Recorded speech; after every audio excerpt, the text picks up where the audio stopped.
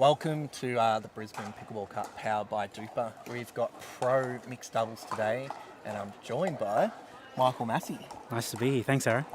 Obviously, I've been knocked out quite early in the mixed doubles today. Not my best showing, but we've got a ripping match here. We've got Jack Wong and Sarah Dennehy against George Wall and Rose Van Rieck. So George and Rose coming off winning the last PPA event, beating even Joey Wild and Danny Townsend. Yeah, that's a great win. Which Danny and Joey hadn't really lost in Australia in a pretty long time. But Jack Wong, also George Wall's teammate, Brisbane Breakers and MLP.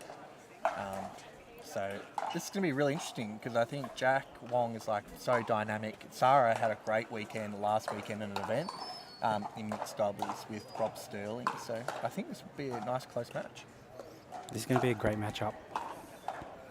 Who do you reckon is going to stand out in this match? Oh, look, I think they're all four quality players, so it's going to come down to certain points, I think. Yeah, I think Rose and Sarah are just going to be rock solid, make good balls, and it's going to come down to George and Jack, who's coming out the gates really strong, making good balls.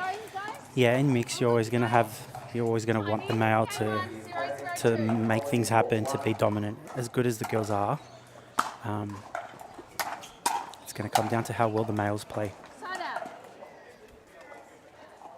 Like slightly quicker conditions this morning. Like it's been a cold morning for Brisbane. It's creeped up to about 14 degrees now, but when we all got here, it was about 10 to 12. So as this match progresses, it'll probably get a little bit warmer and warmer and the ball will soften. Definitely better conditions than yesterday. Yesterday was super windy.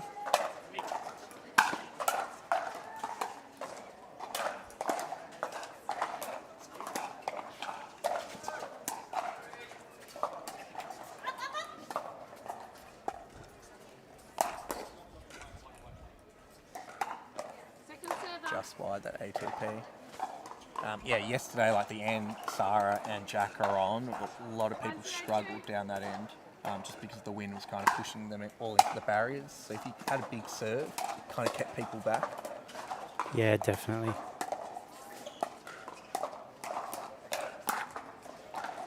Yeah, you can see early some great exchanges already.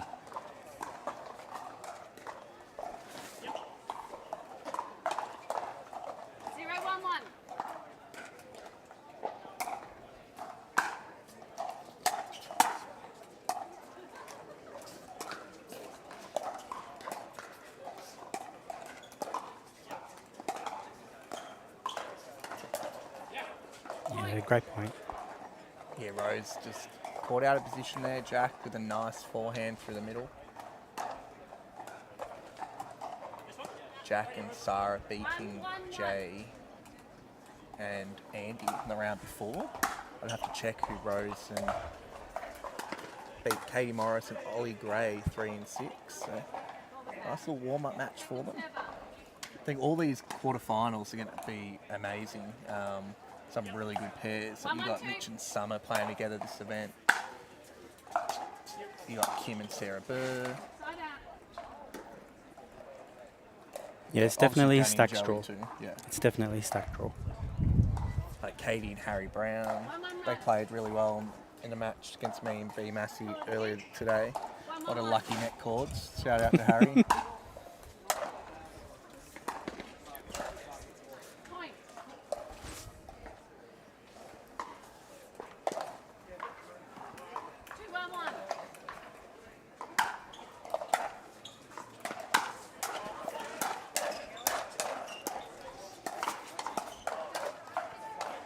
Yeah, the lucky let cord.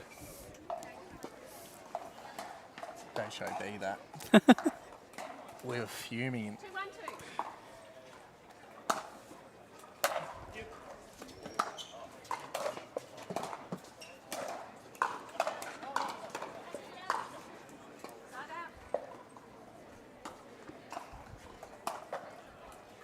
Great forehand volley by Jack. Jack looking super aggressive early, taking a lot of those middle balls. Yeah, I think that's going to be the game plan for them. Jack's going to have to be super aggressive, super quick, trying to take a bit more those middle balls and trying to be a bit more aggressive. Yeah, he's probably the best mover in this whole tournament. Like, that's why he makes singles finals. Such a good mover on the court. Especially being a pocket-sized athlete, when you're coming up against someone like George, who's also very quick hands, big guy, Really long. really intimidating at the kitchen line.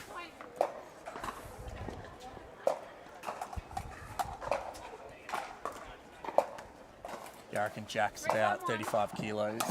That's what I tell him anyway. Just an amazing athlete. He is. He manages just to get in position for every ball super quick, reads the play well, anticipates well. And then I think what also sets him apart is not only does he get in position, he then makes something of the ball as well.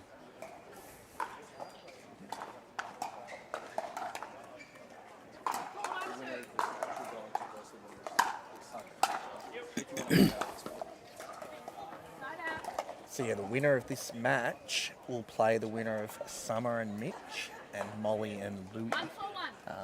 If I had to put money on it, I would say Summer and Mitch probably get up in that one. But Louie's been having a couple of really good weekends too, causing some ruckus in the draws. Yeah, he has been.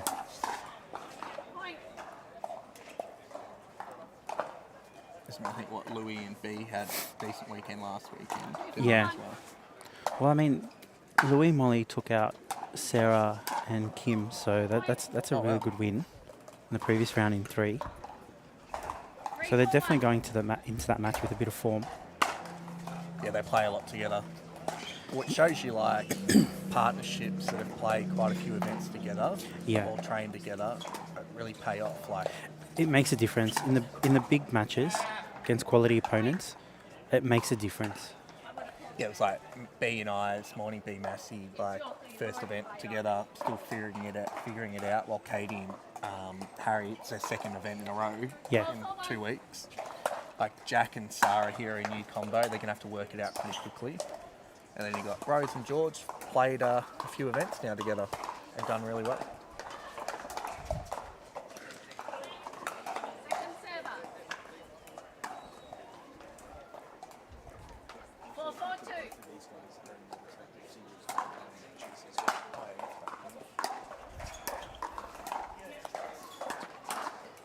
Yeah, great counter.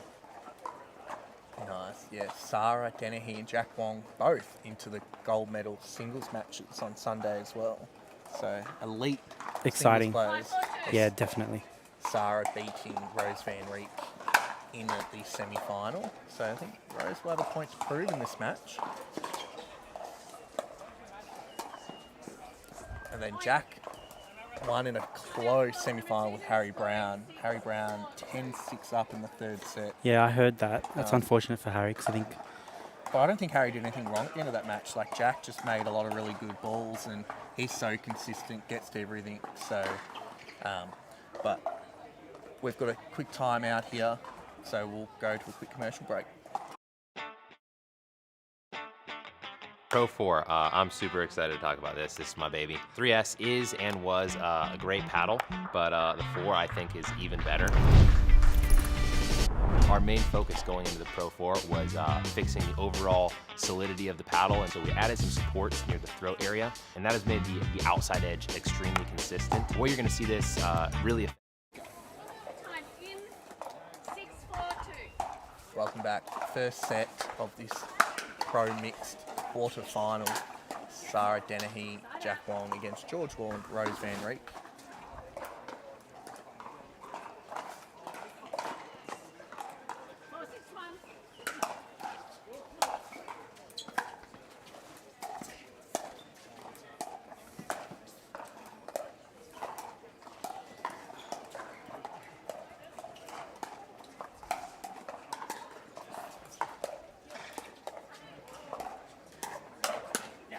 Yeah, again, he was on top of that speed up.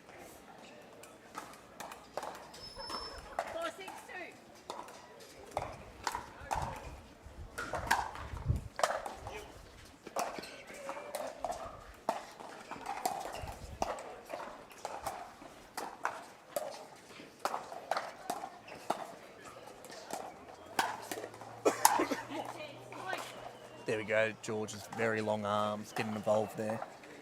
But like historically, like Rose and George, sometimes in the early rounds, they do start off a little bit slow. Yep. I've unfortunately had to play them a few times in the first round of the PPA, and normally the first set is kind of close, so then they find a way. What I liked about that speed up, I think it went closer to the middle and to Sarah rather than back at Jack. Yeah, good change up. Like when Rose is on top of the point and beating the male in front of her, it puts so much pressure on that opposing male as well. Because Rose is elite. Yeah, very experienced doubles player. 7-6-2. I would argue she's probably the top female, one of the top females outside of the US. Yeah, she's definitely very strong. Great little speed up by Sarah. They're keeping George honest. Yeah, last weekend, Sarah played with Rob Sterling and beat George Wall and Nicola combo. So, interesting. That means Sarah would be going into this with a little bit of confidence too against George Wall. Oh, definitely. She's come in leaps and bounds in the last couple of months. And it was kind of, I dare say, expected. She showed promise really early. And now she's got the wins to back them. And she's got the confidence to be able to build on that now. This means she tried playing some pro tennis, so she's obviously really good tennis background, elite. Like, always done well in singles, as we've seen now. I think it's her first gold medal match she's having a crack at on Sunday. But she's always made a semi or something and probably lost against a Summer Dallabonna. But now, like, her doubles is like, in the last 3 months, I've seen it improve so much. Yeah. Because doubles always takes longer. Like, it's all those little things, working out the patterns. 7-6-2. Yeah, agreed.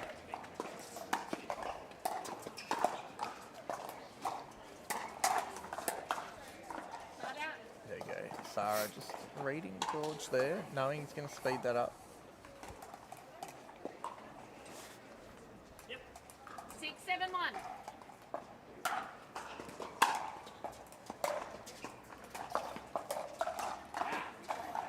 It's like a mini slow speed up there. I like Caught that. Rose off guard. Yeah. 7-7-1. It was the disguise that really got her. It wasn't the pace. Second server. 7-7-2.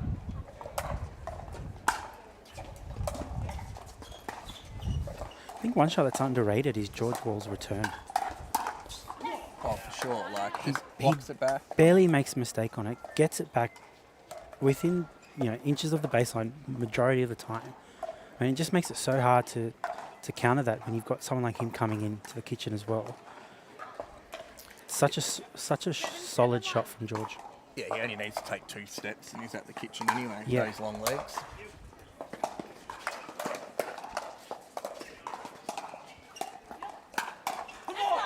Yeah, it was a bit too high. Can't afford to do that against George. Nice tight battle though, this first set.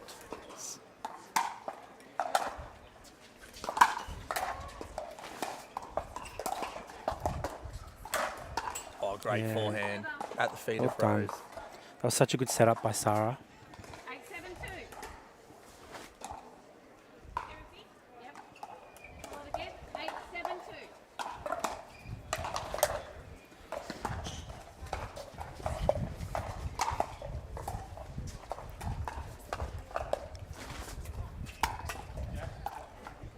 I like George to miss that ATP. He probably loves that because he just slows it right down, slices it, curls it around a post. 7-8-1. But there's a little bit of wind coming through now. It's starting to pick up, yeah. Second server. Just a couple of high balls they're both missing here. Jack and 7-8-2. Sarah. They're definitely trying to pull the trigger a bit early now. You can see they're going for a bit more. Start out.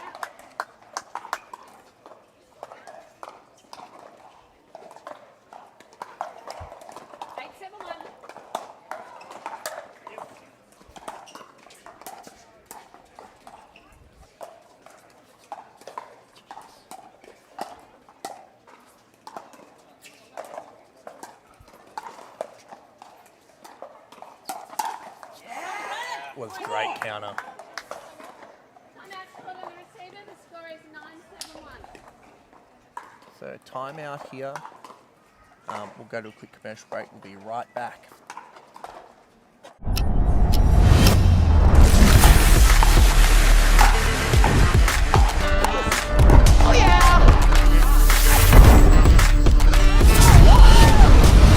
Run it again. Always.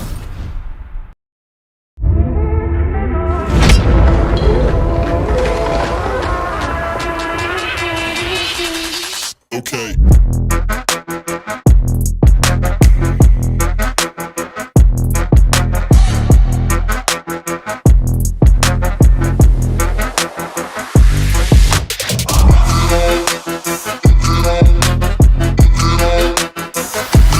One more timeout for this game. Time in 9-7-1. So 9-7-1 in the first set here. It's just hit the top of George's paddle. Server. 9-7-2.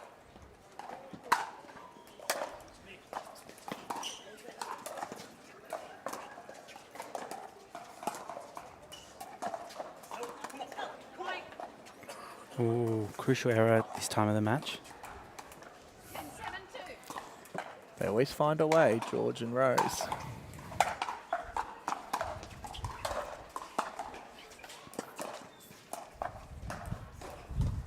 It's like Jack and Sarah actually being more aggressive in this match, and they're doing really well. Yeah. Just a few loose errors, then George and Rose are just solid, and they've clawed it back. It's not over just yet. No, definitely not. Second server. At this level too, and they're so closely matched, all it takes is 1 or 2 points for the match to shift.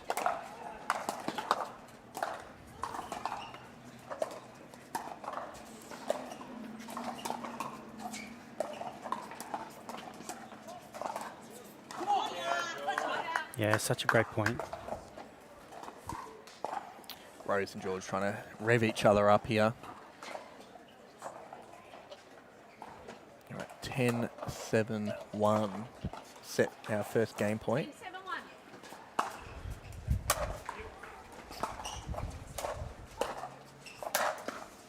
Great point. It was set up by a great return.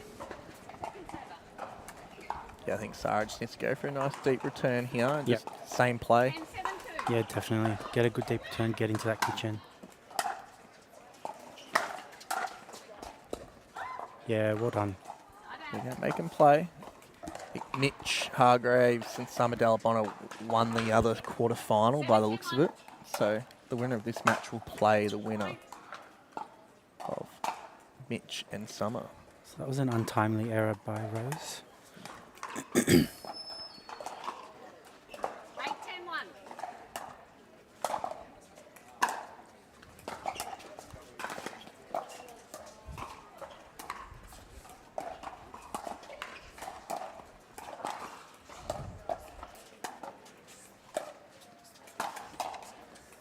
Point.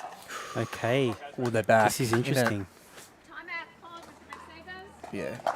Clinical timeout by George and Rose here, but they have had some very quick timeouts, so we'll keep going. Yep. But I don't know what's going to happen here. Like George and Rose, they're just going to zone in a little bit here, like some uncharacteristic misses. And Yeah, it's kind of interesting because Sarah and Jack have really knuckled down. They made them work for those 2 points, and then I think those I would say unforced errors from Rose and George. well, like at I this said, like point in time. Jack and Sarah have been on top of the match. Like they're there. Yeah. It's just at the back half of that set game, they just missed.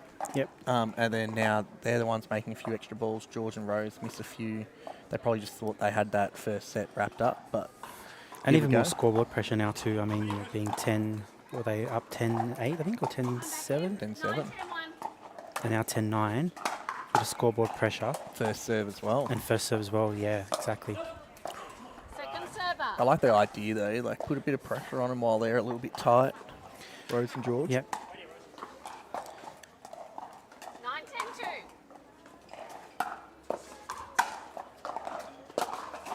it's that fine line between trying to keep it solid and making him play and not being too defensive and still going after your shots, because obviously, you know, you can't afford to be just putting balls in play. You've got to make something happen. And unfortunately, sometimes that means an unforced error. And so now 10, 9, 1. back on serve, if they can put this away.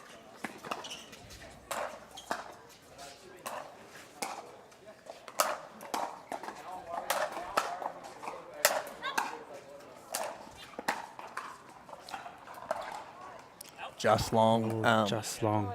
Great point. Jack literally threw the kitchen sink at both Rose and George. Rose's just been a little bit. Rose's just been a little bit tired on a couple of those drops there. They just can't get in. Oh, Point and first down. Yeah, good serve. drop a nice.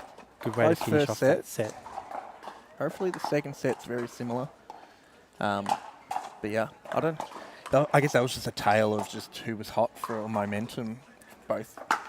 I think overall that was a good set from both of them. They were both competitive. The scoreline was close. I think, yeah, it could have gone either way. But we'll have a quick break here while we're tidying up the end of the first set. We'll be back shortly. Pro 4, I'm super excited to talk about this. This is my baby. 3S is and was a great paddle, but the 4 I think is even better. Our main focus going into the Pro 4 was fixing the overall solidity of the paddle, and so we added some supports near the throat area, and that has made the outside edge extremely consistent. What you're going to see this really affect in real gameplay is you miss it when you don't hit it in the middle, and then it's extremely forgiving. You're really not going to make a lot of errors even when you miss-hit it. It's a pleasure to play with, and I'm really excited. When the world sleeps, greatness rises. And while others dream of the next level, we chase it, challenging every limit, turning obstacles into stepping stones. Because the next level. Welcome back to the Brisbane Pickleball Cup, powered by DUPR. We're beginning the second set Game 2002. of the Pro Mixed quarterfinal. George Wall, Rose Van Rieck against Sarah Dennehy and Jack Wong.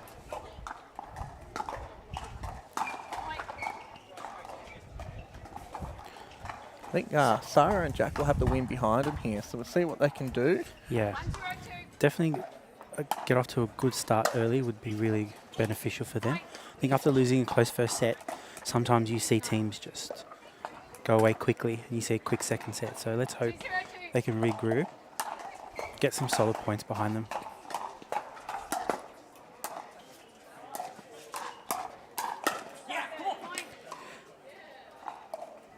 Yeah, you definitely don't want to be getting into exchanges like that with George. Most times they're not. You're probably going to lose them.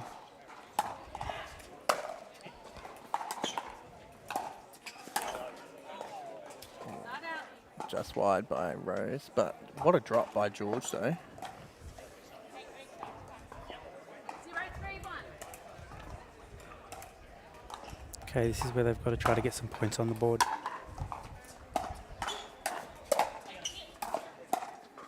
Second server.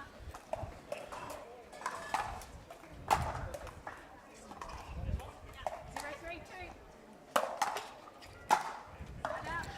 Yeah, this is interesting. They're definitely making some unforced errors at the moment. I'd like to see Jack and Sarah maybe slow it down a bit, communicate a bit more, just to sort of get themselves back on track, because this could go away from them really quickly. Yeah, because they started the first set really warm. They did.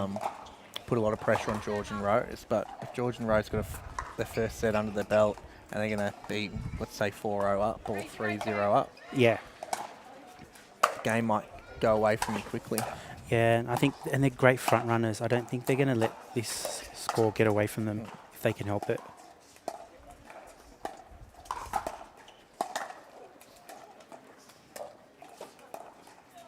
Start out.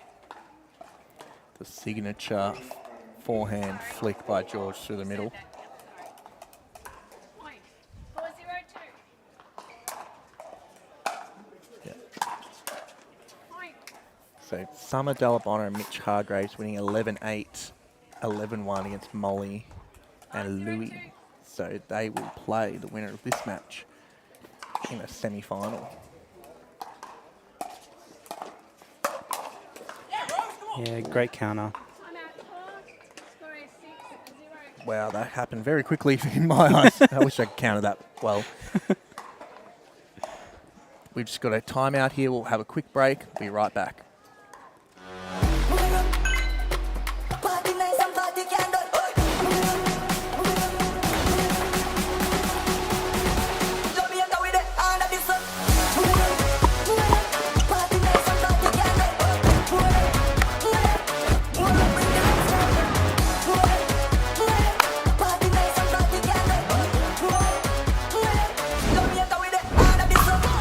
What's your DUPR?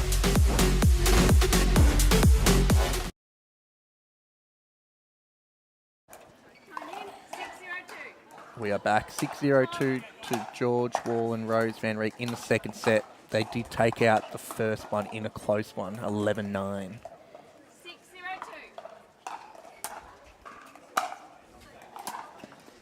Great return, good depth.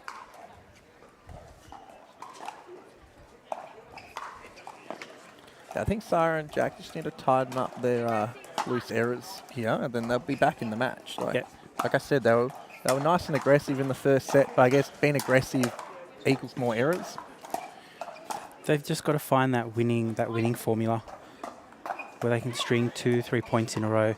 'Cause it's so easy to get lost out there sometimes. And when you're playing such a strong pair, they can really close the gap quite easily and make you feel like there's just no opportunity to put balls away or to win, to string 2 or 3 points in a row, and that can be tough, especially on a smaller court.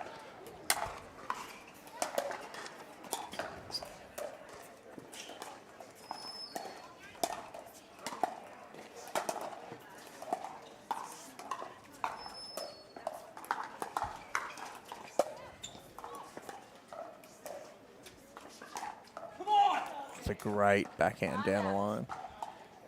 Yeah, he held that really well. George normally doesn't speed up off the backhand that often. So that's why it probably caught Sarah off guard. It was great.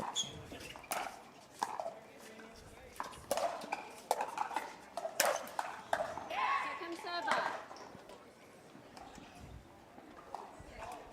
6-1-2.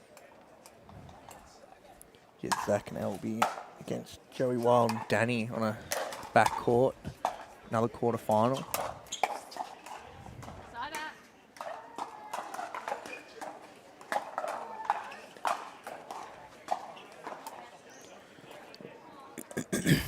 One 6-1.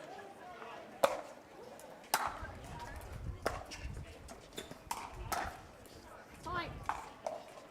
Okay, are we going to see a resurgence, or let's hope so. Yeah, we'd love a little bit more of a battle here in the second set. And a nice smile from Sarah as well. Hopefully she's a bit more relaxed now. Second server. I think both teams, like, some of them are just struggling to get in. Like, a few of the drops are just not going the way for both teams, and once that happens, it's just all over. Yeah, agreed. That's a good I think drop. the difference in this second set, I think, is George and Rose are starting to get more quicker into the kitchen, and they're dominating more from the kitchen line now as well. And it shows with the scoreline. And that's a perfect example of exchanges like that. They're winning most of those at the moment. It's a great flick by George as well. I mean, Jack and George are seeing a lot of the ball as well, so they're getting their rhythm, and then they're feeling more comfortable when the ball does go through the middle. Yeah, definitely. Because sometimes, like, it's a male and mixed. Like, if your female partner's getting a lot of the ball, when you do get the ball, you feel like you have to do something with it, or you're just not getting enough rhythm, and you just make a bad error. Yeah. Yeah, definitely. Second server.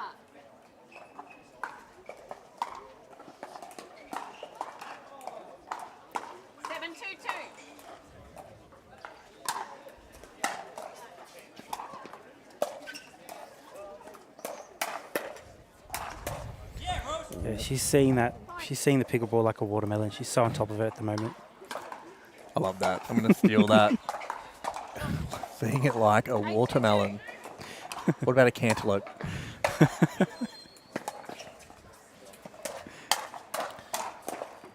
Yeah. Rosie's sitting on that ball at the moment.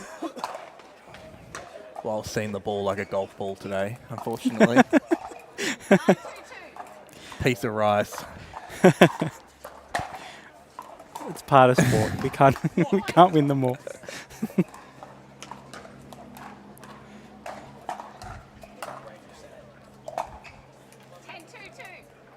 We go match point, take themselves to a semi-final crash course with Summer Delabonna and Mitch Hargraves.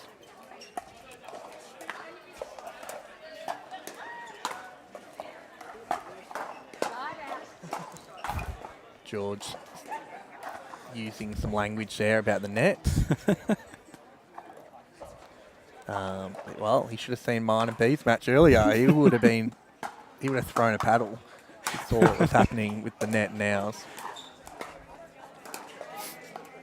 Ball coming on court. See, remember Jack and Sarah came back a little bit in the first set. Yeah, they did. Let's see if they can string a couple points here.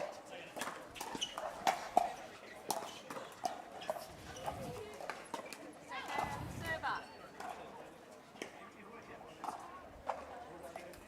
2-10-2.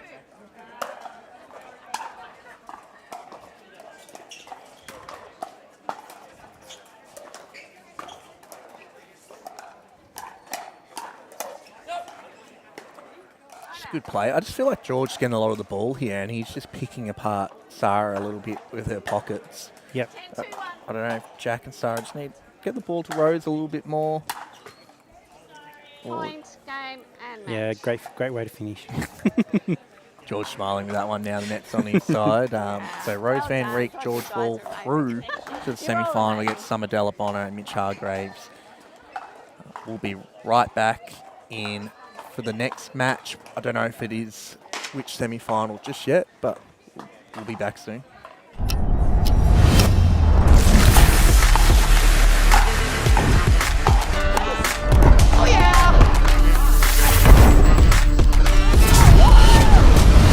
Run it again. Always.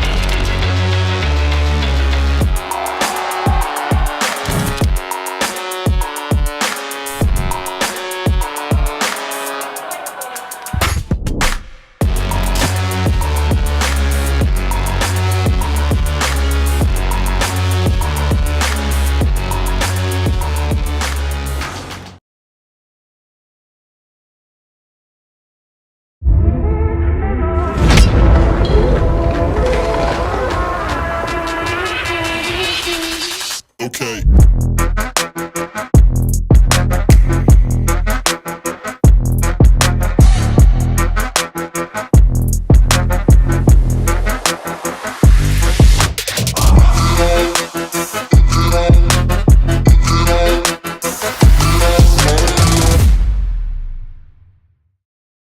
This is what you're waiting for. I think we're ready to ride. I think we're ready tonight.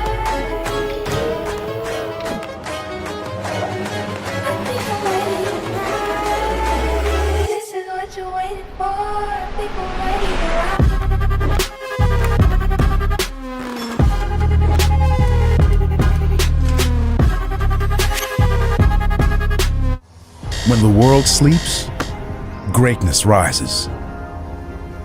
And while others dream of the next level, we chase it, challenging every limit, turning obstacles into stepping stones. Because the next level isn't just handed to you, it's earned. Go next level with 6-0 Pickleball.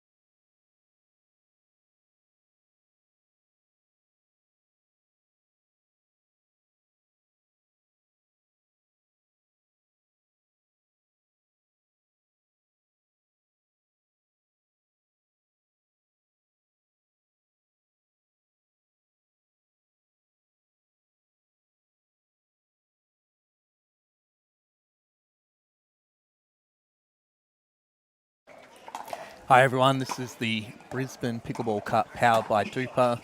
We are in a semi-final, our first one of the pro mixed draw. We have Mitch Hargraves and Summer Delabonna against George Wall and Rose Van Reek. And I'm joined by Michael Massey himself from Sydney. Yeah, good to be here. Thanks, Aaron. Another one. We are partnering up tomorrow, so I've got the double Massey special this weekend.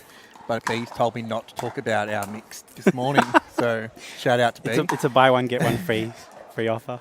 There we go. I guess to get through to this, we had George Wall and Rose Van Reek play against Jack Wong and Sarah Dennehy in the last matchup, and they beat them in straight sets. And we had Mitch and Summer beat Molly and Louie to get through.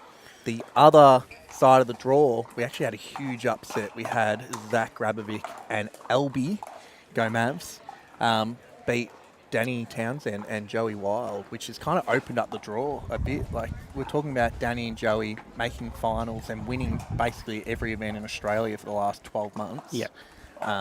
They lost the last PPA event against George and Rose, but look, on paper, they probably should win that match. But They're a very dominant pair. Zach's having some really good form lately. The other quarterfinal, Harry Brown and Katie Hart and Nicola and Sterling, they are still going, I believe. So unsure of the results. I think they're in a second or third set there.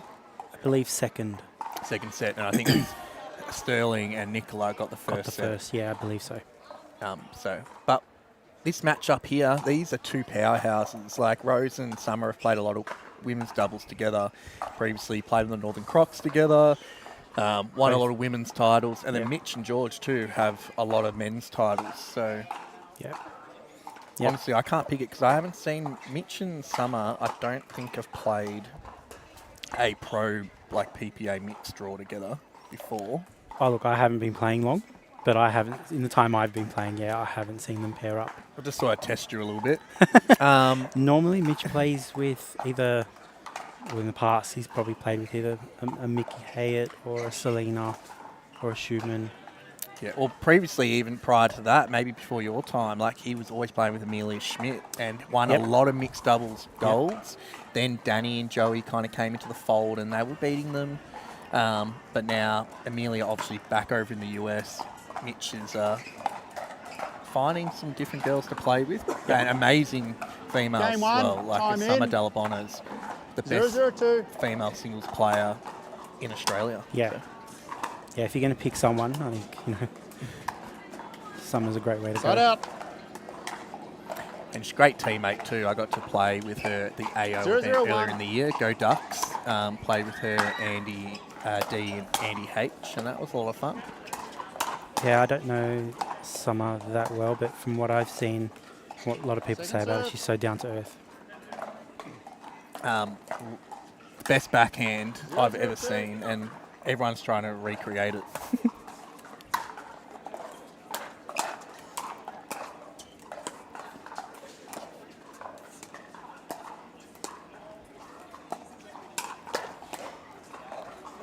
Great backhand, counter, volley, whatever you want to call that. That was like a mix. But who's your pick here?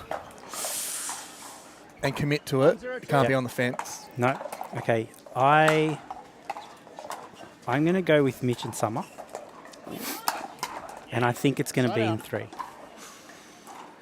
I like that. I like that. God, I like both of these pairs. I think just the amount that George and Rose have played together, I think it's going to get them over the line. But I think it's going to be very close, like you said. 3. But you're talking about Mitch and Summer, who are both very professional, very experienced. They're not going to let, I guess, basic things deter them from getting the W. So, yeah, to your point, I think they'll figure things out very quickly. And just with sheer experience, I think that, not to say George and Rose aren't. I think they're very accomplished. I think if they play super well, they'll probably get this in 2, I reckon. But yeah, I'm going to stick with Mitch and Summer in 3. 1-1-2.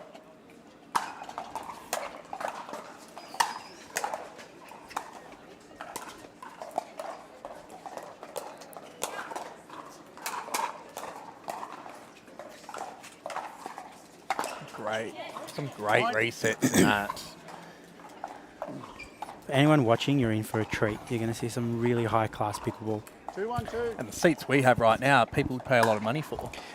They do, and we get to sit in them for free. Well, that's a Side bag. George would not be happy with that off the net. We won't mention let cords today. That's a no-go. Yeah, don't ask B Massey if you pass it today. We'll just turn a blind eye to let cords. Well, another one. Rose just cops one too. Summer and Mitch really going at him. I think what we're going to see today is a lot of aggressive play, and these 4 players get into the kitchen so quickly after a return or a drop that it's going to be a lot of quick hands, a lot of quick speed ups as well. Point. Like one thing Mitch has added to his game in the last 6 months is he's getting so much rip on his dinks. He actually puts a lot of pressure on you now. That's what I've noticed since I've been playing him recently. And you've really got to get that ball back and put him under pressure and hope he hits the ball out of the air. Yeah, it's one thing to dink and for the ball to sit up, and then Point. to be able to have something on it, and for you to be able to put some work on the ball, and for it to move away from you in the dinks. 4-2-1. That's pretty good.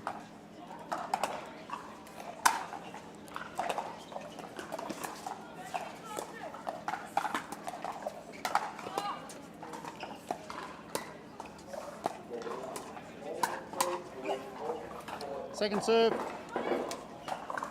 Good spots.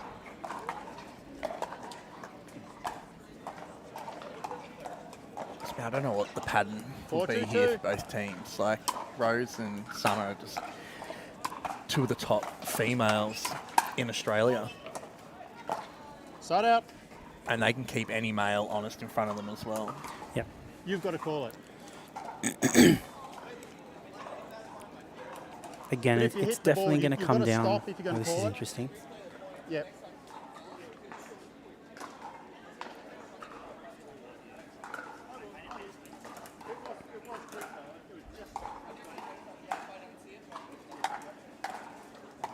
Things are getting heated up 2-4-1. really early.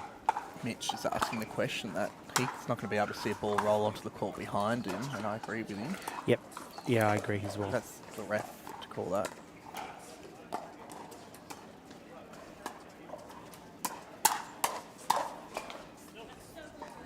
Point. 3-4-1.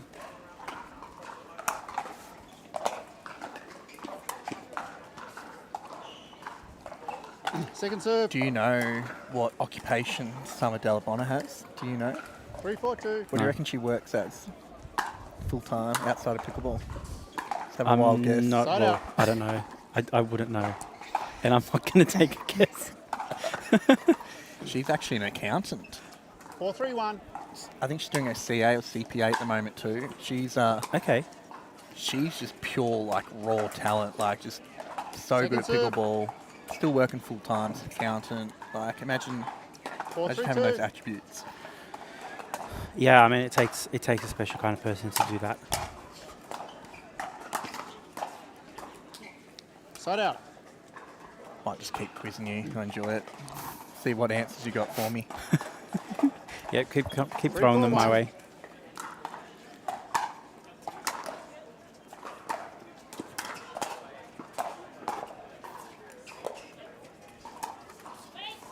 Stop. Stop. I called that one. 3-4-1. I love that. A bit of banter.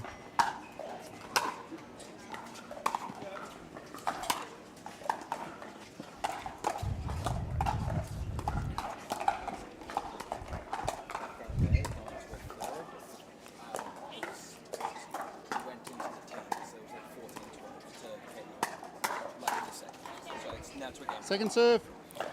So the match behind us, the other quarterfinal between Harry Brown, 3-4-2. Katie Hart, and Nicholas Schumann and Rob Sterling, has gone to a third set. Harry and Katie winning 14-12 in the second set. Bring on a third set. That's going to be interesting. I reckon Harry and Katie might come away with that now, I think. Makes B and I feel a little bit better about this moment. Yeah, well Side done. out. Yeah, anything above Summer's hips, it's going to come back with interest for sure.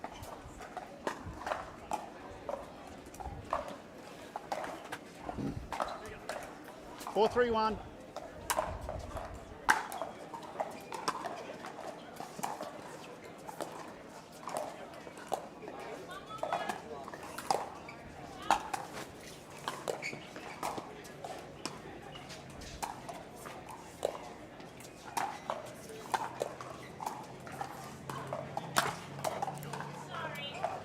Second serve.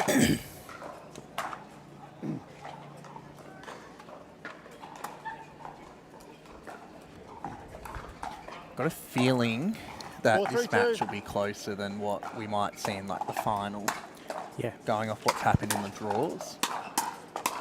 There's a lot of competitive rallies Side at the out. moment, and it's only 4-3 to Summer and Mitch.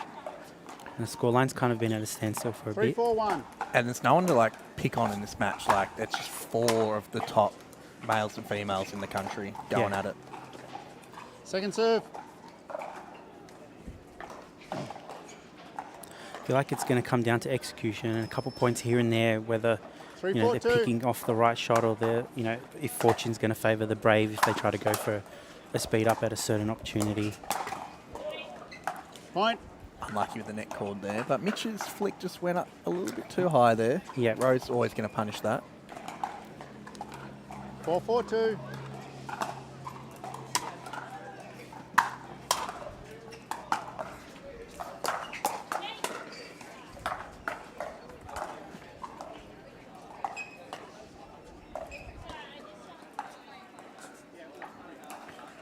Balls keep flying onto the court. We've got the amateur singles Yep, on the yep. far corner there. Some of those balls just flying a little bit wide. 4, 4, Yeah, 2. unfortunately, when you have the amateurs next to the pros, their carefree factor's a little bit too much, and so Side out. you're gonna have balls flying everywhere, and they're not going to be in a rush 4, to 4, 1. to pick up the ball. And now it's a little bit of a gust as well on the wind. Like, Yep. the ball's just not going to come off clean for everyone. Yeah, exactly. Point. George unhappy with himself there. Missed dink. 5, 4, 1. I still want to put that petition in. I want the Mo back. Just if George is watching this back in a couple of weeks, looking at the footage. I thought something was different. Yeah, George, I want it back, mate. Point. Shout out to Julie. Yeah, I think George and Julie get married later on this year. Oh wow, that's awesome. Yeah, so it's all happening. 6, 4, 1. George Wall at the moment.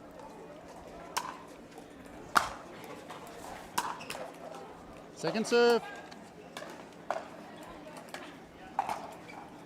6, 4, 2. Got a little bit of an edge here, Mitch and Summer. It's definitely no momentum yet. It's kind of just, they're just Side both out. teams scraping away at it. Yeah, definitely. It's still very, very close. I haven't seen any real momentum 4, change. 6, 1.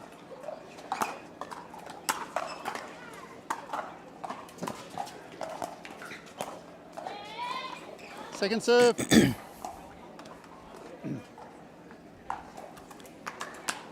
4, 6, 2.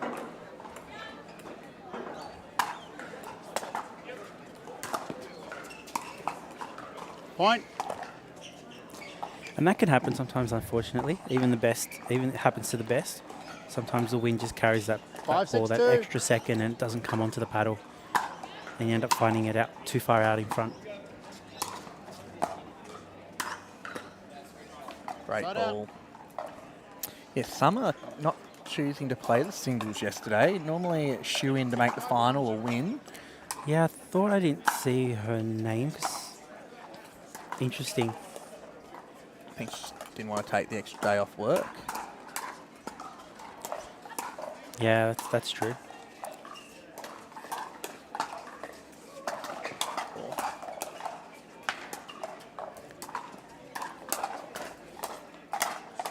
Oh, great battle. Yeah, well Second done. serve. What a fast hands resets. George and Rose just getting the one they wanted there. 6, 5, 2.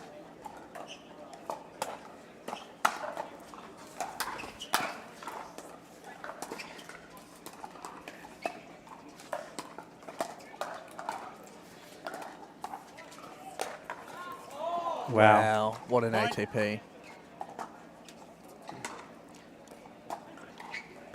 Mitch just Like on makes the it look back so leg easy. too, past the like he was pushed back behind that kitchen line as well. Yeah, that wasn't an easy shot. We had a George Wall, Rose Van Reek timeout. We'll be right back after a quick commercial break.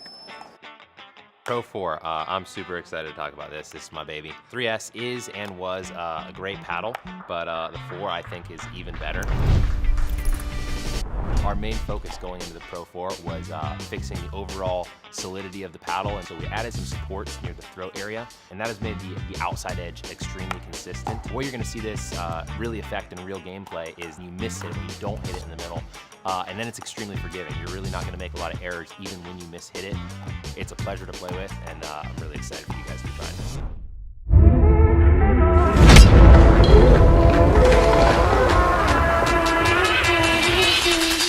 Okay.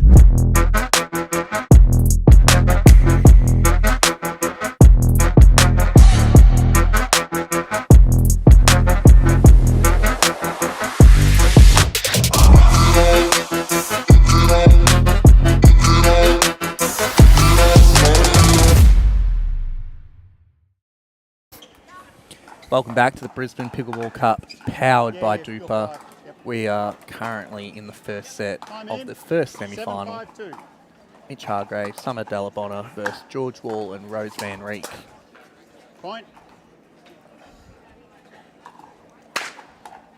Strong first point back after the break. 8-5-2.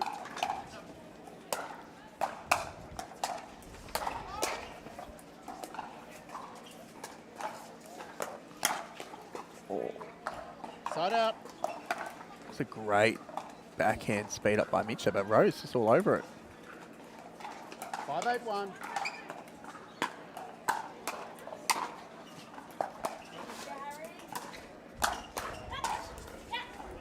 Oh, and again. A few bruises on a few players after this match.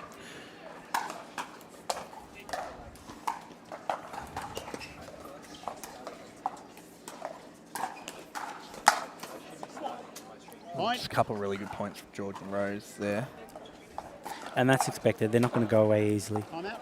Timeout receiver. 7-8-1. So we have a 1 minute. timeout here by Mitch and Summer. We're going to have a quick break as well. We'll be back in a moment. This is what you're waiting for. I think we're ready to ride. I think I'm ready tonight. I think I'm ready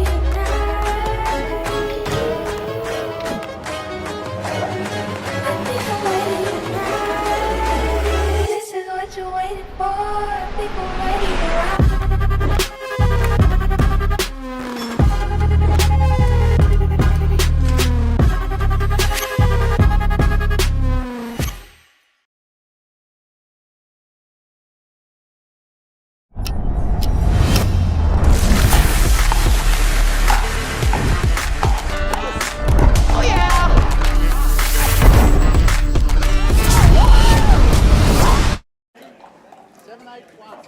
We are back after another quick timeout.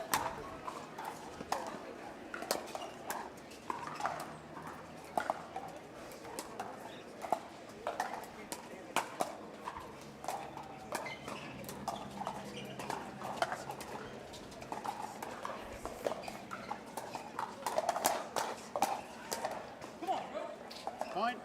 Okay, so we're equal on the scoreline. I feel like George and Rose are like they had a couple of high balls in that rally they could have gone for early, but I feel like they're just deciding to keep the dinking rallies going and wait for them to speed up. Yeah, it Second seems like serve. that.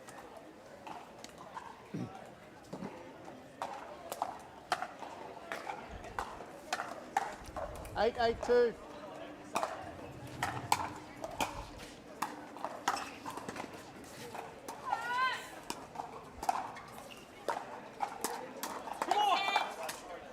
Point. George just picking apart their pairing right in that rally. 9-8-2. Hitting some great shots. Like both teams not making many errors. Like it's just coming off like maybe some firefights and someone has to lose a point. Yeah, yep, Like exactly. there's no like random errors you might see in earlier matches. Like we're talking about 5'5", 6'0", like it's definitely 6'0" males. The females are close to that as well.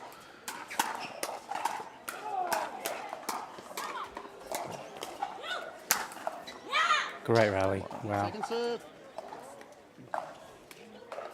And this is going to be crucial. If both George and Rose can keep both 8-9-2. Mitch and Summer at 0 points on this changeover and keep it at 9-8, they're going to be in a good position to close out this set. Side out. Rose's return hitting the back of the line. What a return. 9-8-1. Let's see how Mitch and Summer react if they're able to keep Second George and serve. Rose at 0 points. George there on that, just a flat forehand, just going to the top of the tape.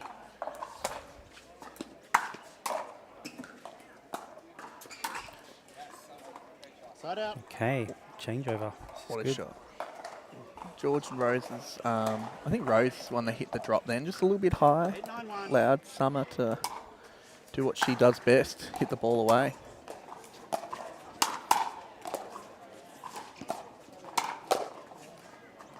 Point. But yeah, it's definitely Summer and Mitch like initiating all the offense at the moment. And Yeah. I feel like they're winning all the points when they do it near the start, but once George and Rose are getting those dinking rallies and then Summer and Mitch are speeding up 9-9-1. off that, that's when George and Rose are countering so well, Yeah, keeping the ball down. definitely. Second serve.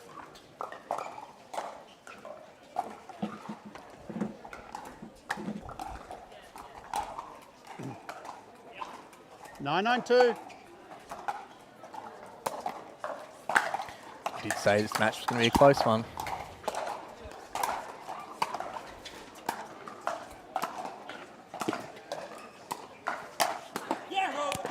Side out.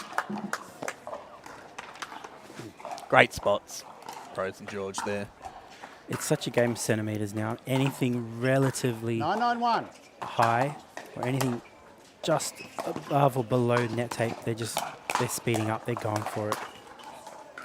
Second serve. They're definitely not holding back. So 9-9-2. Rose and George would love just to get to 9-9-2. 10 here, put some pressure on. Well, at this stage of the match, scoreboard pressure is going to make all the difference.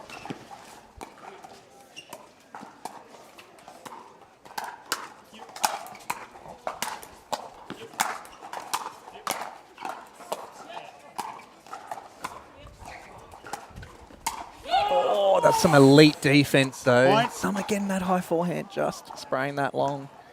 They did so well to get themselves back in that point. I thought Yeah, they George sure was going to, with that high ball, was going to put it away. 10-9-2.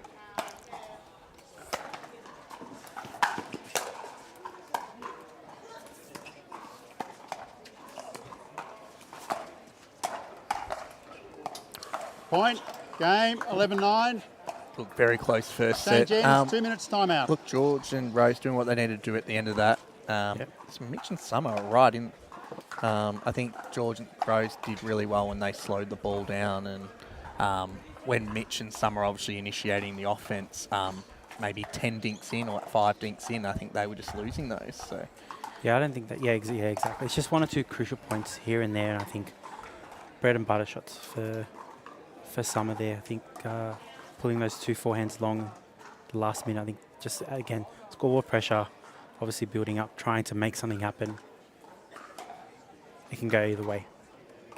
now I think what Mitch and Summer probably have the better end now. They'll have a bit of wind behind them. See if they can keep that ball down. Yep. George and Rose though, like now they've got the wind coming towards them. Maybe those dinks will just stay a little bit shorter, and those drops a little bit shorter might cause some issues for Summer and Mitch. So we'll see who it works for. I just can't definitely. believe how good this match is, and like this is some of the highest level mixed doubles pickleball you will see in Australia.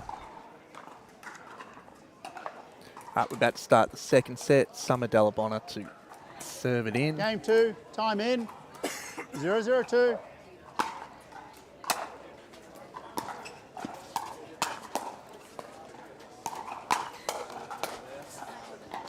Point.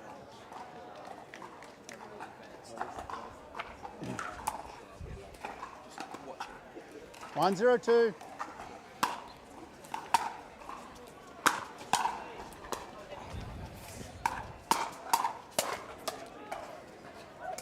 Point. Unlike George, get upset at the net cord. 2-0-2. Well, this is a really good start from Mitch and Summer. It's probably the start they needed. Side out. Yeah, I think come out strong here, have a bit of confidence, get Yep. some momentum. I have a result in the final quarter-final, so 0-2-1. Nicola Schumann, Rob Sterling getting through in a tight three-setter against Harry Brown and Katie Hart, who will play Elby and Zach Grabovic in the other semi, who Zach and Elby coming off beating Danny Townsend and Joey Wild in a Yeah, it's such three-setter. a good win. Point.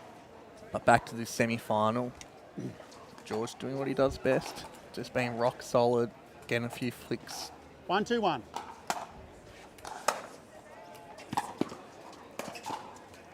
Point. Bit of a cheap error there. Probably the first cheap 2-2-1. error of this Yeah. match. What you mentioned earlier, I think those drops now down the end of George and Bruce, Point. those drops are probably going to hold a bit more just because of the wind. And so instead of the ball coming onto their 3, paddle 2, now, 1. they've got to really reach out for it. And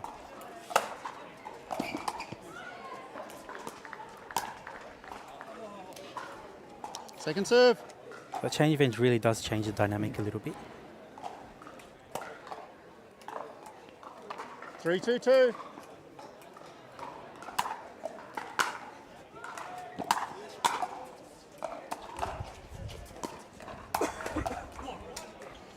Point.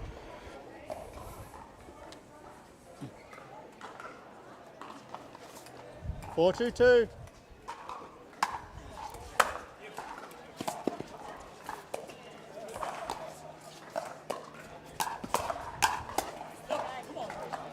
Point. Okay, well, Time this out is here interesting. by Summer Timeout and receiver. Mitch. 5. We're going to take a quick break here. We'll be back straight afterwards. When the world sleeps, greatness rises. And while others dream of the next level, we chase it. Challenging every limit, turning obstacles into stepping stones. Because the next level isn't just handed to you, it's earned. Go next level with 6-0 pick.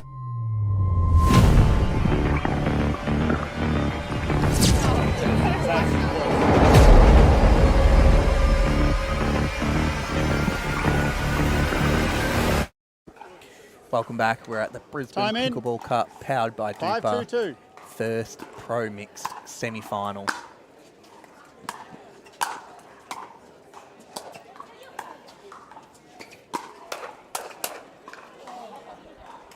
Side out.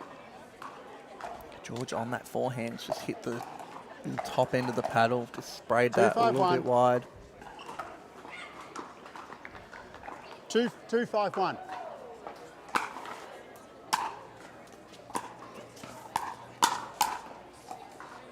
Point. Great transition drive by Summer there. 3-5-1. Okay. Point. Two relatively easy points. Good timeout. Good timeout. Yep. Successful timeout. 4-5-1.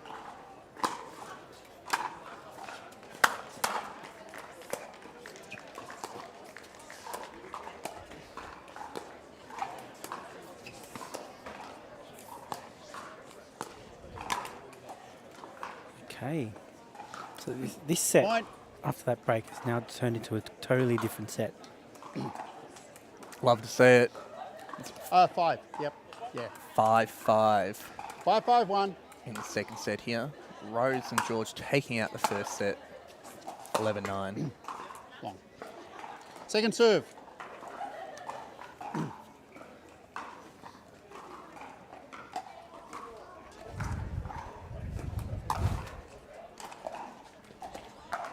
cold wind definitely coming Five, through five, the two. court a little bit more now.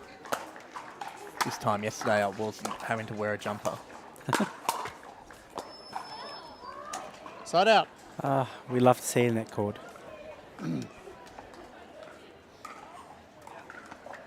5-5-1.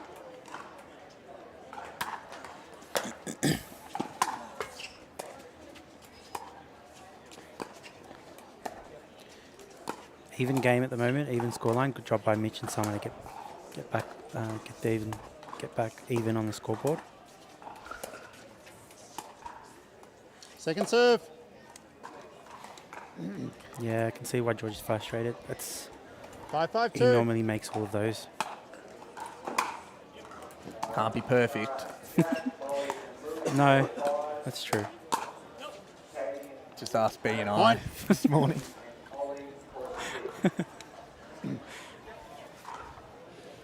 Six, 5-2.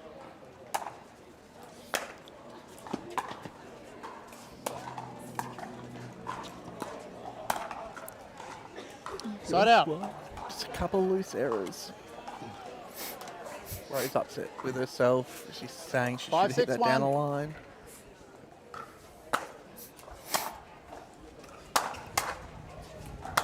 One thing's for sure, you're Second definitely serve. not going to see these teams hold back. They're going to try to take the win. They're going to try to make things happen. 5-6-2. So in saying that, obviously you're going to see some mistakes sometimes because obviously someone has to make them. Side out.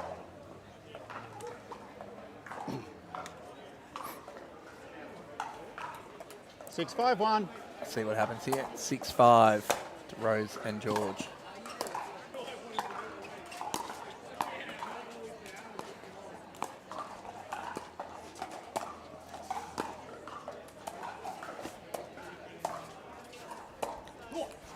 Point. Interesting.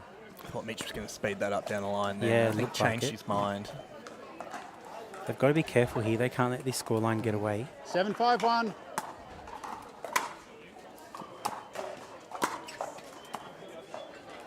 Second serve. So for everyone at home, after this match, 7-5-2. there'll be another semi-final, but championship match will be on Championship Sunday and the bronze medal games, which you have to fight it out in the back draw. If you do lose a semi, you don't go straight through to the bronze. So the score with the Nicola, Sterling, Caitlin Hart and Harry Brown quarterfinal was Nicola and Rob winning 11-4 in the third. So Sterling and Nicola against Zach and Elby in the next semi-final. Side out. Rose upset in Dutch. If anyone can translate that at home, send me a message of Blitz Pickleball on Instagram, and I would love to know. Point.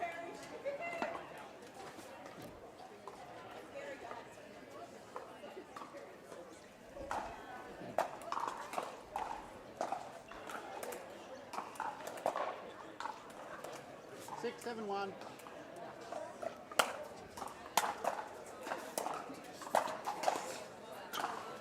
Point. George, Okay. seeming really frustrated in this match. Yep. I think he knows a lot of stake in this match. Yeah, definitely. I mean, they had a bit of a scoreboard lead, and now all of a sudden they're down by 1 point. Time out. Time, Receiver. probably good timeout by George and Rose here. Yep. We'll be right back in a moment. Pro 4, I'm super excited to talk about this. This is my baby. 3S is and was a great paddle, but the 4 I think is even better. Our main focus going into the Pro 4 was fixing the overall solidity of the paddle, and so we added some supports near the throat area, and that has made the outside edge extremely consistent. What you're going to see this really affect in real gameplay is you miss it when you don't hit it in the middle, and then it's extremely forgiving. You're really not going to make a lot of errors even when you mishit it. It's a pleasure to play with, and I'm really excited for you guys to try this.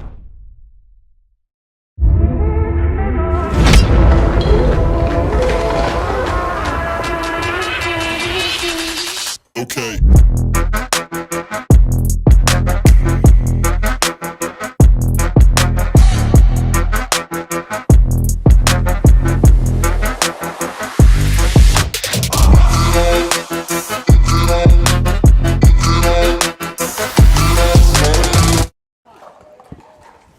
back. Brisbane Pickleball Cup, powered by DUPR. Our first pro mixed semi-final. Rose Van Rieck, George Wall against Mitch Hargraves and Summer Dallabonna. Love saying that last name. Second serve. Oh, there's been a few net cords that have just gone wide by Summer and Mitch. Yeah, it has been. She's definitely pushing that 8-7-2. that cross-court speed up. I believe, is the score 7-7 or is it 8-7? Not too sure if that's the right score. Find out from the referee after this point.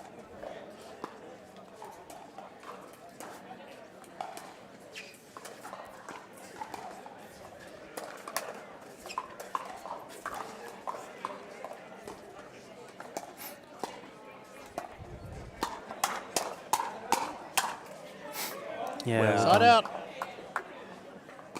Quick hands battle. George and Rose get on top of that one. I think that one felt good for George. I 7-8-1. feel like they've lost the last few. That's why Mitch and Summer were kind of back in it.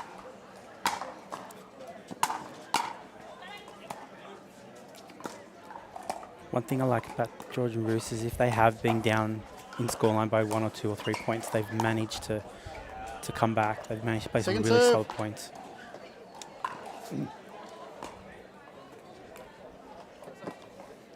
Seven, 8-2. And Mitch and Summer have done well to come back in this second set. Yeah, they really have. Get the momentum back. For a second there, I thought they looked down and out. They took a really good time out. Oh, he's missed it long. Side out. It was too much angle, too much to work with. But it did drop really low, so you got to really nail that. Yeah, he did come up 8-7-1. a bit too much on that one. Wow. That's an elite Point. drive. We saw a lot of that in the single semi-final yesterday. Mitch Hargraves against Joey Wild. That's why Mitch is into Championship Sunday for singles as well. 9-7-1.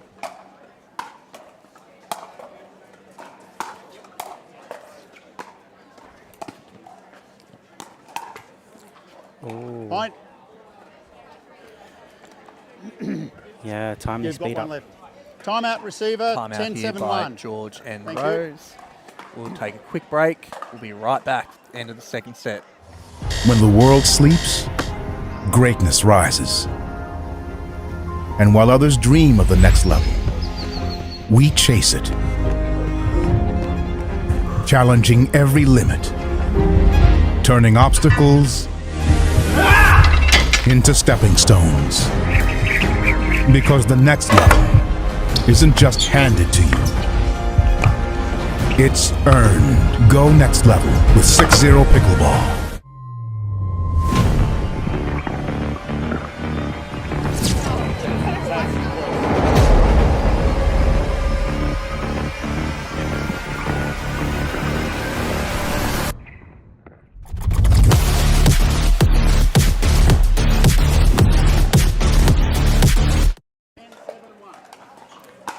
10-7-1 in the second set here.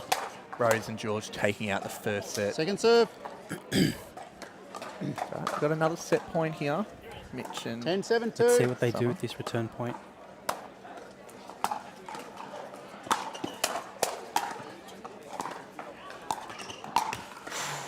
Mitch Side is out. looking really aggressive there too, which I really like. Yeah, Just he's definitely looking to cross and take control. a bit unlucky by Summer. 7-10-1. Oddly enough, a couple points ago, someone was making those drives.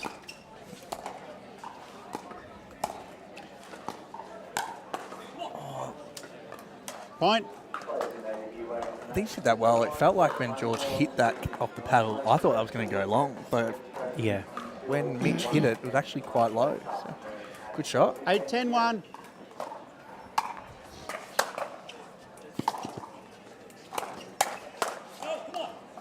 Point. Timeout here by Timeout Mitch receiver. and Summer. 9-10-1. 1 minute. But yeah, look, I George. think it's just momentum in this match. Like, George. they're all so elite. George. Just unfortunately, Mitch and Summer miss a few balls there. Summer, mate. obviously so good at driving the ball and Yep. just happens to miss that one on game point. So let's see what happens here. I would love to see Mitch continue being aggressive like he was top of before. the second It game. just, unfortunately, they lost that point. Top of the second I think game. it's good to not just go into 9-10. shell on match point or game point. You needed to keep being aggressive. And I need yeah. Summer now to do Yeah. the same thing. Yeah, definitely. And to be honest, with the caliber of players on this court, I think they're still going to go after it. I don't think they're going to go in their Receiver shell. has no timeouts remaining. They can't afford Time to. in. 9-10-1.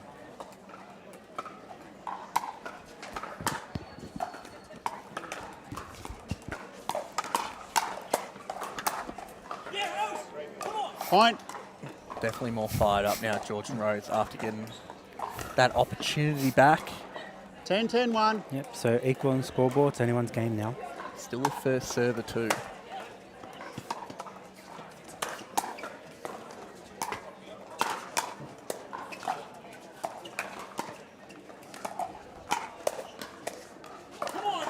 Point. Oh, wow. Great point. I think that ended up being a little bit higher Yeah, than Mitch yeah. thought it was going to be. And Yeah. Probably could have flicked that volley, but 11-10-1. Rose coming out hot after that timeout they had.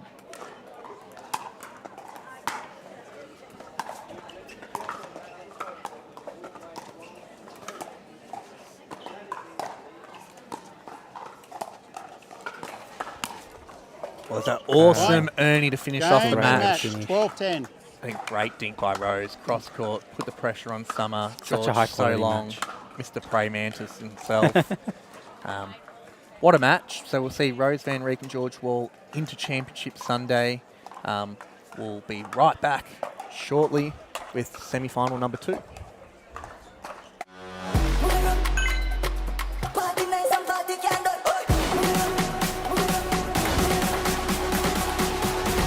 Jamaica with the hand of the sun. Party nice and party candle.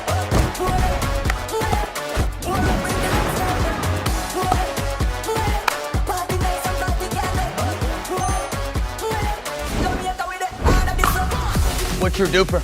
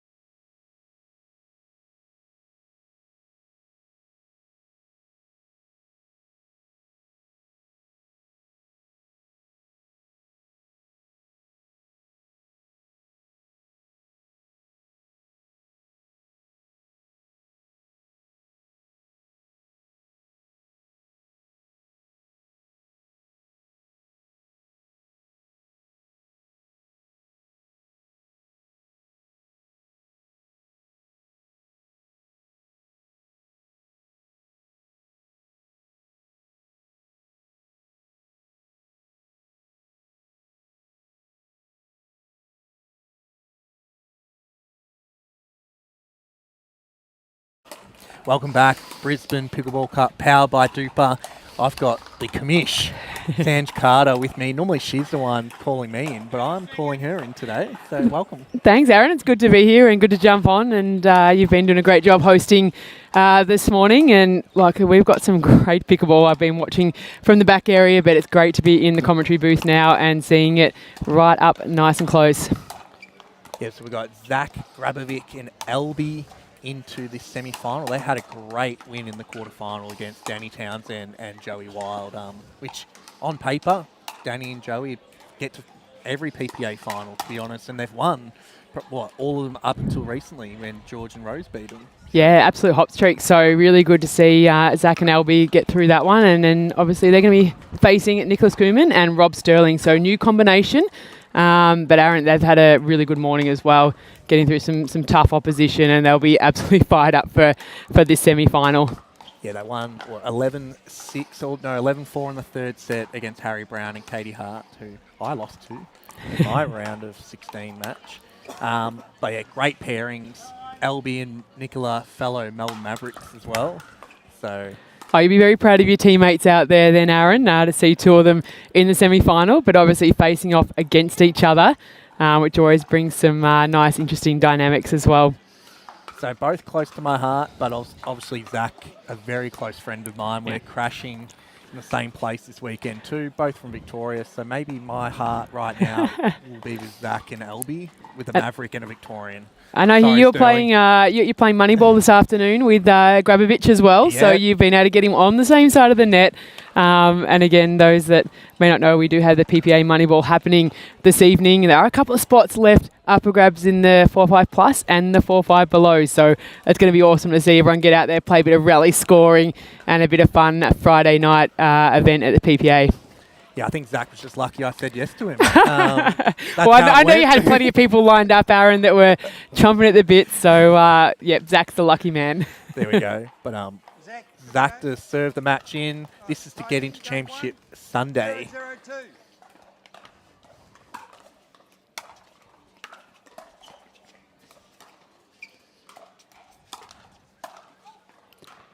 There we see that net clip there bobble up. And Aaron, you said there's been a lot of net clips today already, bouncing up, so really testing the reaction time of a lot of the athletes out there. Yeah, we saw in the last semi-final, George Wall was not happy with the net in some of those points, but they made it through. So they're into Championship Sunday, and they'll play the winner of this match.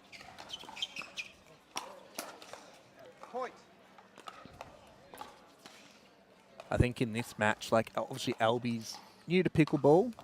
She played Div 1 college tennis at New Mexico, but she's playing pro pickleball the last, 4 to 5 months. So I think she's still kind of working out her game and strengths, and she's still working it all out, while Nicola's been playing well and truly like 2 years, year and a half now, and Sterling's been in the game for a while. So let's see if experience matters in this match.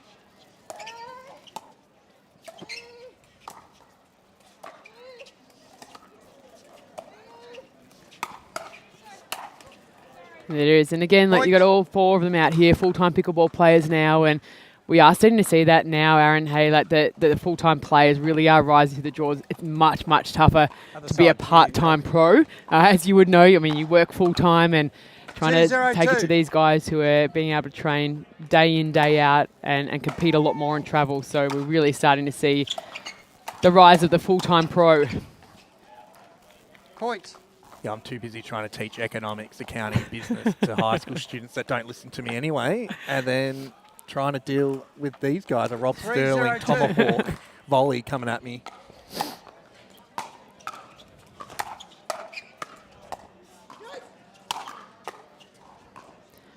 And again, Aaron, you've been been with the PPA right in its inception, before it was even PPA, when it's back in the Pacific Pickleball days. What's the biggest thing you've probably seen when you look at the court, these mixed guys and girls here now, than what you saw 2 years ago? I think it's just been multiple things that have changed, like the paddle technology's changed, balls, even just like access to facilities like this. Like when PPL first started, I don't even know if Redcliffe actually had courts that first year in 2023. So I think it's just access to everything. There's more opportunities for the players now. Like, 2 years ago, you could not be playing full-time pickleball and making a living off it.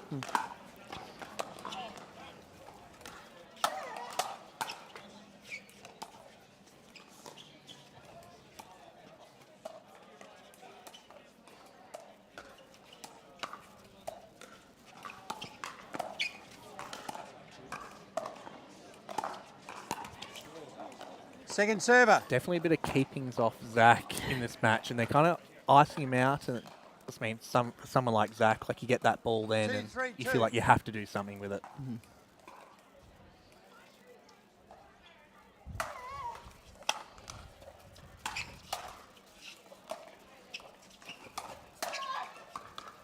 Side out.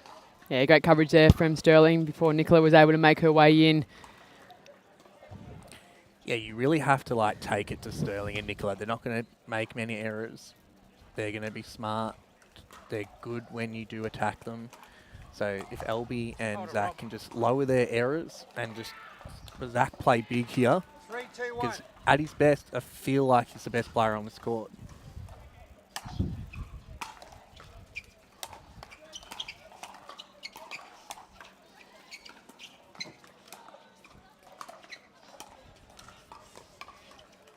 Yeah, well, he's definitely had a great run in the last month or so. He had a great run over the PPA in Malaysia with his partners over there. Great run through singles yesterday, and also the champs in Melbourne last week. I know, yeah, with different partners too. It's great to see him starting to put some top results together, not just against great opposition, but with a variety of partners.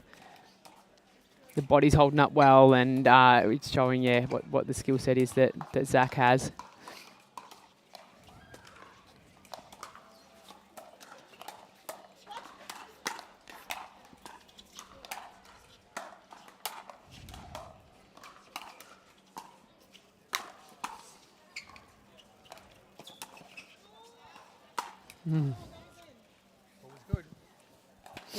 Second server. Yeah, I think Rob thought it was good, and then Nicola on the turn might have just missed that vision on it. But Yeah, it's hard when you turn around and try and get that one. But yeah, speaking of Zach, like he's coming off, like back into last year, he had some issues with his body. Like his labrum in his hip was like partially torn. He ended up having surgery. He's come back. He's tried to not play as much singles, but he's coming back to playing it. But he's done really well in doubles. Him and Mitch did well last weekend, won it. He won the PPA New Zealand event with Rob Sterling. Side out. So yeah, Sterling and Zach playing together in men's doubles tomorrow as well. Elby and Nicola playing women's doubles 2, together. 4, 1. Oh, look at that. there you go. As I said, the cream is happening. rising to the top, Aaron.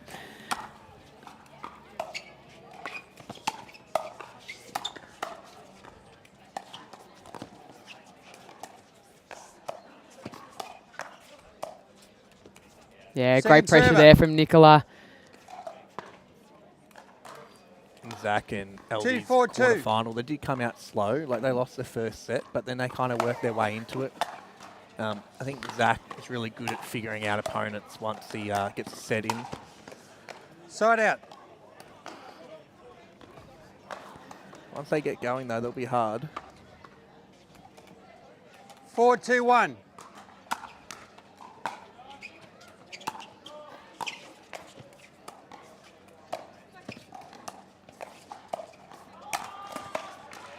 Point. It's a great earning by Sterling. What's scary is he'll hit it from the backhand like that, and he's got the forehand tomahawk one. Shout out to Jason Taylor out there too. He's been doing that on me every week in Melbourne. 5, 2, 1. Yeah, we'll see the return of JT at our next PPA event. So really excited. He was almost ready for this one. He was hoping, but he's just erring on the side of caution, which I think is really smart 5, 2, 2. from JT. So it'll be great to see him back on the tour. Yeah, he tried to squeeze in a hit on Tuesday with me and just to see how it was going. But I said, mate, just relax a little. You've got plenty of time. Side out. Why rush? Obviously, JT come back from his ACL and 2, then he 5, just 1. tweaked his hamstring a little bit recently.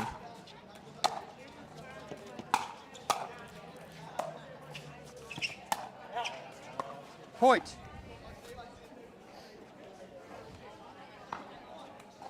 Three, 5, 1.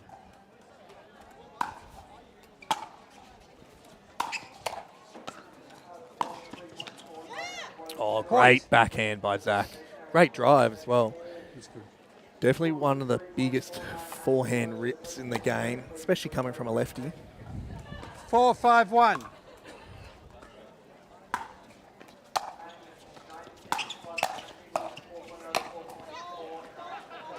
Second server. Like, you feel like Sterling and Nicola are on top of them here, but game score is really close. That just shows you that Zach and Albie can just hang in there. 4-5-2. Wait till they start firing.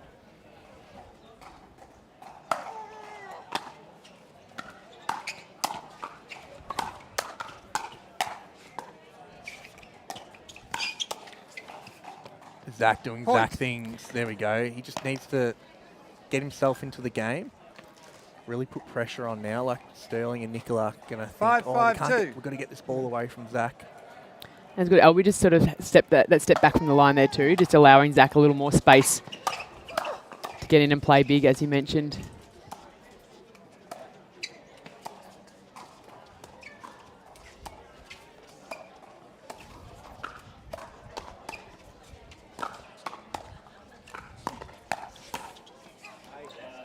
Side out. There we go. Again, pretty lovely conditions here. Winter in Brisbane. 5-5-1. Sort of 19, 20 degrees at the moment. Very, very light breeze, which is very rare in Redcliffe. Normally we're having to talk down the wind and try and make it sound better than what it is, but this is absolutely stunning here.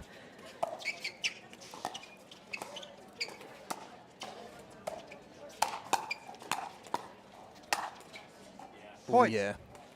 There we go. He had the tomahawk, that volley beforehand by Sterling. I mean, that's another thing that's happened in the last couple of years. Like all these really creative shots you can just do now, and such good talent 6-5-1. coming through the sport. And it's great when you've got players coming from lots of different sporting backgrounds too. So they're bringing these different little Second tricks server. or angles or grips and the way they look at the game. And I think it makes for, I know for us calling it, way more exciting. But I think 6-5-2. as players can start to use their own individual attributes to try and change the way they can beat certain teams. Good Side duck out. there from Albie. Zach looks at it and goes, mate, I hope you weren't going to hit that one. She almost could have hit an ATP volley on the ground. That's how far over she was. But did the right thing and got out of the way of the ball. 5-6-1.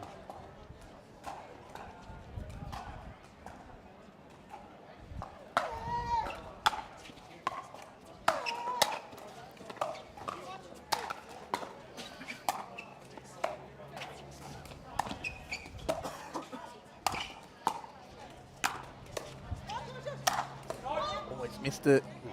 Yeah, just sort of scud out a little bit long. Just Point. get some of that little tiny bit of breeze with a very, very light Franklin ball there. It doesn't take much when you're hitting it that 6-6-1. hard. It's definitely more breezy in this match than it was in the previous semi-final and all morning.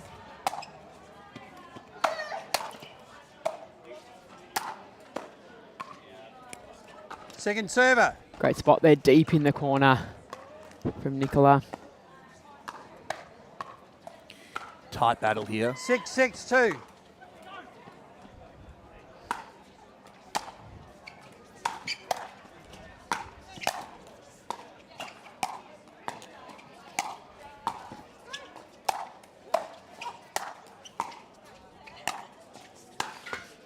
Oh, great Point. defense by Zach, and what a forehand. Sorry, not sorry. Collective sighs from everyone around as that ball just really jumps up. And often you see that ball might hit and drop, but that one bobbled super, super high. To you, Rob. Sterling being vocal after that one. 7-6-2. It's normally the quietest guy on the court.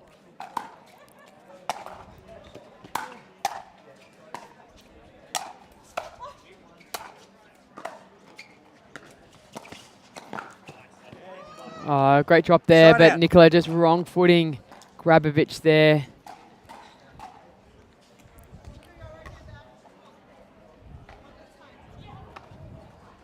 Six, 7-1.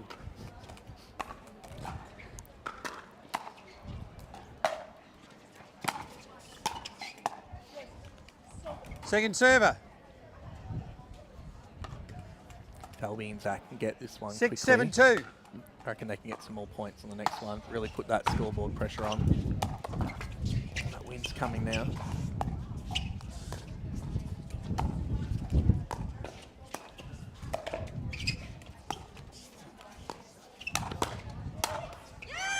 Point.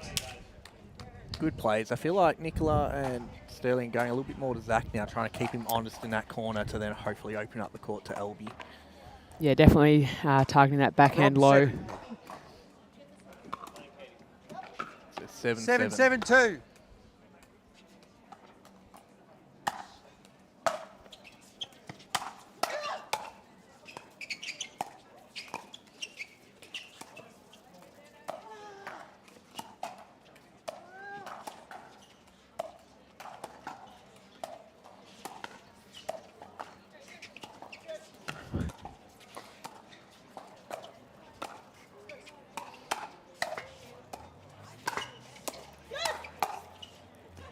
Oh, double net Side clips out. there. Nicola and Rob so well controlled to get that ball back into play. Nets, Just missing it sideline. Nets making a difference today. Do not speak to B. Massey about that. And I can guarantee the referees went round and measured every single net this morning, so it must be absolutely 7-7. spot on. Maybe it was a little low when they were warming up yesterday. 7-7-1. Hadn't quite calibrated.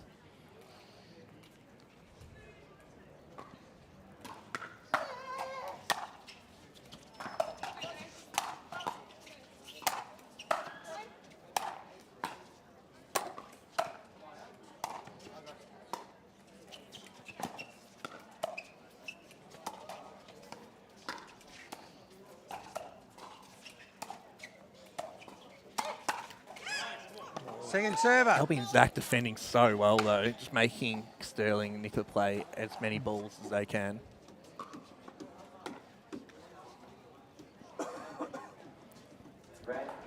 Seven, 7-2.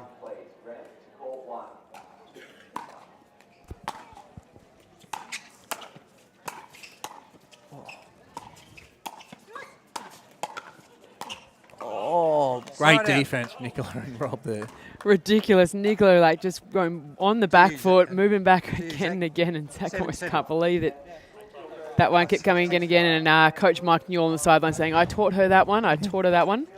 I haven't seen Mike 7-7-1. Newell do that one for a little while, but definitely can teach it.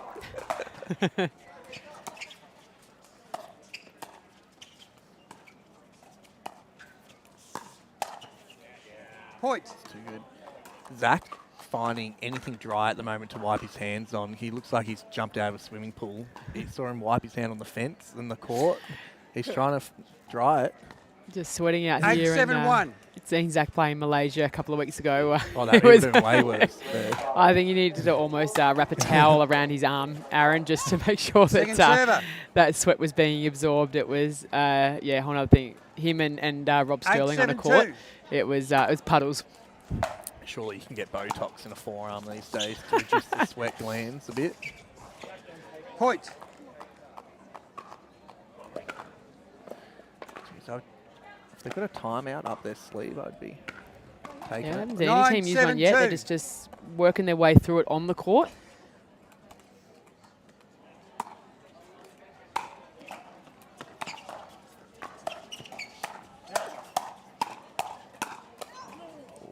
Oh, I tried to get the paddle out of the way. I hate that. You paddle out that. and just But instinct took over.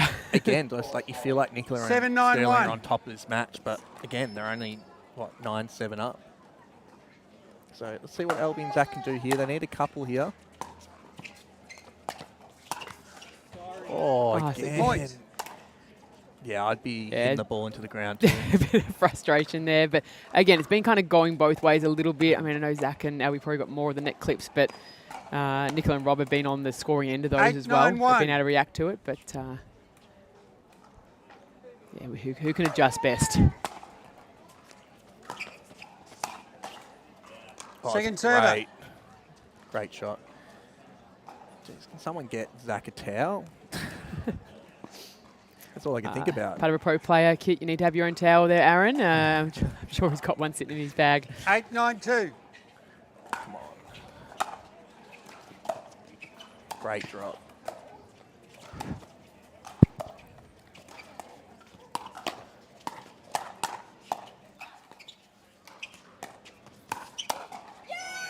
Oh, Side that's a out. great volley. Go Mavs. Yeah, she was lining that one up. You could see the play. She knew the pattern, just waiting for it to come into her direction. Nicola being the number 9, 1 8, draft 1. pick in MLP Australia.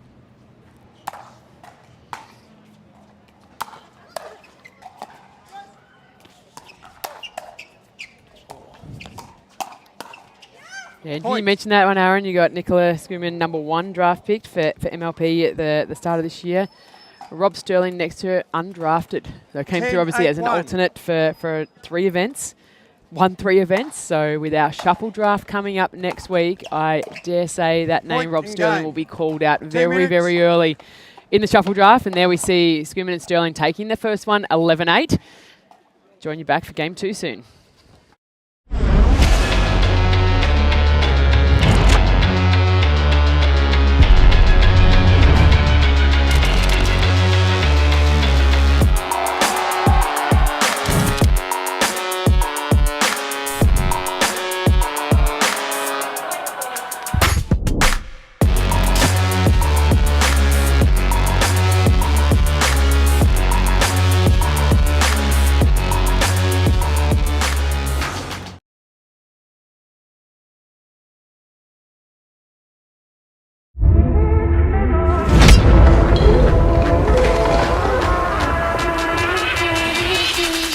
Okay.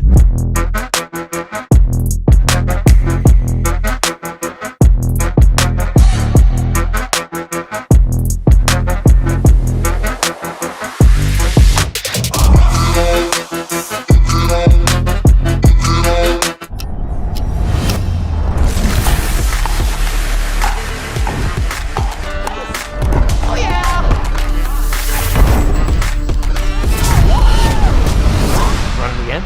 Always.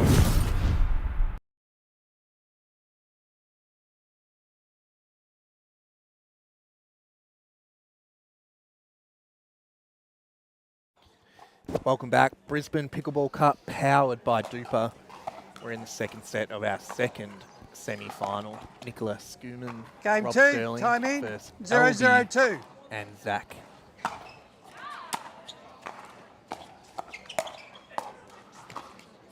Side out. Winner of this going to Championship Sunday 0, 0, 1. against George Wall and Rose Van Reek. Replay.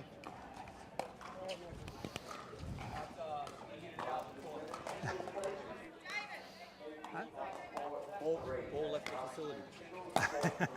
Yeah, you got Zach is giving you a warning. Zach making sure he gets the exact ball back. Maybe a little bit of superstition there is staying with that 0, ball. 0, 1.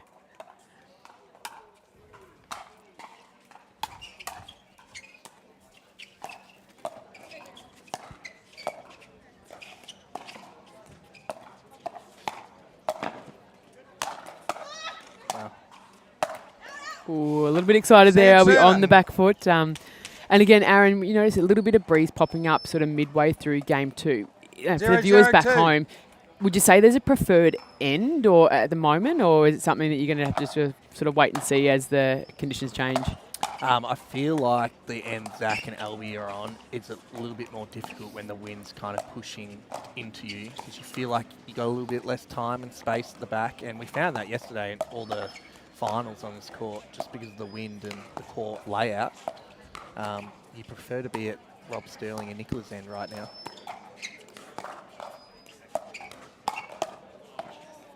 Side out. Let's see what Albie and Zach can do here. They need to come out firing in the second set, really put some pressure on. 0, 0, 1.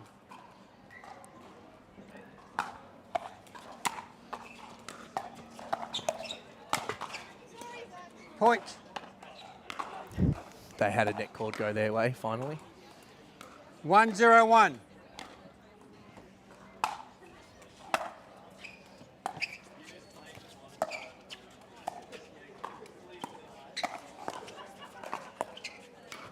Point. She missed that second one, but that first dink by Albie there right in behind Rob Sterling. I thought it was a really nice position.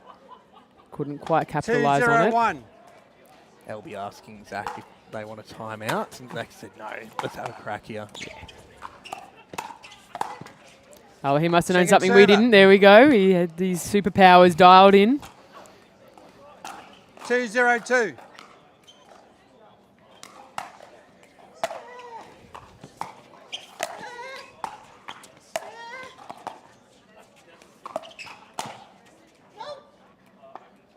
Good leave by Zach. Albie Side out. hitting 2-3 shots there in like an Ernie splits position. 0-2-1. That's going to be me this afternoon in the money ball. That's Zachy's thing. The sneaky splits. Yeah. We might have to try and get the broadcast fired up for that, I think. There might be some absolute cracking matches in the Moneyball. There has been some chatter. We're looking forward to a lot of us. And broadcast Hughes looking at me going, mate, I'm playing in the 3, 4, 9 and below Moneyball. So, no, you've got to get down here to Redcliffe this evening if you want to come and catch the fun and entertainment of Moneyball at the PPA. Rally scoring to 21, isn't it? It's going to be a lot of fun. 0-2-2.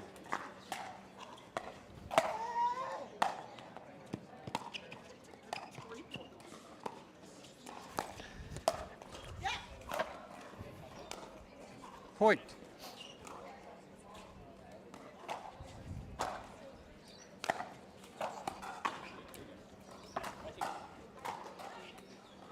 One, two, two.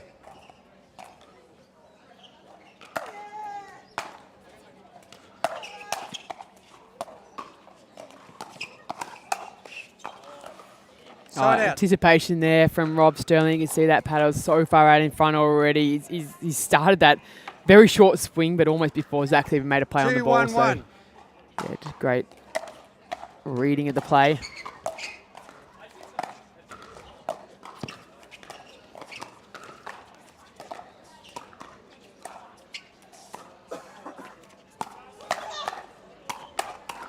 Oh, Point. great hands. Sterling very happy with himself the last 2 points. Quick hands, making the good balls. Yeah. 3-1-1.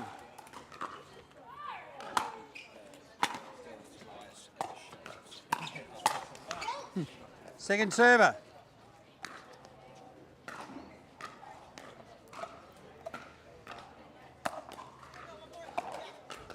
Three, 1-2. A lot of momentum coming this way right now from Sterling and Schooner.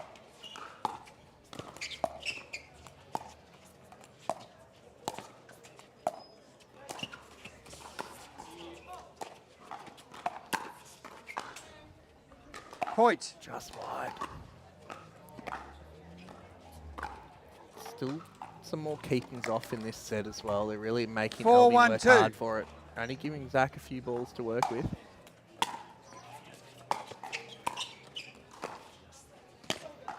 Side out.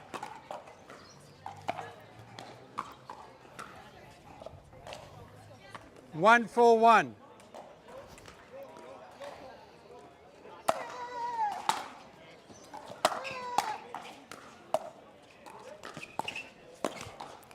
Second server. Fun fact, Albie played college tennis with Zach's wife at the University of New Mexico. 1-4-2. There we go. So that's why they kind of know each other. Zach didn't realise until after I drafted Albie to the Mavs, and he's like, oh my God. Right, so you didn't use Zach as a bit of intel there. I thought you might have had that one. I know it was a bit of an under the radar pick. A few others were going, who's this? Who's the chick that Aaron's drafted in? And then the first event she plays, we make an MLB final. I mean, we had some great female players coming out of 2, Taiwan. 4, It was no surprise that, it was another great pickleball player uncovered. So it was great. I know she's been staying and training a fair bit with Nicola as well here in Brisbane. She did a great training block with her after the last event before going and playing the PPA Malaysia event. Back here now. She'll head back to Asia for a few events, and then obviously back here in September. 3, 4, 2. Yeah, I think, as you said, just putting those reps in, day out, you're only going to see great upside.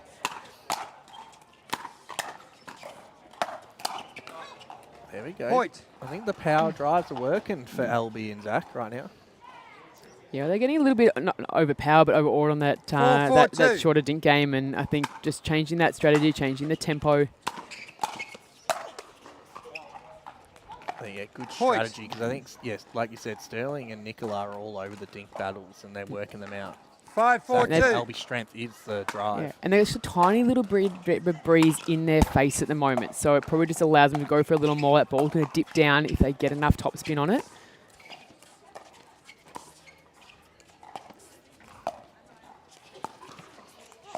Great spot by Nicola there. Side out. You see her sometimes just pulling the trigger a little bit early when she's off balance. I think Zach will try and help sort of settle her there. She can tidy up those ones when you're off balance just to get a better shot in. Look for the next one. I think you'll be... I think that ball's going wide too, so she's a bit upset that she's gone and tried to hit that and missed it. Go. Yeah, that's better. Second Seeing server. Zach go big in the middle there. Albie nearly tried to go hit that. She did, yeah. And just takes a little bit of pressure off. I think she's getting targeted a little bit more when Zach can see a ball. Finishing that one early. 4-5-2.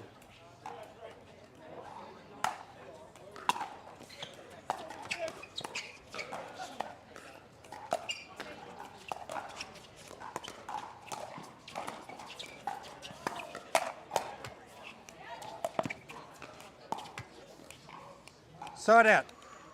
Here you go, they're getting some more balls here right now. 5-4, wow. Zach's through to Championship Sunday in the bronze for singles, 5-4-1. which will be exciting to see. He's going to play Louis Leville. Well, that guarantees him, regardless of where he finishes here, it's either going to be a gold or a bronze. So two medal opportunities on Sunday for Zach.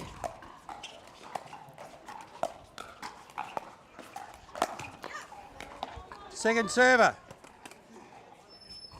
Albie just needs to stay patient here. Let Zach do his thing. 5-4-2.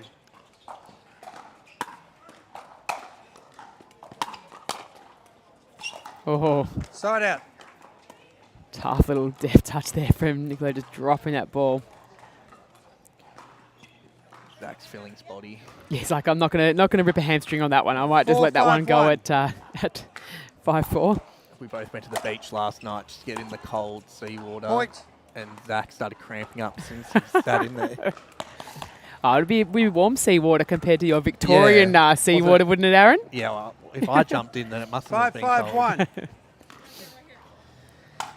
No, it is nice to be able to be 3 or 4 minutes away from the ocean as well.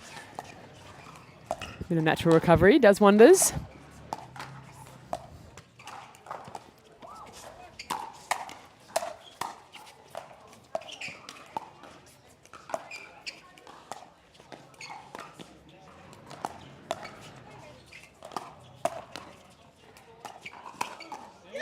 What a shot. Second server. Nice, great reach in there by Zach. It almost looked like he was going to let that ball come into his body, but last minute just extended that arm and I think caught Sterling a little bit by surprise. Yeah, it's always interesting. 5-5-2. It's a lefty combo in the mixed as well. Like, you got the other male in front of you, so you get to keep them honest. Hence why you're seeing a lot of dinking battles down the line between the girls in this match.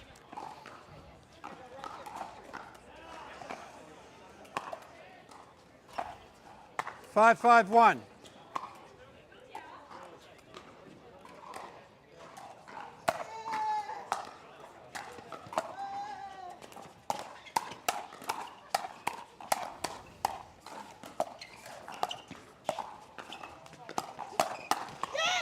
Point. There we go, Albie on top of it. Great energy, like she's always really intense, but like brings a lot of passion. 6-5-1. You know she's trying 100% whenever she walks on the court.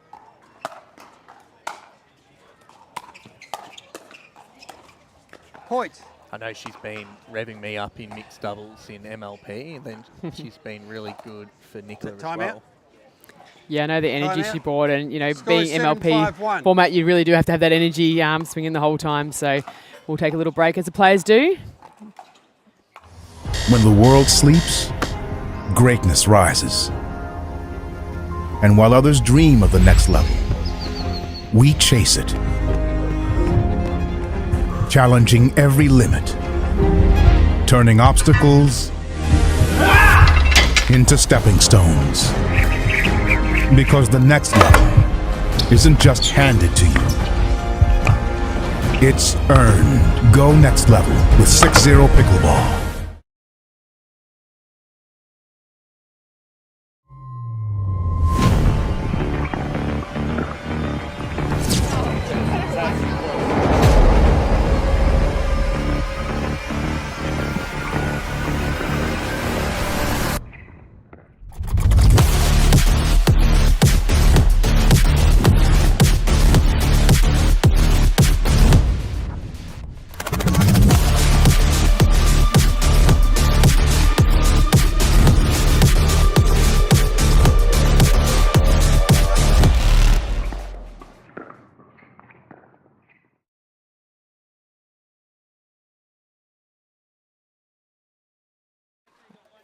Welcome back, Brisbane Pickleball Cup, powered by DUPR. We are in the second set of the second mixed semi-final. Zach Rabovic, Albie Huang against Nicola Skuman, Rob Sterling. Nicola and Rob getting the first set. Point. Zach and Albie started about 5-2 down in the second set, and they've come 8-5-1. back to an 8-5 lead on the first serve.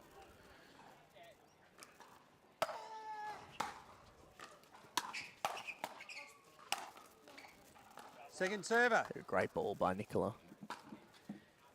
Bit of Maverick versus Maverick action.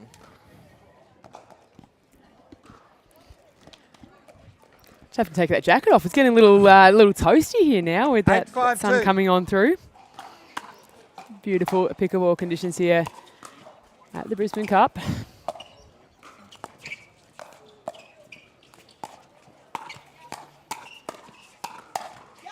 Point. There we go. I feel like they're just on top of their points now, Albie and Zach. 9-5-2.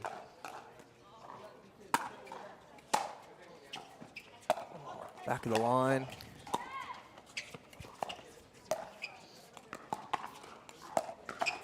That's a great lob. Oh, good get there from Sterling. That Side was out. super tough. And that was so tricky there from Grabovic. It might have looked easy on the screen, but that was swirling around That was a mid-court. crazy scoot from the fence line. 5-9-1. You know he can do crazy athletic stuff. Like, Yeah. if someone's going to do it, Rob's probably the guy. I thought it was an exceptional lob from Albie. Oh, Zach. Second all server. over those balls. His hand speed's second to none. Zach, a couple of years ago, 5-9-2. ranked in the top 30 for PPA in the US. So he's got experience at this high level. Yeah, I think a lot of players don't realise that irony that happened before they got into the sport or were following it at that elite level.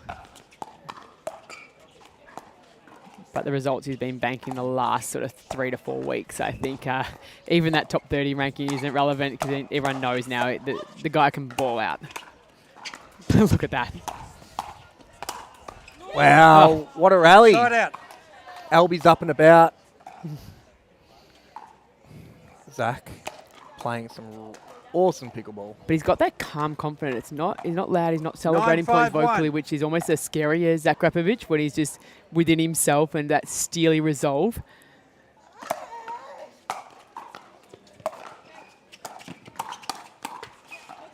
Second server. Well, I think lately, like, he's been able to go into these events thinking that he doesn't have it like a huge point to prove. 9-5-2. Like, everyone knows where he's at and how good he is. Well, when he first came back to Australia, he was pretty angry and upset with some of his losses Side because out. he wanted to prove to everyone that he can hang. Yeah. And he's one of the top Australians. 5-9-1. Yeah, I think he's just getting some great partner combinations too. Really can offset his skill set, the right Second energy, server. right level Well, of it's helpful him demeanour. being Yeah. left-handed because then he just slots on the right and he's elite.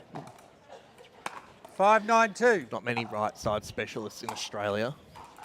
No, not on the male side. For sure. Not at this level, like that 6-0 doubles level. There you go for those up-and-comers. Dominate, be a Points. right-side strong male, and there's an more opportunities, might you say, Aaron, that might open up a little quicker. 6-9-2.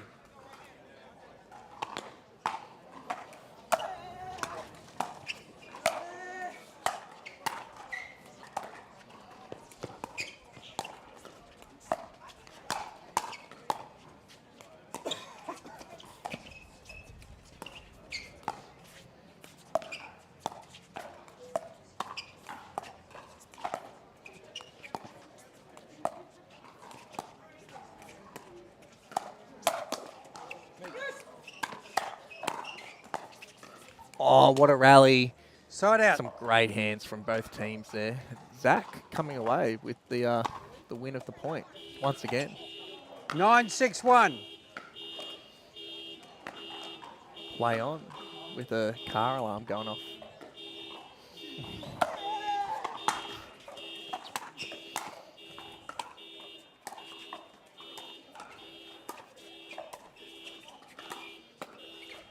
Second server.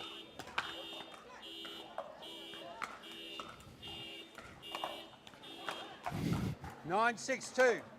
There we go, finally stopped.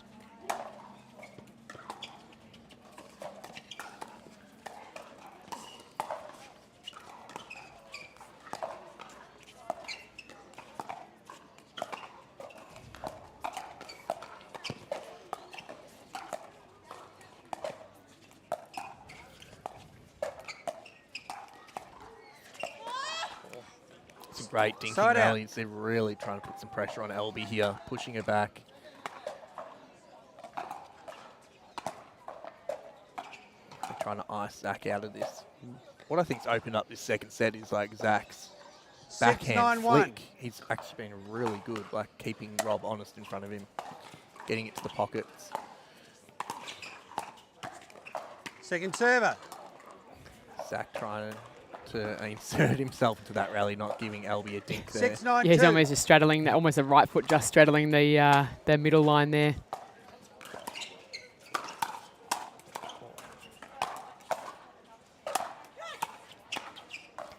Oh, throws it up into the sunlight. Oh, another net Side out. cord. I feel for Nicola and Sterling though. That Zach's probably had 4 or 5 of those.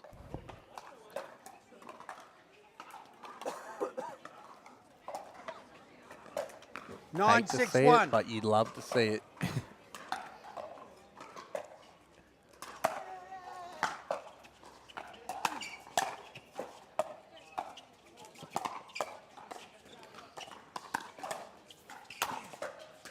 Oh, as soon as that ball's Point. anywhere Zach's head, he's going to punish that with his left arm.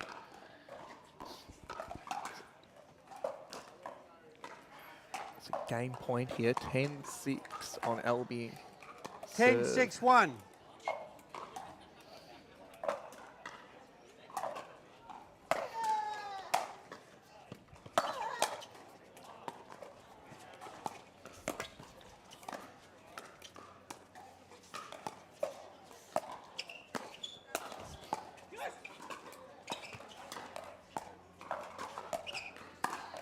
Oh, that's a Second server. amazing flick by Sterling there.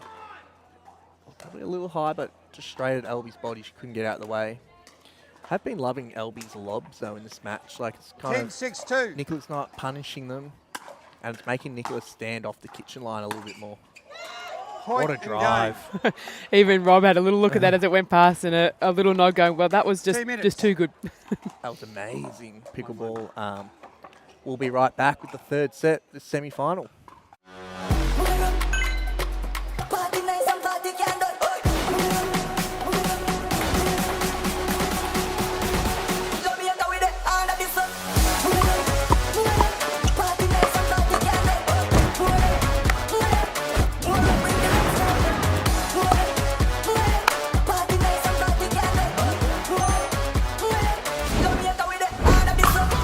What's your DUPR?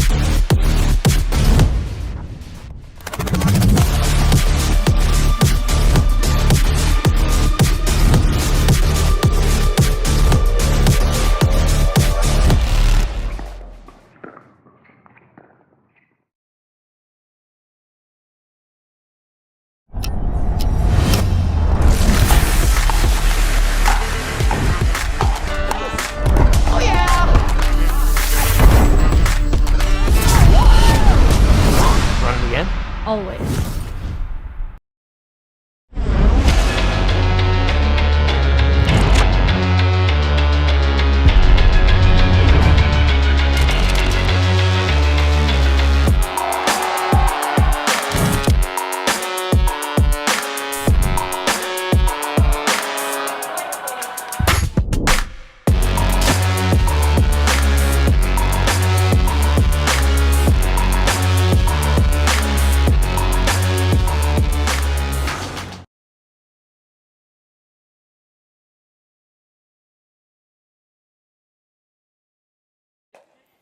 Welcome back. Brisbane Pickleball 0-0-2. powered by DUPR. Beginning the third set of this pro mixed semi-final. Fighting for a spot for Championship Sunday against George Wall and Rose Van Reek. Point. I believe this is the furthest result. 1-0-2. Zach in a PPA mixed draw. Obviously has won a PPA men's doubles medal with Rob Sterling. Point. So this is exciting for Zach and Albie too for PPA.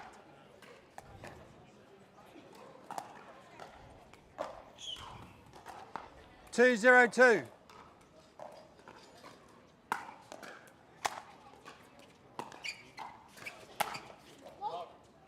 Point. They had a lot of power behind that. Albie luckily leaving that. Zach and Albie definitely going for a lot more 3-0-2. drives after the first set.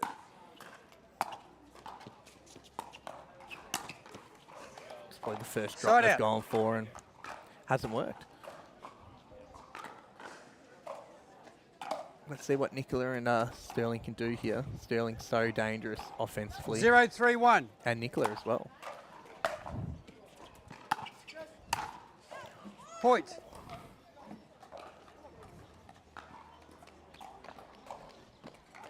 One, 3-1.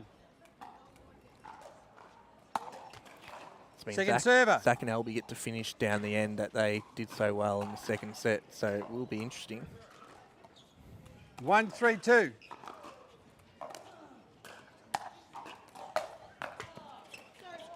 Oh, another net call. Side out. You can tell Nicola's happy about that one.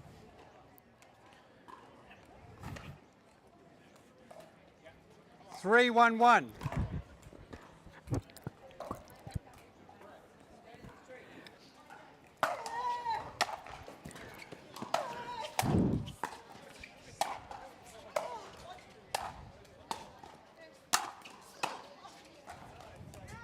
That one just drifting long there, and you could see the tomahawk action there from Sterling. Love me a tomahawk. That's great to see, just those different paddle grips, just changing the angles a little more, allowing him to go back in behind Albie there rather than into Zach. So a bit of versatility, and love that a few more players are starting to bring it into their game too. So again, just create some variety, and there it is, Nicola firing that one down the middle. She's sort of urging her and Rob to get back into this game 3. They're definitely trying to be a little bit more aggressive at Albie here.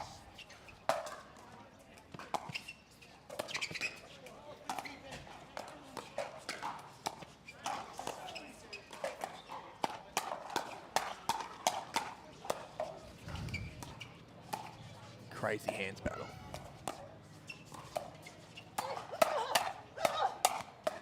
Oh, what a rally. Great hands in the middle of that between Sterling and Zach, and Nicola and Sterling getting on top of that one, 2-3-1. which they haven't probably for the last set.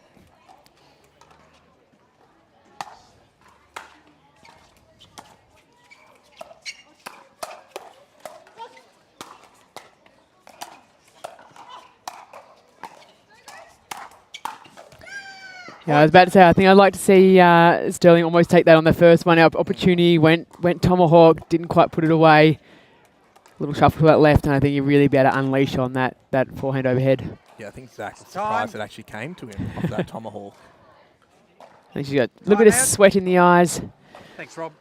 As Albie and Zach will take a timeout here. Players will take a seat. We'll be right back.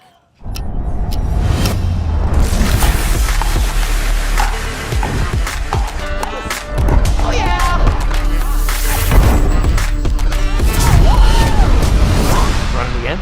Always.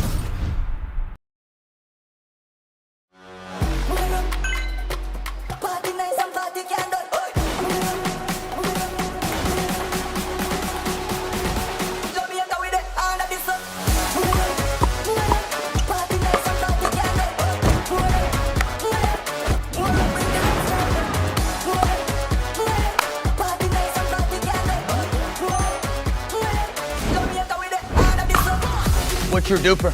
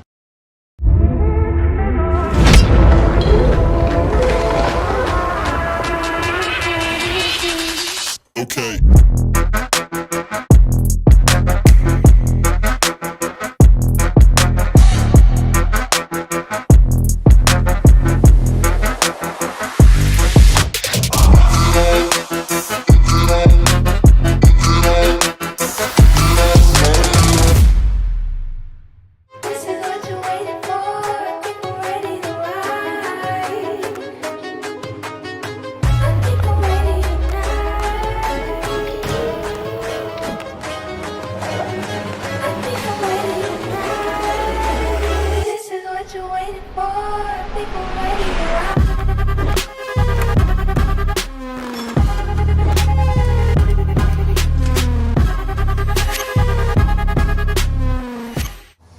When the world sleeps, greatness rises. And while others dream of the next level, we chase it. Challenging every limit, turning obstacles into stepping stones. Because the next level isn't just handed to you, it's earned. Go next level with 6-0 Pickleball. Pro 4, I'm super excited to talk about this. This is my baby. 3S is and was a great paddle, but the 4 I think is even better. Our main focus going into the Pro 4 was fixing the overall solidity of the paddle, and so we added some supports near the throat area, and that has made the outside edge extremely consistent. Where you're going to see this really affect in real gameplay is you miss it when you don't hit it in the middle, and then it's extremely forgiving. You're really not going to make a lot of errors even when you miss-hit it. It's a pleasure to play with, and I'm really excited for you guys to try this.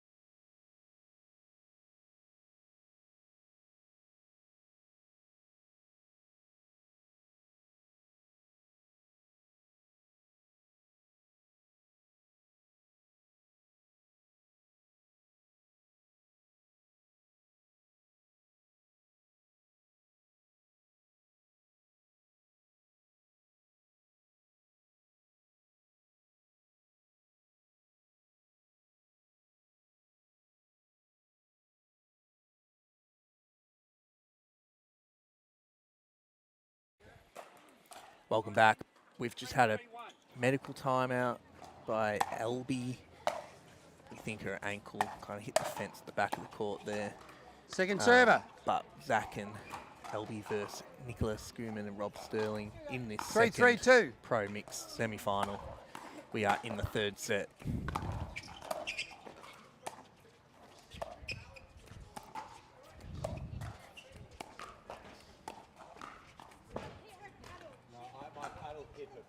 No, didn't see anything. Side out.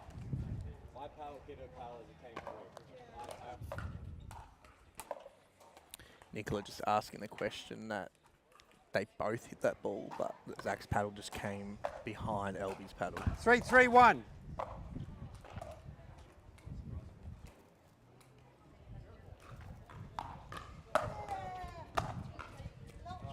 Point.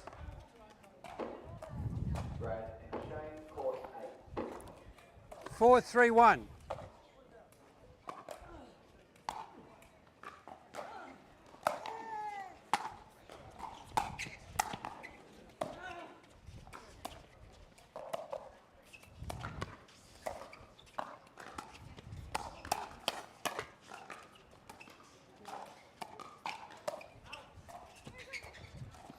Oh, what a shot. Bit of miscommunication by Nicola and Sterling to get that ball. The winner of this plays George Wall and 5-3-1. Rose Van Reek on Championship Sunday.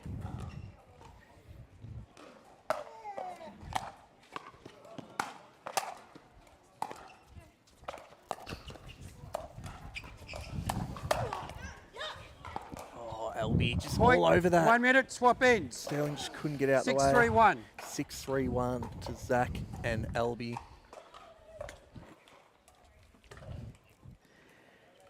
Yeah, interesting how. Yeah, I was going to say, interesting to see how they come out after that medical timeout. Often teams can fire up, come out strong. Others can be a little slow to start. Yeah, LB's volley there, like she was there, just couldn't get it down and just gone straight into Sterling's shoulder and he couldn't get out the way. Sometimes they're the hardest ones to get out the way of when it's going cross court. Yeah, and up high too, so it's in that sort of awkward position, as you said, rather than being able to just drop the paddle down low. So 6-3, number 1. And now Zach and LB on the side that they did so well on in the second set. Yeah, definitely got to give them a lot of confidence to be a couple of points up at the end that they prefer or where they've scored more from. 6-3-1. No, I think Zach's saying, hey guys, I think you need to switch back into your other position. So look, he is all over it. No, he's before the ref.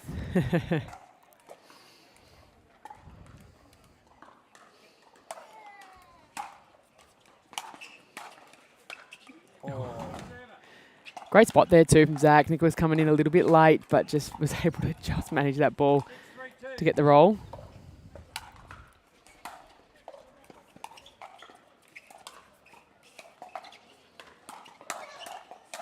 Oh, she was there.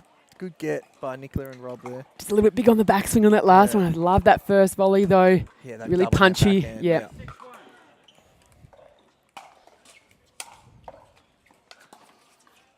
Yeah, she did say she's really trying to get that Tui into her game at the net. She's traditionally a one-handed backhand, so she said she's really trying to work on that, you know, training and just knowing the right time when to bring it into match play where she feels comfortable with it. I like that Elby's trying to take small balls out of the air though, because the whole match so far she's letting everything bounce and she keeps moving back. So that's her strength in MLP playing with me is I know she can hit that ball out of the air. A lot of the females don't do that. Pickleball.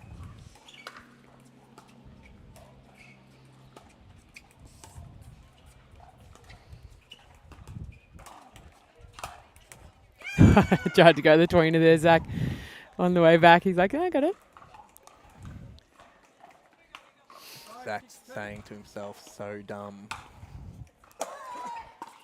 Normally he complains about his legs being too big when he goes for that. So he's changed up his vocab. Something you said before earlier, Aaron with Albie taking that ball out of the air and a lot of women doing it. She said that she's mainly been training against the guys.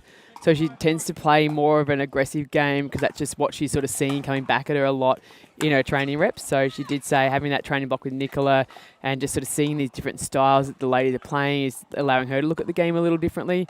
But when they had the game against Joey and Danny, she's like, Danny just plays like one of the guys. She's so strong, one hand, backhand. So she felt really comfortable in that sense. So it's interesting. A lot of players don't feel very comfortable all on the other side of the net to Danny Townsend, but she actually felt a better position than some of the girls who work the ball around a little bit more and take it off the bounce. So we've got a timeout here from Sterling and Nicola. We'll be right back.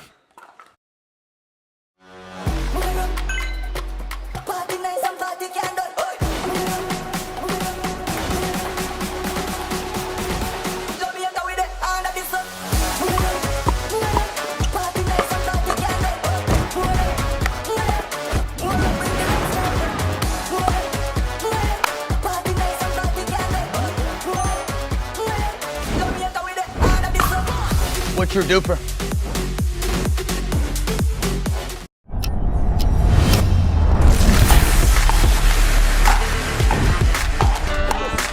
Oh yeah!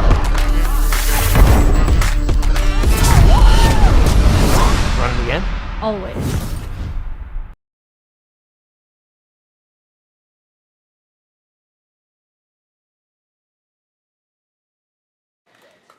Welcome back. Brisbane Pickleball Cup powered by DUPR. 8-5 in the third set.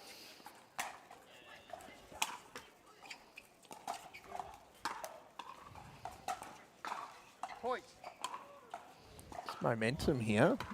Like I said at the start of the match, like Zach and Elby, they've come out in their last few matches, first set a little bit cold, and then they work their way into it.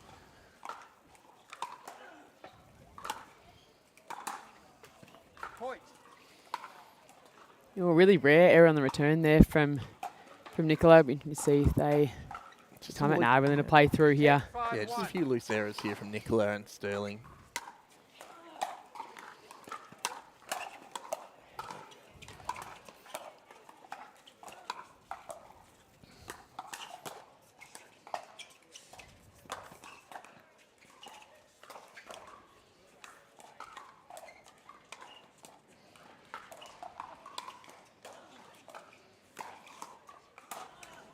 Yeah, we saw Nicola looking for that really early in the match, and love to see that even though the match is on the line, she's being really aggressive in that position.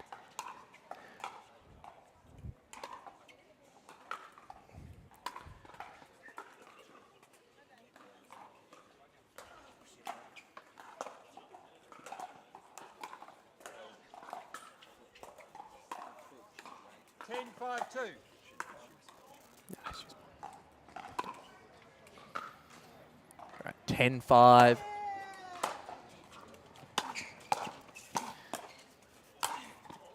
There we go, Grabovic getting big. Zach doing what he does best, taking 95% of the court, making the other players on the other side of the net feel really small. What a match. Albie and Zach probably deserve to make this final. They beat Danny Townsend and Joey Wild to get here. Yeah. That's a scalp. That's a huge win. It's been Nicola and Sterling, a very good pair as well. So Zach and Albie into Championship Sunday. We will be back tomorrow for gender doubles. Gender doubles for the pros, but we'll take a short sort of half-hour break now. We'll be back with some Pro Masters action this afternoon. So go and get some lunch, relax a little, and join us for some of the 50-plus pro singles a little bit later on.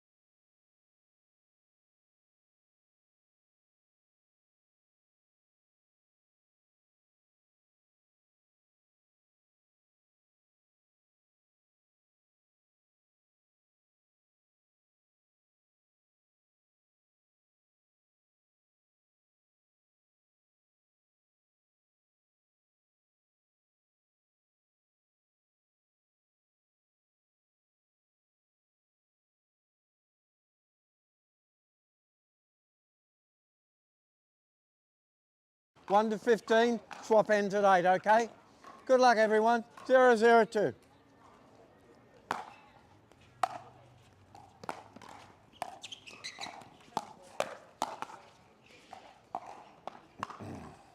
Point.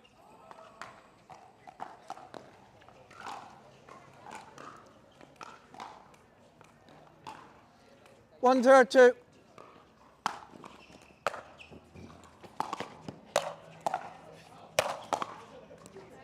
Side out.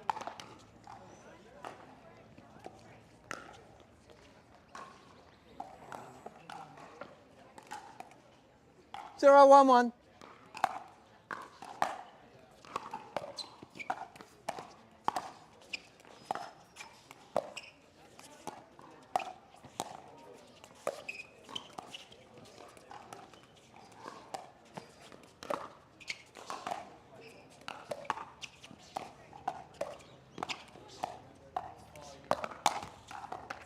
Point.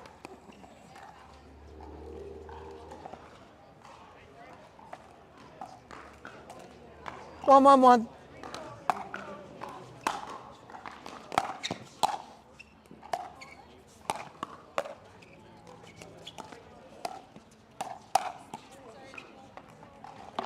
Point. You right, Nicola? You okay?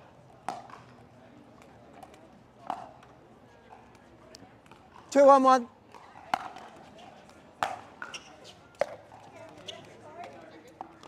Yeah, it was just on.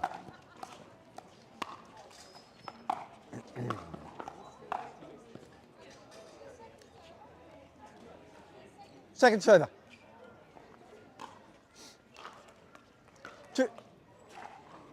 2-1-2.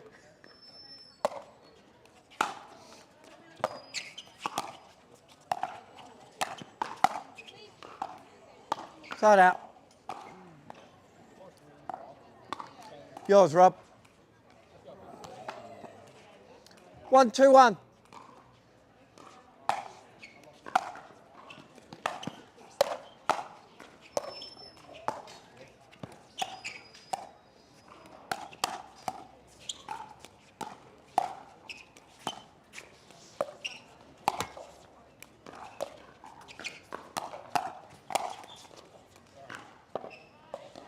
Point.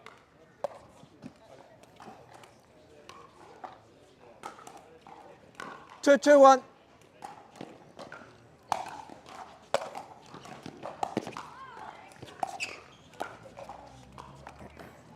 Second server.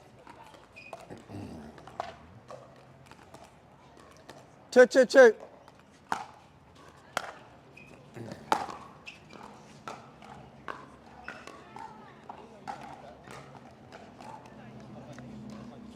Side out. 2-2-1.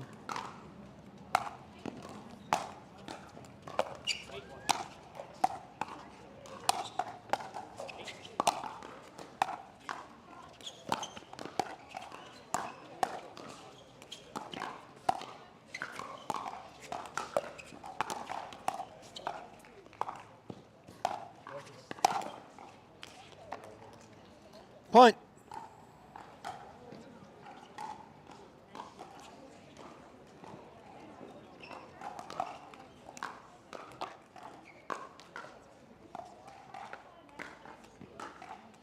Three, 2-1.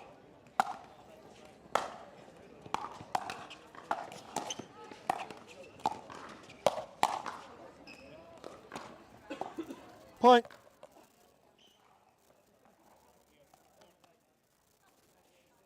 Four, 2-1.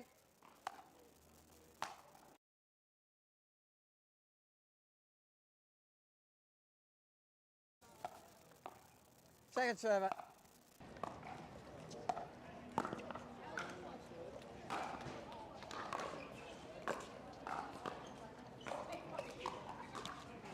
4-2-2.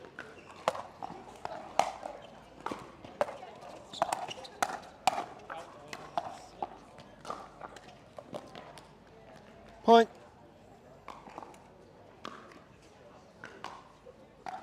5-2-2.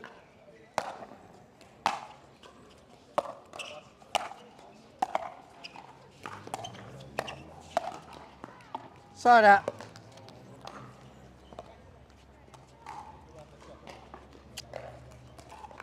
Two, 5-1.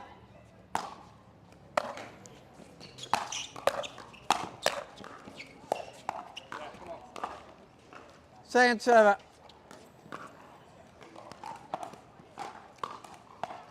Two, 5-2.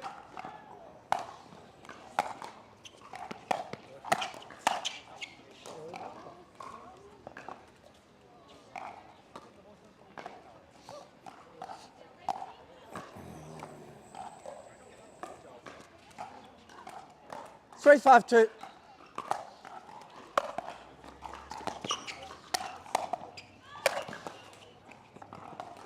Side out.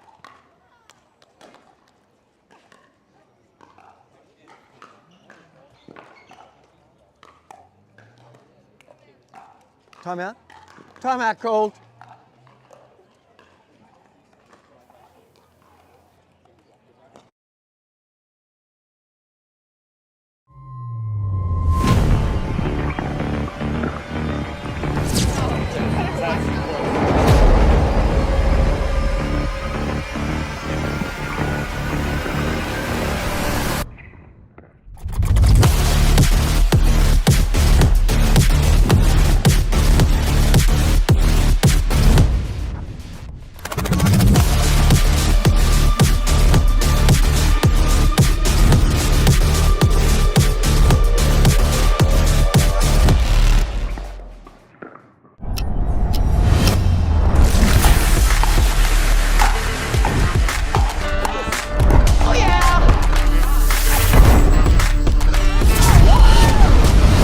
Run it again.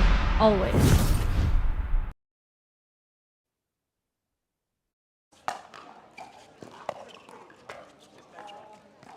Second server.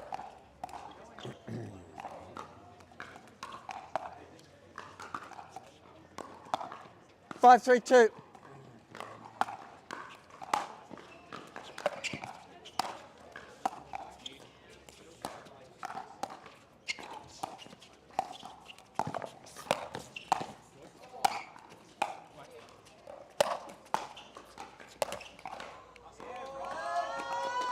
Side out.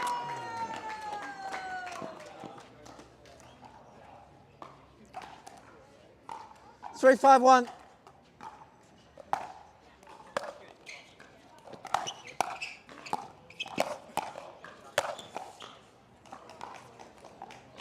Second server.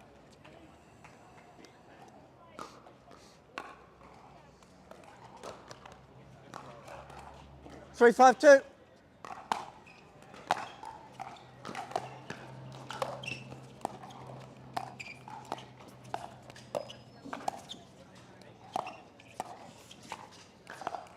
Side out.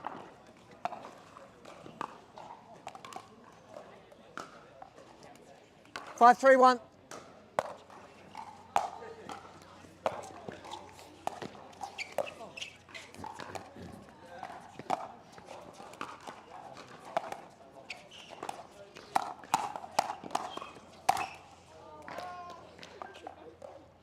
Second server.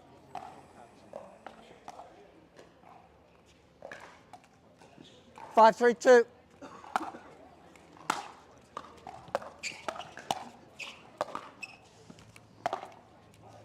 Side out.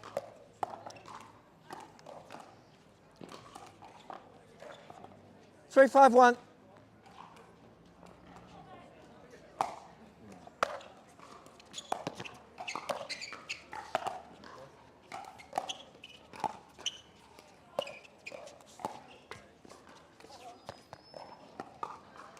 Second server.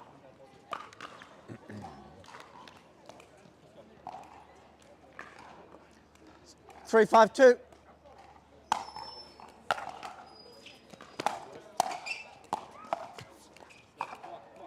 Side out.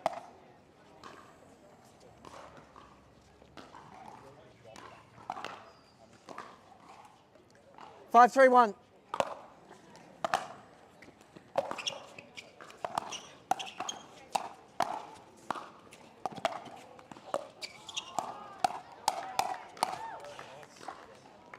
Point.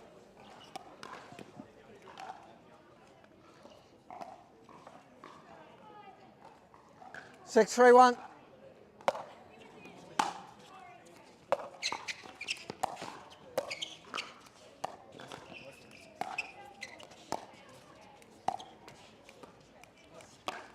Second server.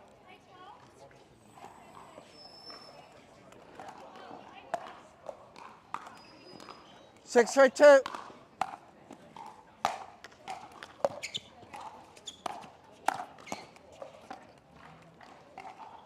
Point.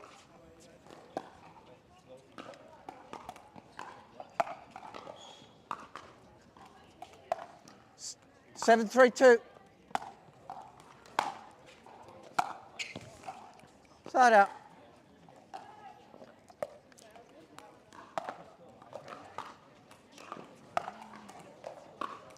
Three, 7-1.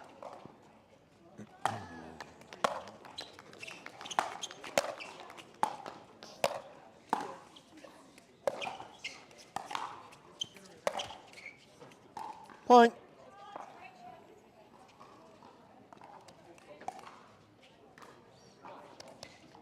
Four, 7-1.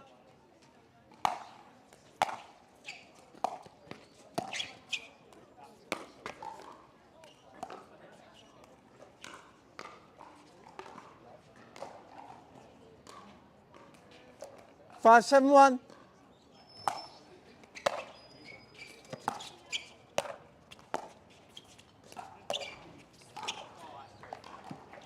Second server.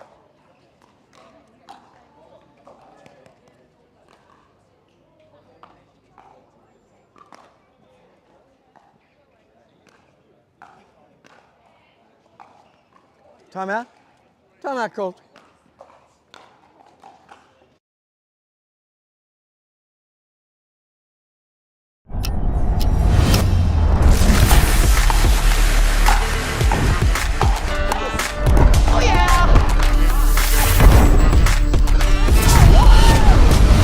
Run it again.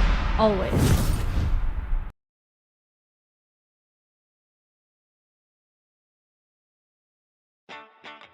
Pro 4, I'm super excited to talk about this. This is my baby. 3S is and was a great paddle, but the 4 I think is even better. Our main focus going into the Pro 4 was fixing the overall solidity of the paddle, and so we added some supports near the throat area, and that has made the outside edge extremely consistent. What you're going to see this really affect in real gameplay is you miss it when you don't hit it in the middle, and then it's extremely forgiving. You're really not going to make a lot of errors even when you mishit it. It's a pleasure to play with, and I'm really excited for you guys to try this.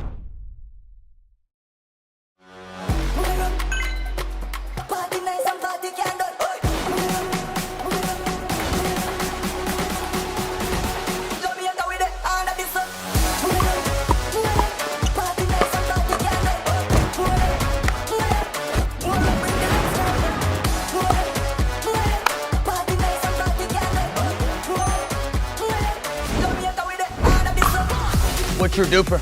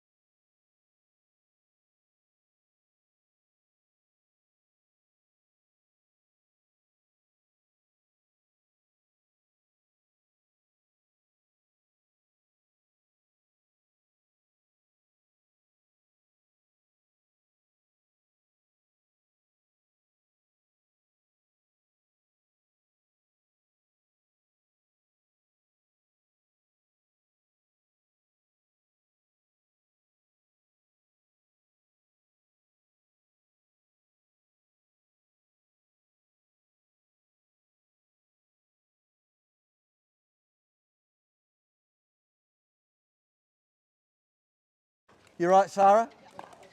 You're right, Nicola. 5-7-2.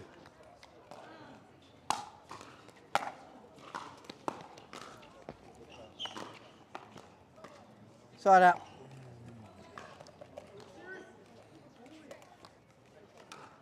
7-5-1.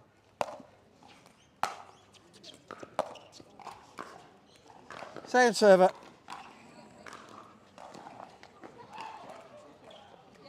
7-5-2.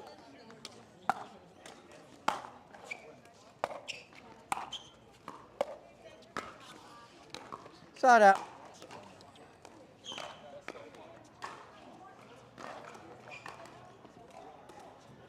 5-7-1.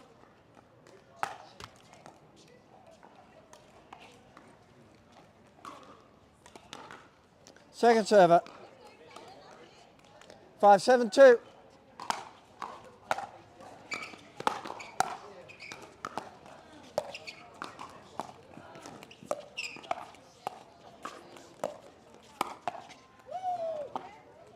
Point.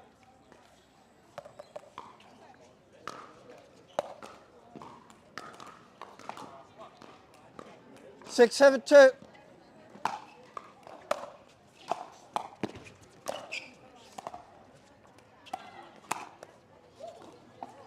Point.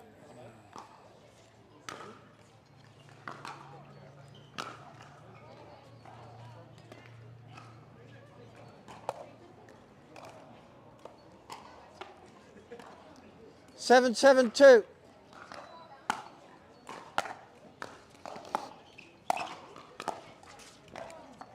Side out.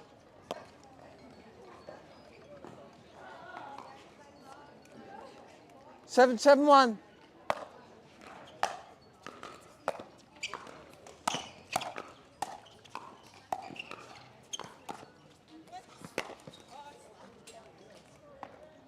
Second server.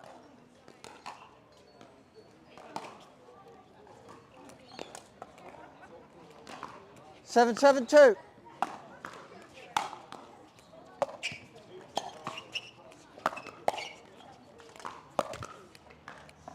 Side out.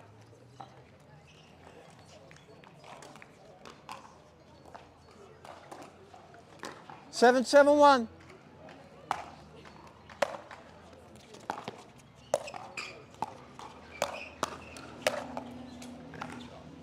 Second server.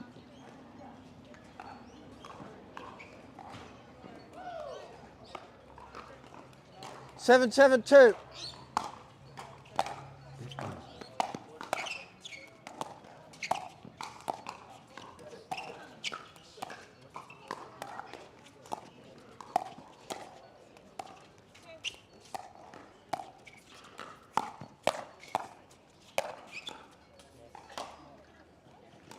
Side out.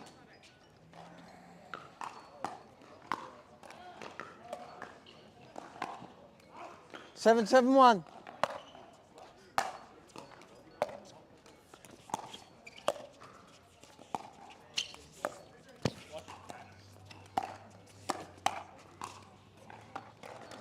Point, and that's 8.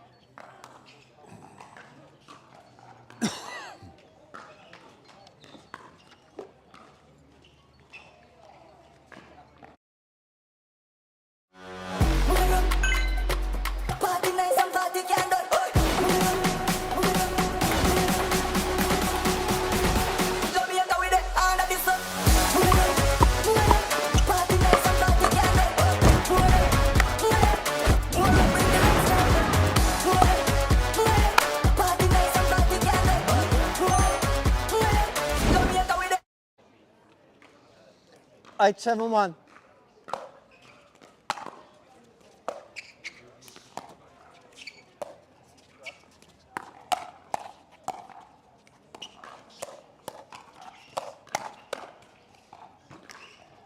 Second server.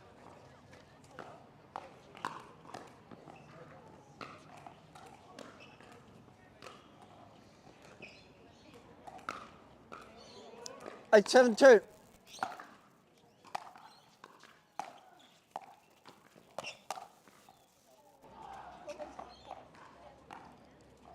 Point. 9-7-2.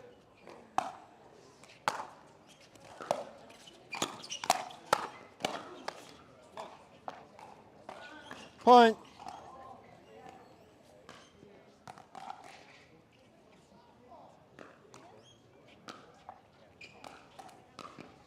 10-7-2.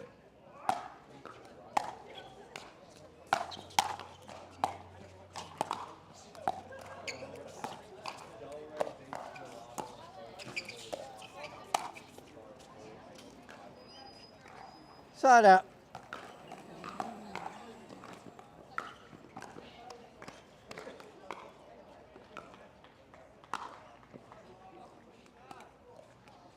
Seven, 10-1.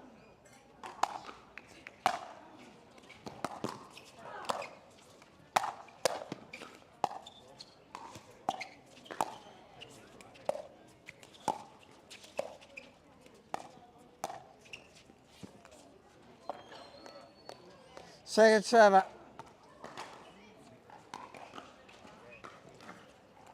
7-10-2.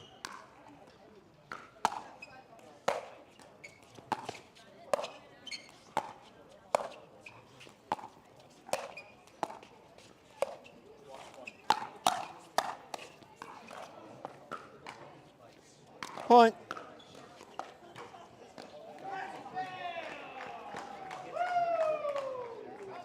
8-10-2.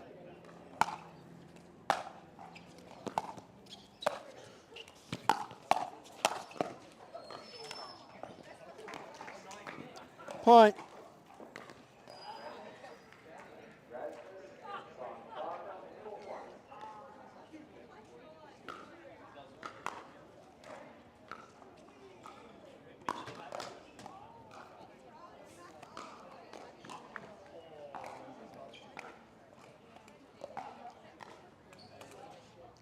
9-10-2.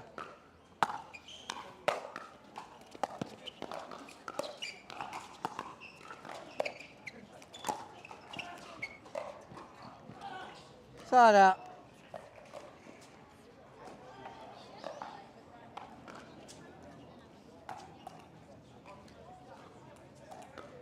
Ten, 9-1.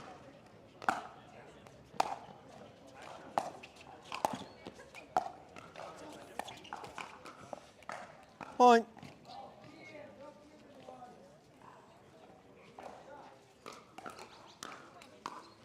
11-9-1.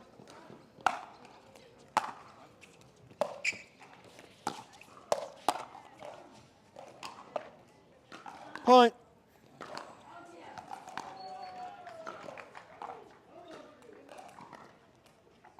12-9-1.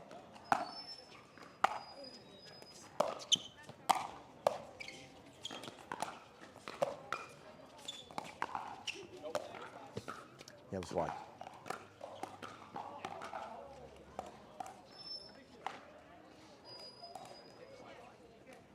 Thirteen, 9-1.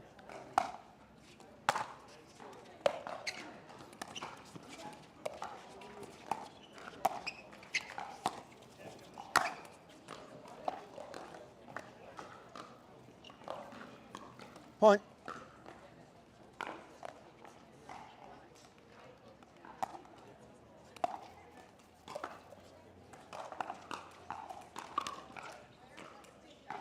14-9-1.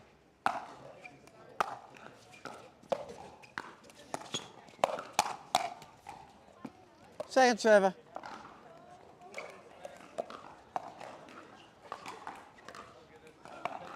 14-9-2.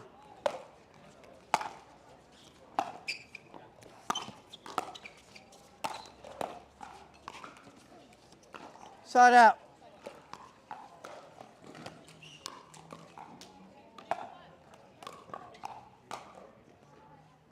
9-14-1.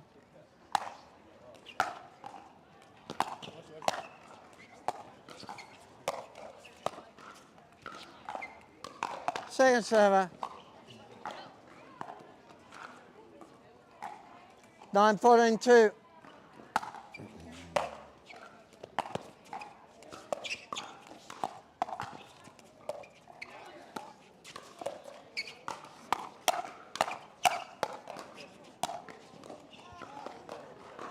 Point.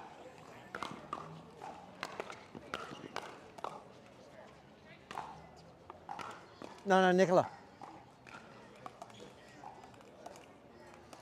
10-14-2.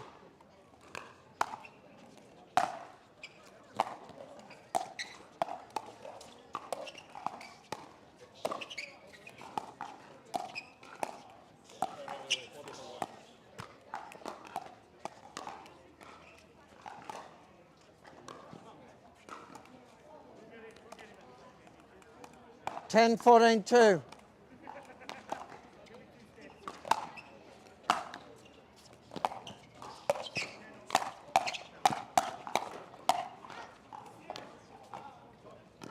Point.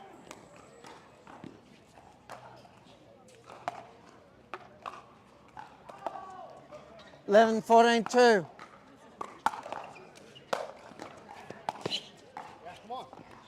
Side out.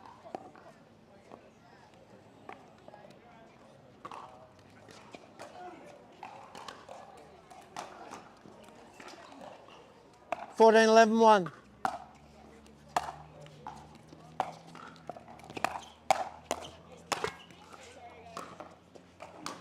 That's point.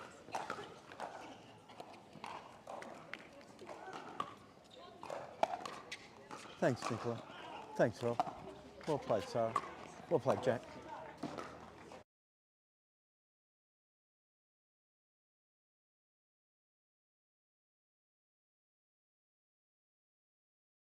This is what you're waiting for. People ready to ride. I think I'm ready tonight. I think I'm ready tonight. This is what you're waiting for. People ready to ride.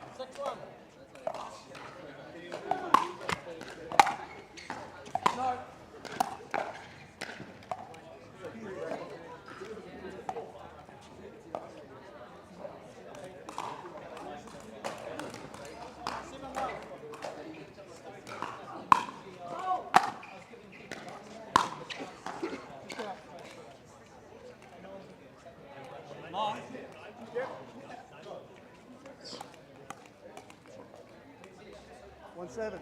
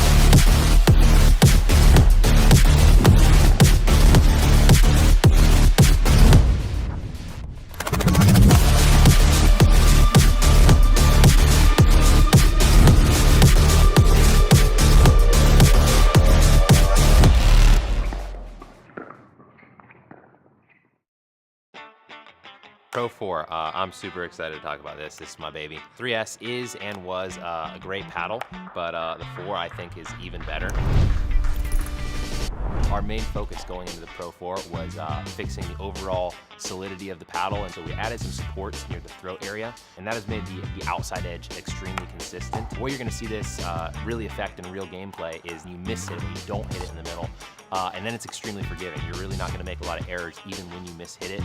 It's a pleasure to play with, and I'm really excited for you guys to try this.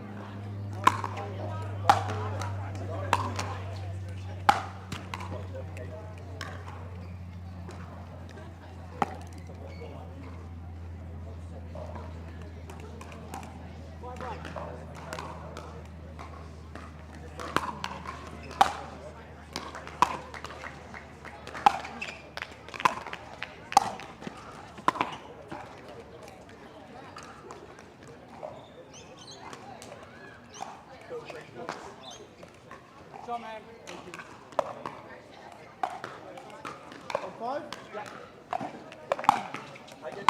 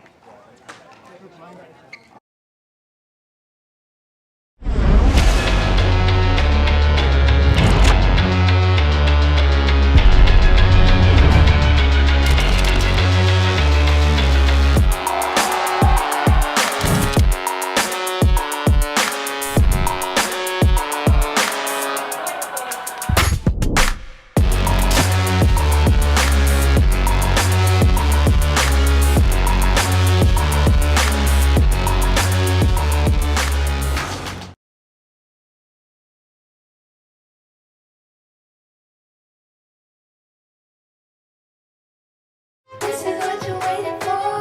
People ready to ride. I think I'm ready tonight. I think I'm ready tonight. This is what you're waiting for. People ready to ride.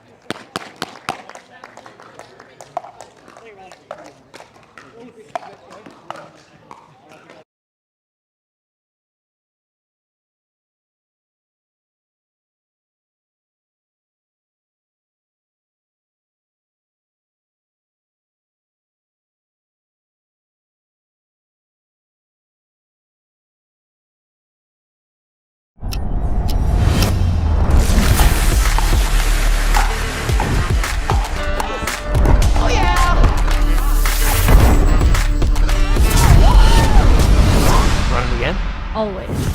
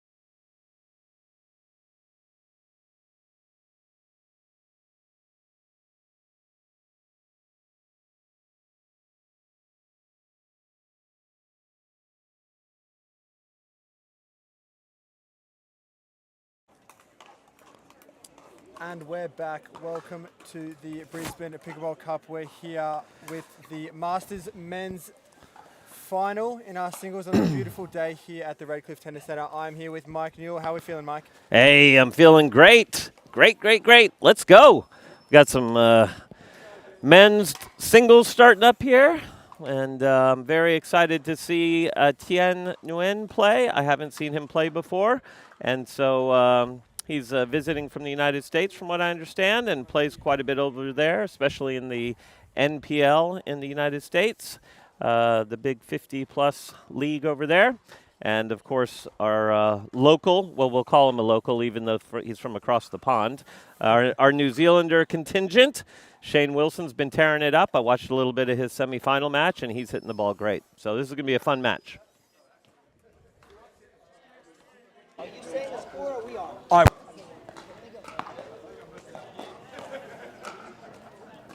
Here we go, Mike. First game, 3 games, gentlemen.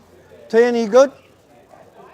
0-0. And, of course, the commander-in-chief of our referees, David J., has got the helm at this one.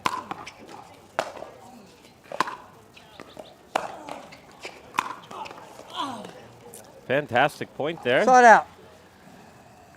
Nice approach shot, but just a little too much angle on that passing shot by Shane. We've got a quick side out. 0-0.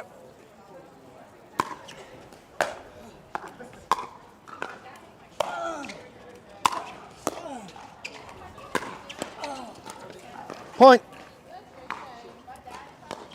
Again, we're starting to see a little bit of the strategy the first couple points. Tien likes to work his way in. He's coming in off of some approach shots. He's tried one to the forehand, tried one to the middle of the court.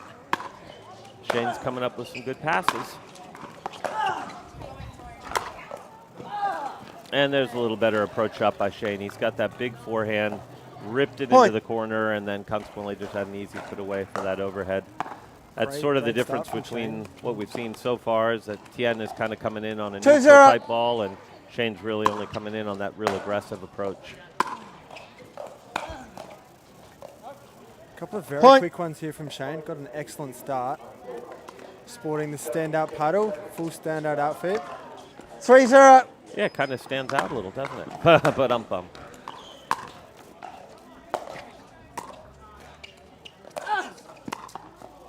Open court, he had it to him.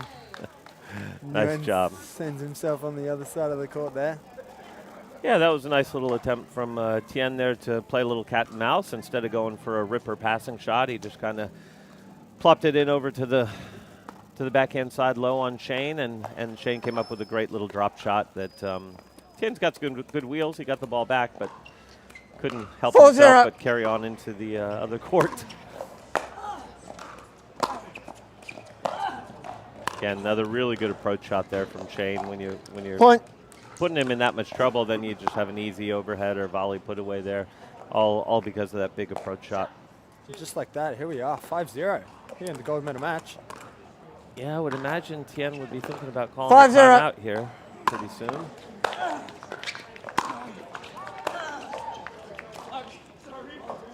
Point.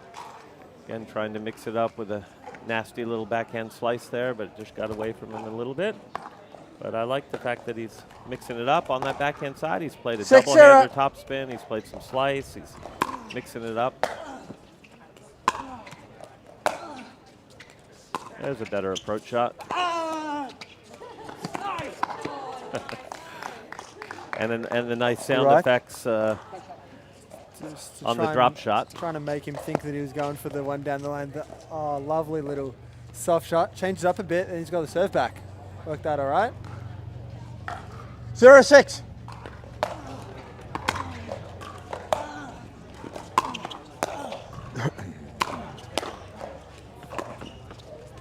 Nice there. Point. Nice. Good approach shot into that backhand there by Tien, and finished it off with a few nicely placed volleys 1-6. On the board now. Let's see what he can do with it. Oh. Side out. Well, unforced error. He does have a little bit of wind behind him on that side all morning, early afternoon. That wind's been blowing a little bit behind Tien, so got to make sure you add a little bit extra. 6-1. That one just flew away from him.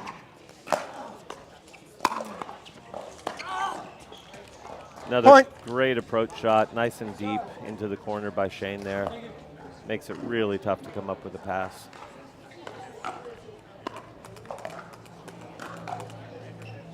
7-1.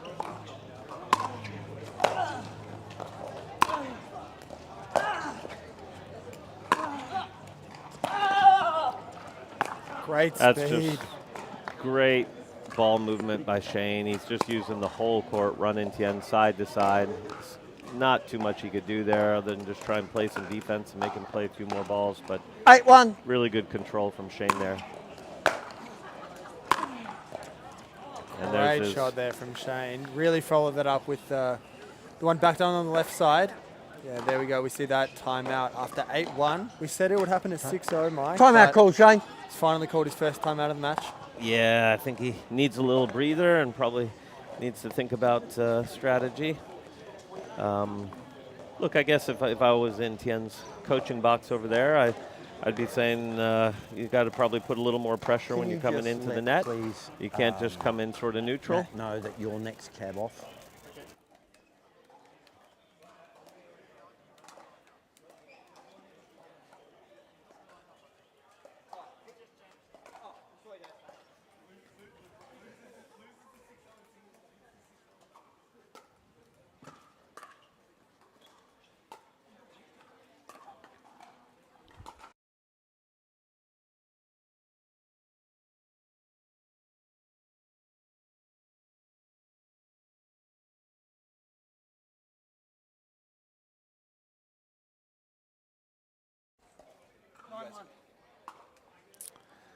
All right, 9-1 we are here. Shane is just off to an impressive lead.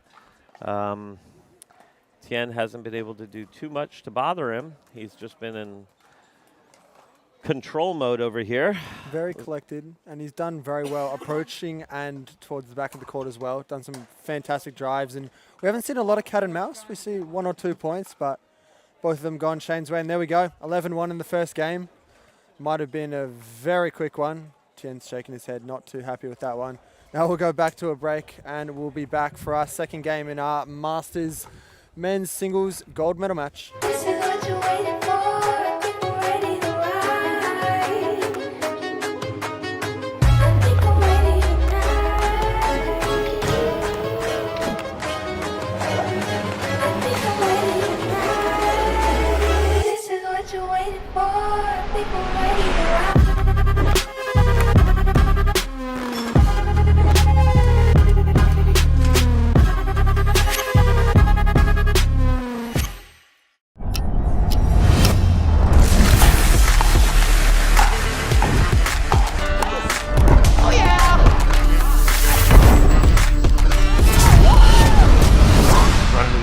Always.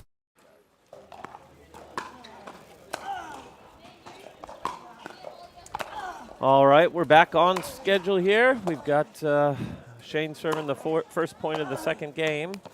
And as we saw in the first game, he's total control of the point. He does a great job of starting off in control and just getting his opponent to move around and uses the full court. And right there we saw some beautiful topspin backhands cross. We hadn't seen that in the first game so much.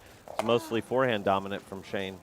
But he's strong on both sides. That's why he's in the finals and an 11-1 game up, I guess. 2-0.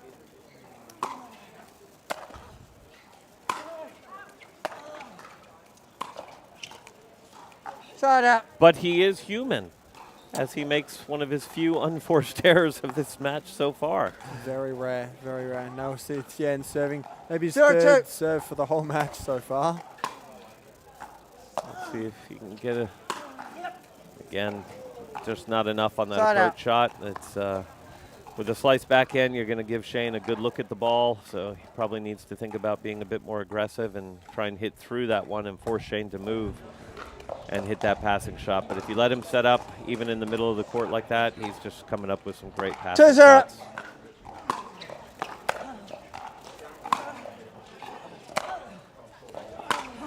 Here we see it again. He's, oh, good ball through the middle there by Tien.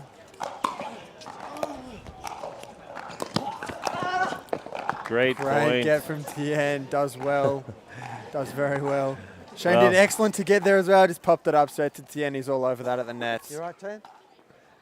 And it just goes to show how hard he has to work. how hard he's got to work to just win a point. It's Shane's really making it tough on him. 0-2. 0-2 here in the second. Oh, and Point. again, unforced error, number 2 from Shane on that return of serve. Very powerful player, Shane. Just taking that one a little bit too long. 1-2.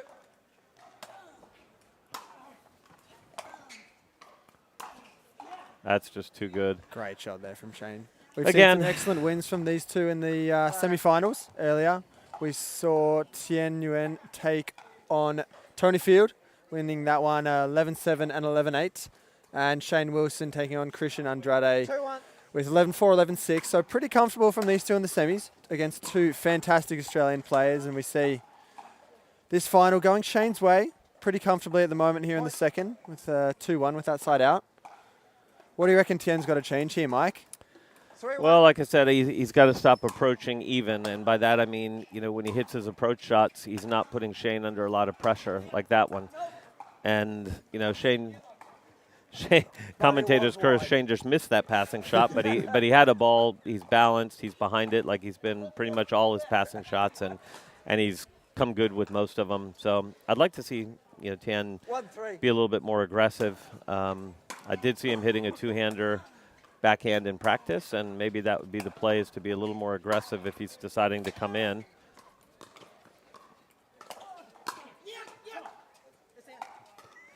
Yeah, it was. Tien, good sport, playing around with the calls a little bit. It's the good old, that's out. Oh, no, that's in. Yeah, Yeah. just playing fair.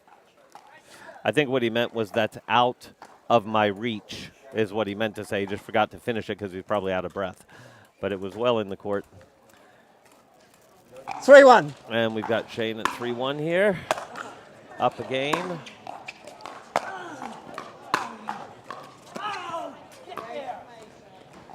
Point. And again, Tien with that backhand down the line. That's the classic tennis pattern. As soon as somebody goes down the line, 4-1. the opposite player just goes cross court and has a huge angle and open court to hurt him. And Shane comes from a very strong tennis background, so he would be seeing that all day. Thank you.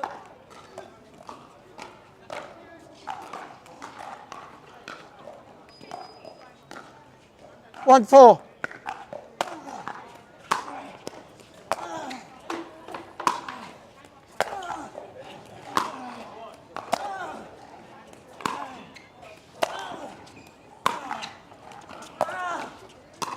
That's just an excellent approach shot. He's got Side Tien out. in so much trouble over there that even though Tien can hustle and get his paddle on the ball, it just makes for an easy open court volley winner for Shane. Again, all just from the setup there. 4-1. Point. Very quick serve there from Shane. Putting on the pressure as quick as he can. Like you said, Mike, with those fantastic approach shots, just making 5-1. Tien run. Tien's doing very well to get there, mind you, but my goodness, he's just taking everything he's got. Forcing those unenforced errors there. Showed a bit of versatility there on the backhand as Tien with the slices followed by the two-handers. Might have attempted a one-hander there that didn't quite pull off down the line. Bit of desperation there. Now down 6-1. 6-1 here in the second.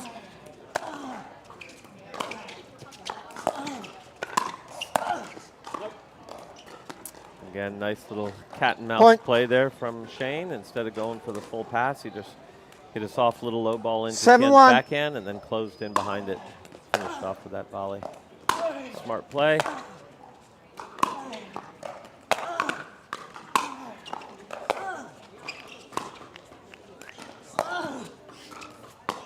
There we go. Great placement on that approach shot by Tien. Side out. He finally got Shane where he couldn't hit a topspin forehand. He was stretched wide and had to play that little slice. So, again, nice approach shot there.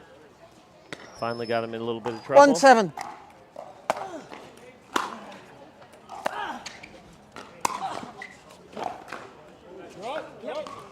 Yep, he's okay. think that Try might it have out. just landed in. He's called it yep while he's sitting on the ground there. You okay, Tien? Geez, Shane's working him hard. My He's goodness. working him hard, and Tien's really putting in 7-1. great effort to try and get to all I'll these call it balls. though, Shane. 7-1.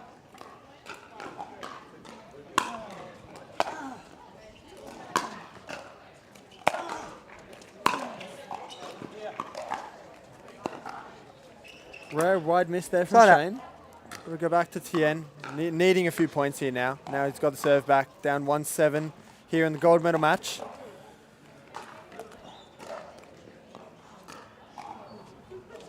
One 7.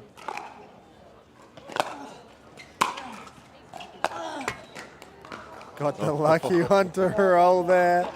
He'll be a little There's happy a about great that one. strategy. I don't know why he didn't think of that sooner. the way Just to play go. it off the net and roll it over for a winner. That's the shot.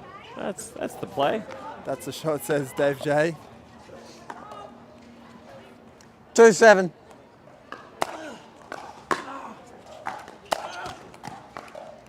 Set up. Bit too much power on that one, as he said to himself, rushing it a little bit too much.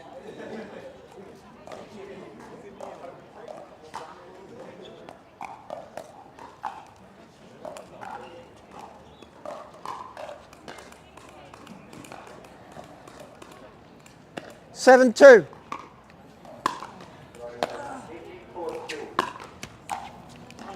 Set up. All right, now Shane's missing a few here. Tien needs to step up here and start playing some good points to see if he can get himself back into this game. Only 4 points down now. 2-7. 5, sorry.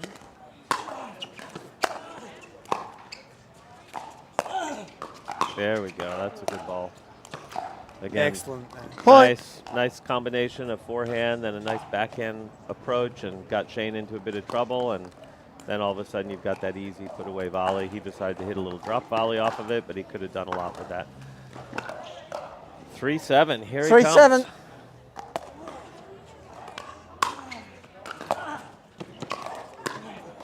Ooh, just missed Point. that one. So maybe Shane will think about taking a timeout here. He's had quite a few 4-7. unforced errors here in the last couple of minutes. Clear strategy, slowing down his Unusual. serving routine as well, Tien. Slowing it nice down, making Shane make those mistakes. There we go. There's the Predicted timeout. Timeout well call, timed, Tien. Mike. Shane will take that timeout. Yeah, smart move. 7-5, and we'll jump to a quick break. We'll be back with you with the Masters men's singles gold here.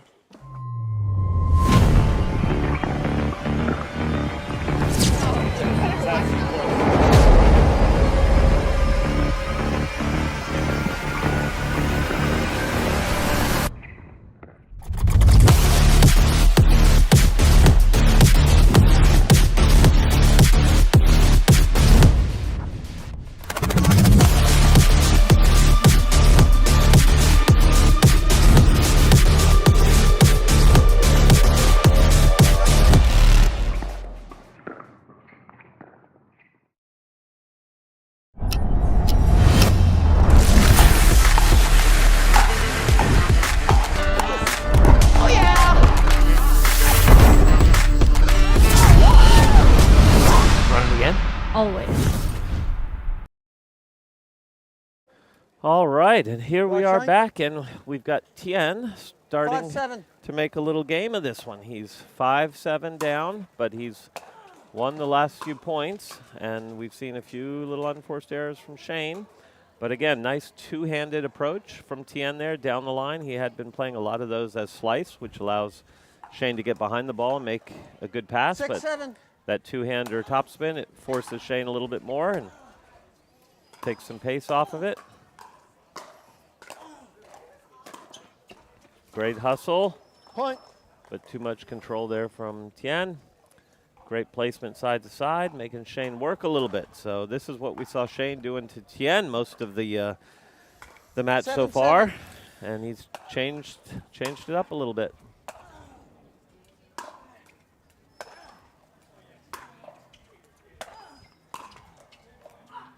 Oh, bad luck. One net roll apiece now, don't we think? Now, Yeah, I it's think even we're all up. about even on the let cords. Good timing for Shane, though. That'll bring him back to serve up 7-6. Stop that momentum shift of a 7-7. few points in a row for Tien. 7-7 now. Yeah, it's all tied up. Great ball right on the line. Just dipped at the last second. Good topspin there from Shane to take that 8-7 lead. 8-7.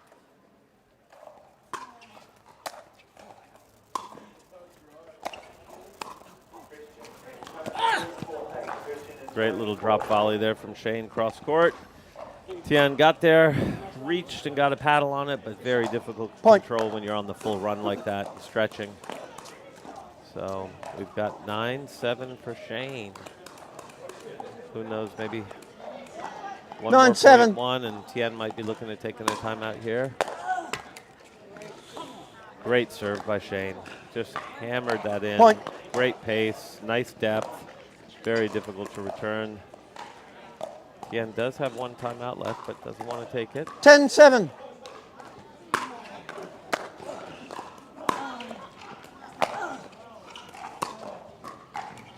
Oh, and just missed.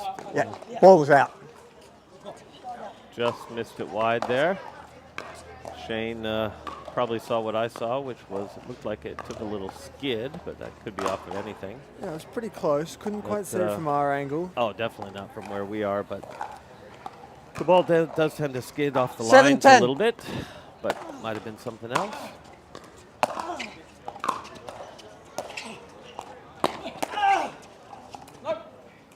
Side up.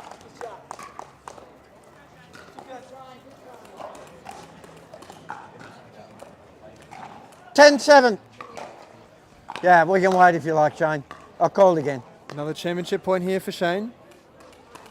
Can take it all here up 10-7 in the second. 10-7 in the first.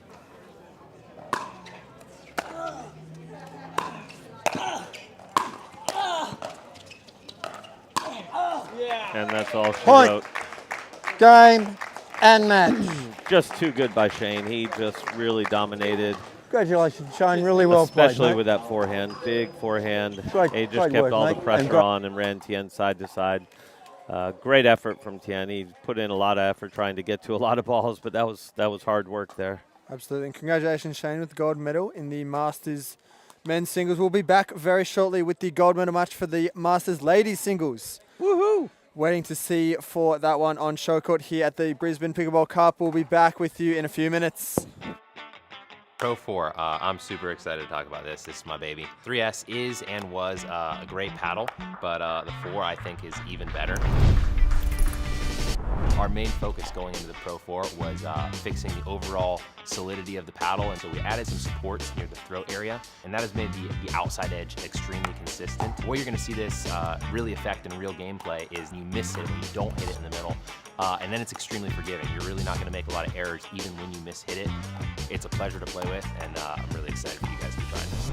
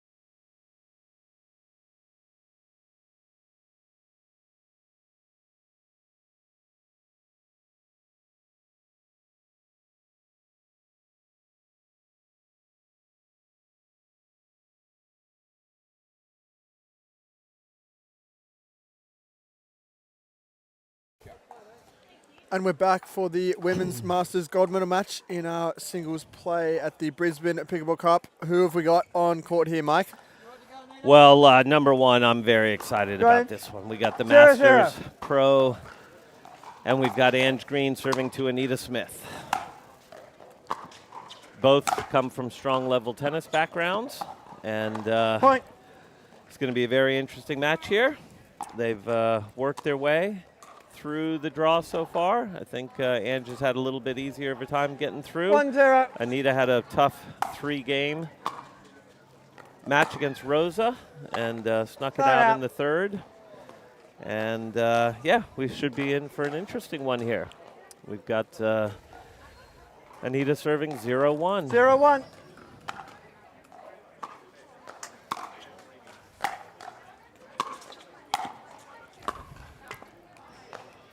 All right, we're seeing Ange loves to come in. She's got that traditional tennis volley on that forehand, which looked like it was nice and deep right on that baseline.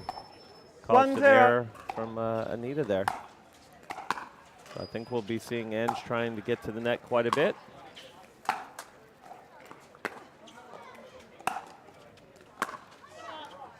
And a great passing shot from Anita there.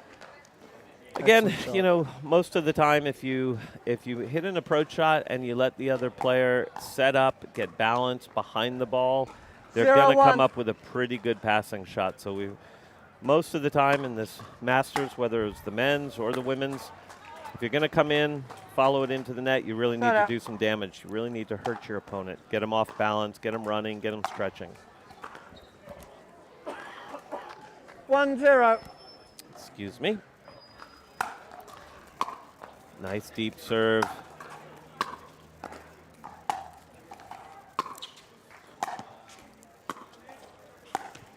Oh, great approach from Ange, but Anita folds it up with a fantastic drop. Forcing the mistake there. Yeah, nice defense there from Anita. She made her play a couple extra balls, and the very last one just below the net level, and got the unforced error from Ange. Now there's a little better approach shot. She really pushed Anita into the corner with that hard forehand drive. Anita was just rushing to get there and then made that error on the backhand pass attempt. 1-0. Again, that's what usually wins you the points. Good aggressive approach. She stayed back on that one and just looped that one a little bit deep. Of course, Anita coming from the sunny coast. We're here at Redcliffe, so not too far for herself. 0-1. Ange hailing from the great state of Tasmania, down south.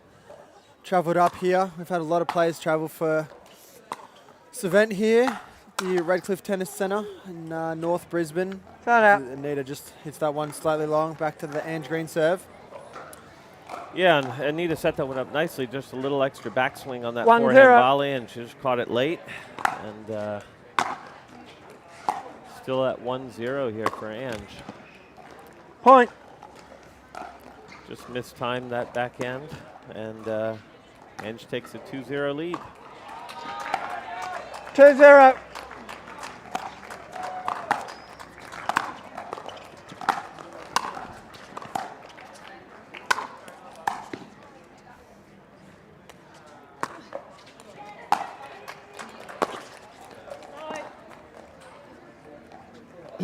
Nice there, Ange turned that point around where she was on defense in the beginning, was able to get a couple good defensive balls back and then turn it into offense with a good approach shot there, and Anita just missed that backhand pass wide.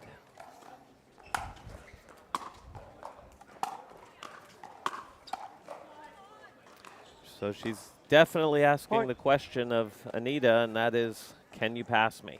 Are you going to make the pass? And putting that pressure on. And I think we'll see that as Ange's main strategy.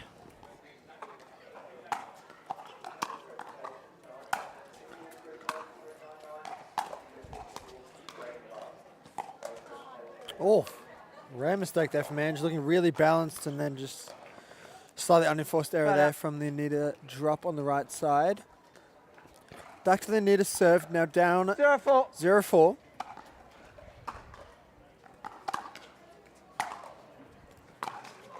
Fantastic serve return there from Ange. That back corner. Yeah, Anita probably needs to look at doing something a little more aggressive if she is going to serve to the forehand of Ange. That's her bread and butter.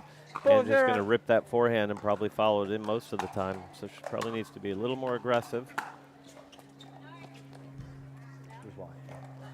Ange just great serve, got the ball back that she wanted, but just missed that approach shot wide.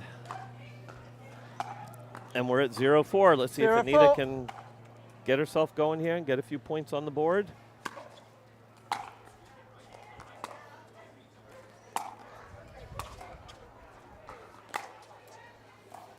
And very composed there on that sky ball. Couldn't quite get the lob from Anita.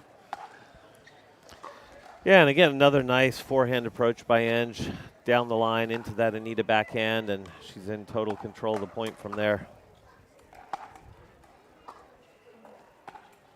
4-0.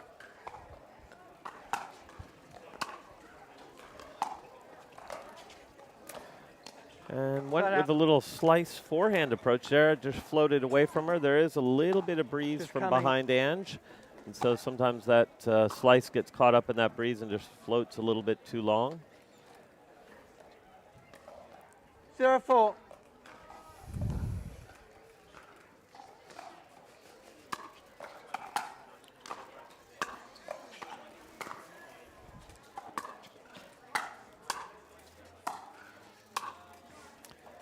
There we go. Anita with two really nice compact forehand volleys there. Didn't take that big swing that we saw her miss on earlier. Kept that punch volley out in front of her. Placed two nice ones. Wins the point. She's on the board. 1-4. 1-4.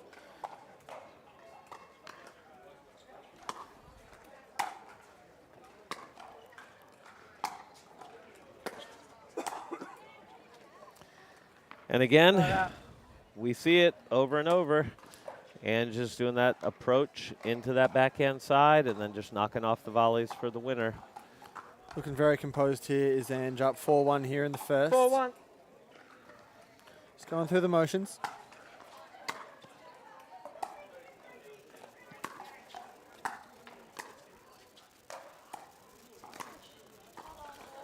And a ball on the court, so they'll play a let there.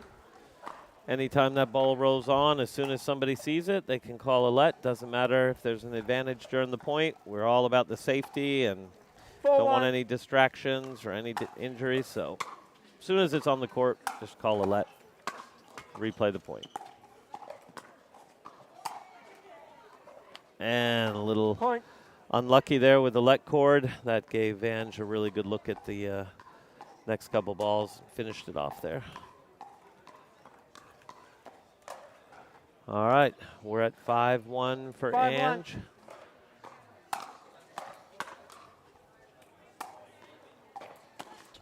Okay, nice. She mixed that up with a slice backhand approach down the line into Anita's forehand and caused a little timing issue. And smart play by Anita to take a little timeout at 6-1 for Ange. She's going to take a little break and regroup.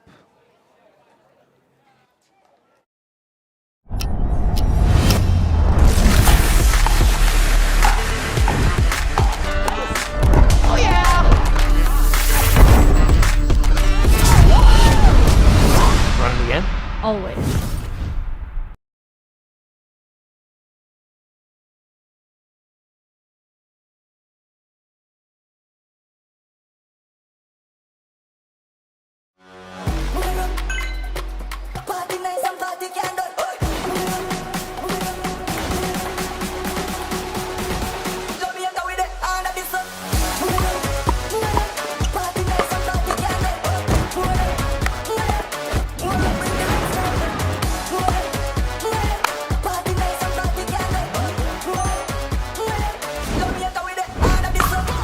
What's your DUPR?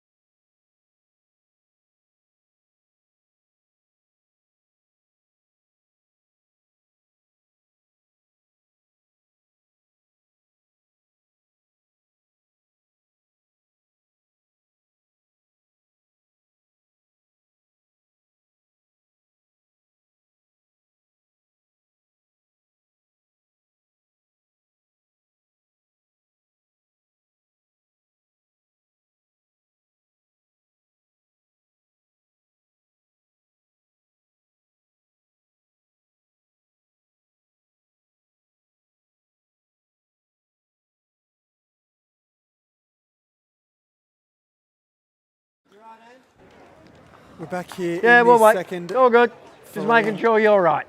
A quick retape 6-1. of Anita's knee there. That'll be 6-1, Ange's way.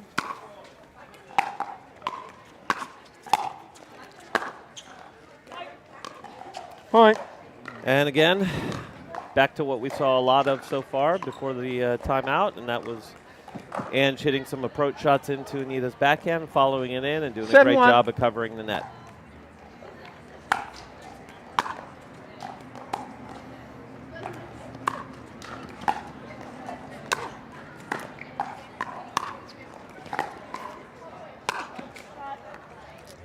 All right, well, took a while there. Anita finally finished that one, but all precipitated by a poor drop shot there from Ange. I'm not sure if she was trying to slice that ball or do a little drop shot. Looked like a drop shot, just got away from her and gave Anita a great chance to come to the net and control the point from there. Eventually won it. And unfortunately, just Anita can't quite get any momentum going here. She 7-1. seems to get a few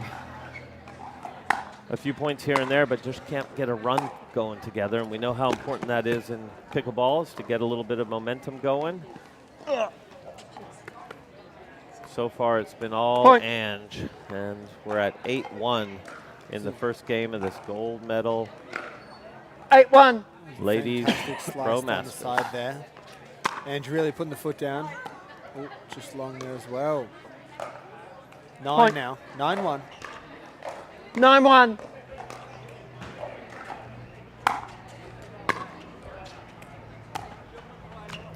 What a drop. Just rolled over. Ange hit that one so softly. Yeah, a little luck off that net there, but that was a better drop 10-1. shot attempt. Let's see if she can close game number 1 out.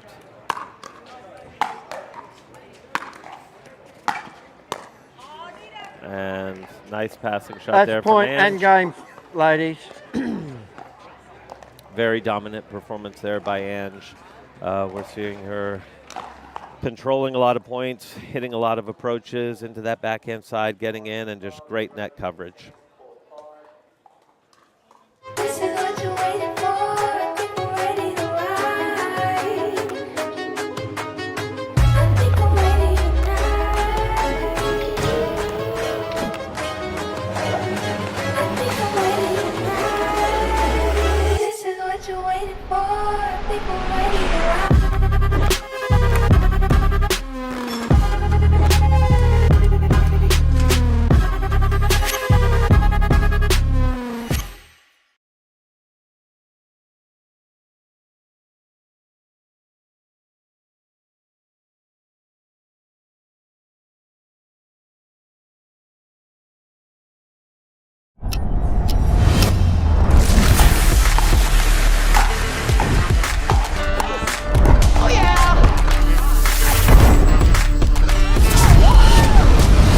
Run it again. Always.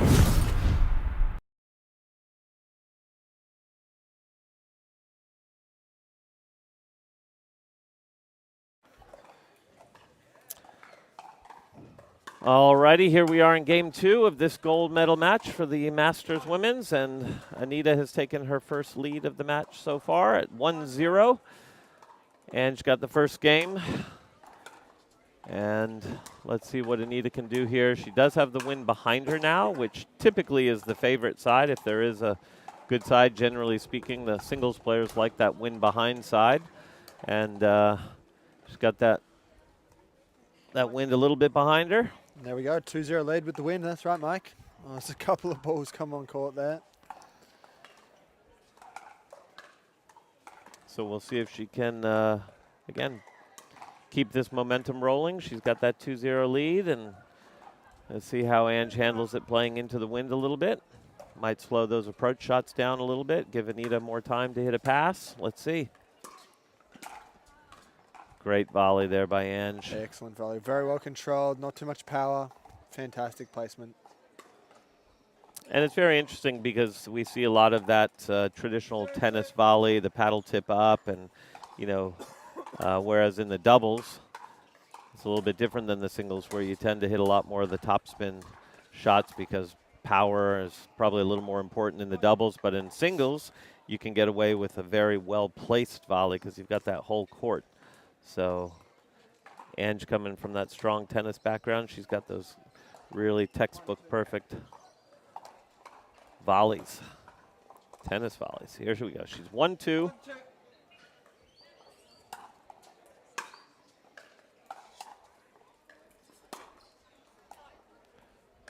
Just a little unforced error there from Anita. That's not very typical of her. She's usually pretty rock solid on that forehand when she's set up in balance. Usually put her opponent under some pressure.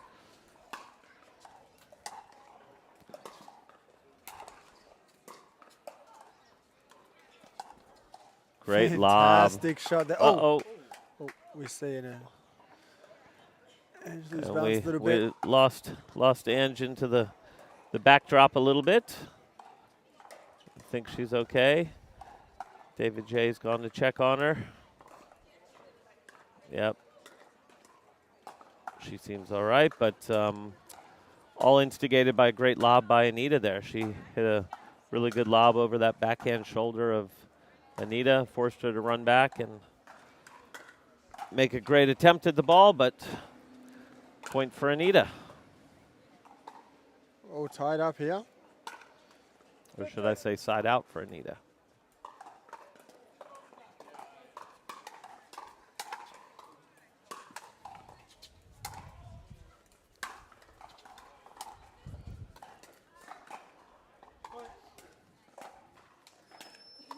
Little unforced error there. And again, like we were talking about in the first game, we'll see if Anita can get a bit of momentum going here. Roll a few points off at a time. And that's a momentum killer. The unforced error into the middle of the net.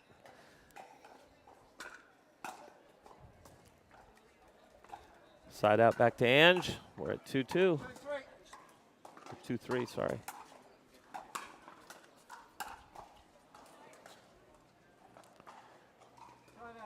Ange gives her the unforced error back straight away.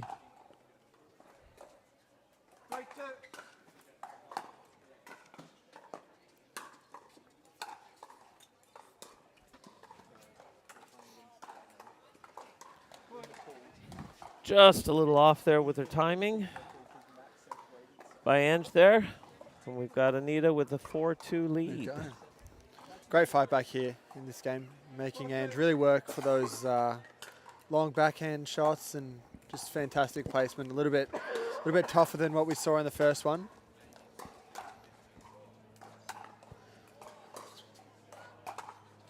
We see that lob go a little bit too far. Might be over relying on that one a little bit too much from Anita. That'll go back to Ange Green's serve. Ange will slow it right down.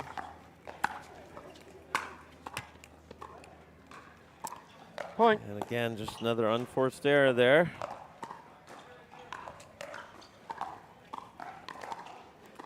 Number one rule in pickleball singles here is don't beat yourself, and getting a few little unforced errors here and there. Those are some cheap free points.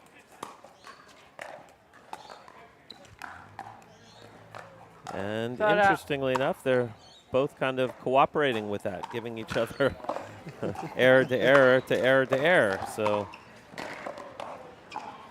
we'll see if one of them can step up and play a little more consistent and not miss.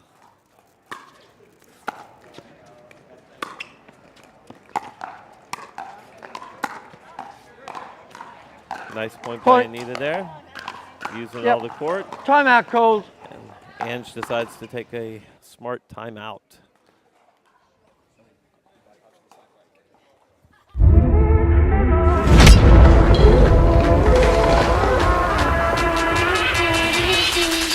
Okay.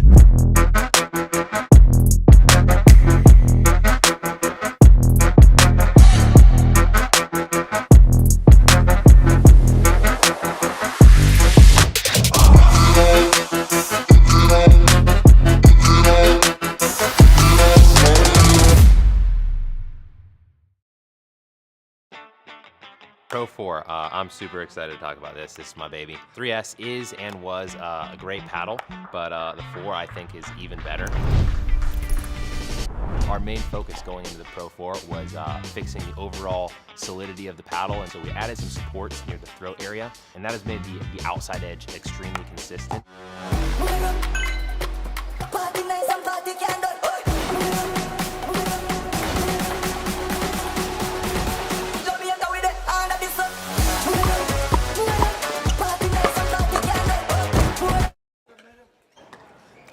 Five-three. Back here for the Masters Pro Women's Gold Medal match. Ange Green, Anita Smith. Seen a great fight back from Anita. We'll see Ange just take the timeout, get that point back. Yeah, nice approach there and a good little drop volley from Ange, showing her 3-5 tennis volley prowess. Now converted to pickleball. Oh, great shot there from Anita. And Anita lets out a little yell, kind of one of those, finally, where's that been hiding this whole game? And she's got that forehand back on track. And she's got the serve, and she's up 5-2. 5-3. 5-3, okay, correct. Nice deep serve into the corner. Causes an unforced error there from Ange.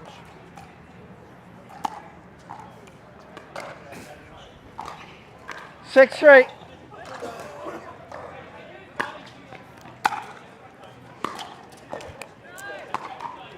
Shut up. Again, we see that forehand by Ange approaching into the backhand of Anita. That worked very well for her the first game. 3-6. I would imagine she's going to try and get back into that. 3-6 down. Just missed that volley long. Again, didn't quite get that approach shot into her backhand. Anita was able to step around that and hit a good forehand pass that caused that error.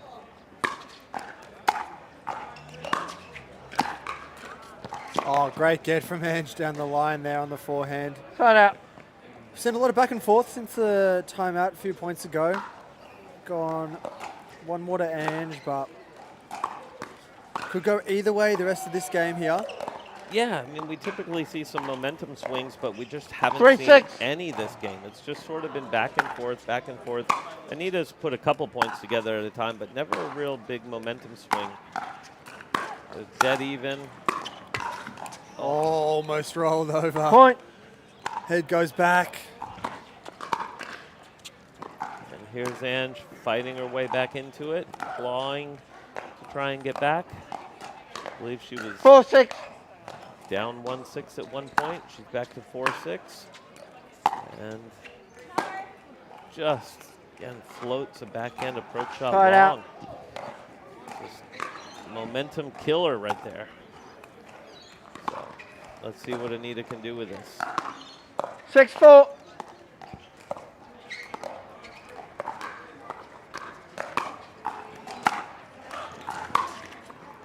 There's a nice, again, forehand return of serve down the line into Anita's backhand, and she just pushes that one a bit long. Side out to Ange, serving 4-6. 4-6.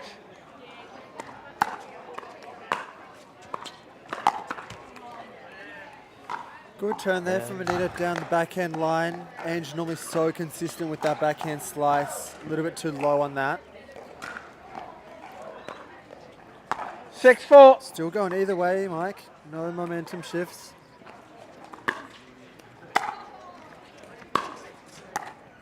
Oh, great drop shot there from Ange. Beautiful. And again, the broken record repeats again. So forehand down the line into Anita's backhand, and then she can do pretty much anything she wants with that volley. Went with a little drop volley there. Anita charges into the net with a good approach herself, and great finishing volley. It's nice to see Anita coming into the net a little bit more, definitely more than the first game, which didn't go her way, so putting some pressure on Ange is a good idea.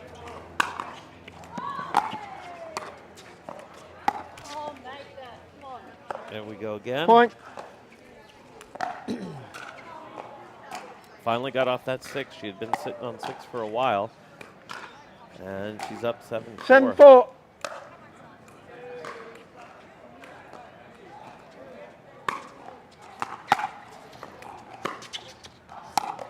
Yeah, well done from Ange. Like you said, she's popped Right up out. that drop, and Ange could put that wherever she likes. Yeah, and finally we saw Ange, the doubles player, come out there. So that was her pickleball forehand topspin roll 4-7. there, which she uses quite well in the doubles court. But today she's been sticking to a lot of tennis-type volley techniques on some of those, but Point. starting to whip out a few little sneaky tricks. And here she 5-7. comes, 5-7. She's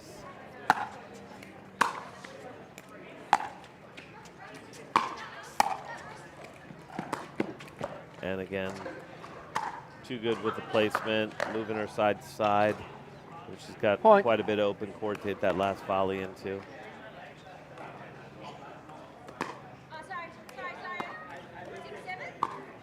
Uh, 6-7.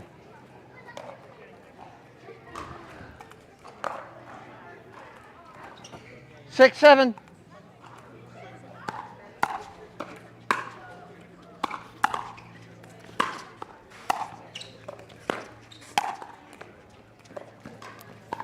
Again, great job there by Ange with an approach. And then Point. she's just very, very controlled, calculated with those volleys. Hit the first one behind her a little bit, caught her a bit off balance, and then finished with that high backhand volley. Anita's looking You're a on, little Nita. tired. Might be looking for... Just hang on a second, Ange. Maybe the knee is bothering her. You sure? I don't believe she has any timeouts left because I think she used both of her timeouts earlier in the game. I think you're right there. 7-7. 7-7.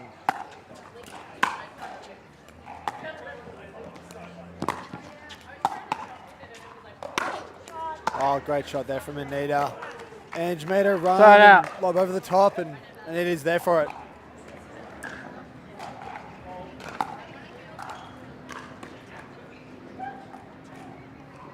Seven, 7-7 here. Very tight game 2 we have here in the women's Masters singles gold.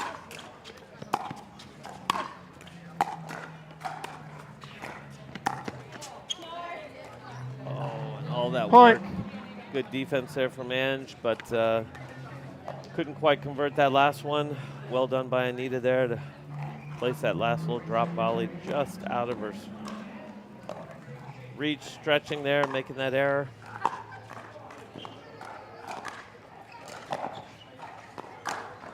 Eight, 7.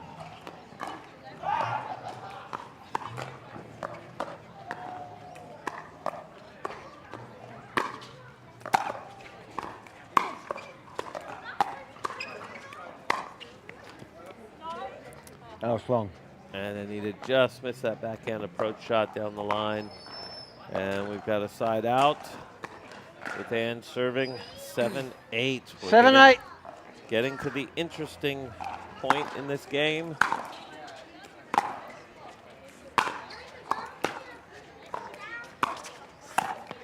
Oh, great approach there from Ange. Anita knew where it was going, still couldn't get there. Yeah, it's a great volley into Point. the open court there.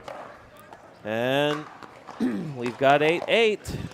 That's what we love about these 3 games. Ange dominated the first one, 11-1. And you 8-8. see this second one is really where Anita pulls it back. In a game to 15 or other formats, you're just not able to do that. And these 3-game gold medal matches, you can really see the endurance of the players matter so much more. As Anita hits a ripper down the line out.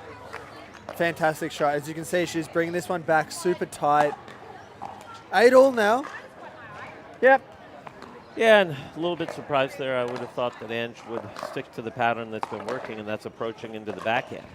She approached into Anita's forehand there, and that's second or third time Anita's ripped the forehand pass. So I think she might want to go back to her backhand approach strategy, where she's been winning, I'd say, 90% of the points. Oh. Not Well, happy about that one. The strategy worked. She just didn't quite execute that high backhand in the end, but she hit that approach line and got a ball that she wanted. 9-8. Maybe that was my commentator curse.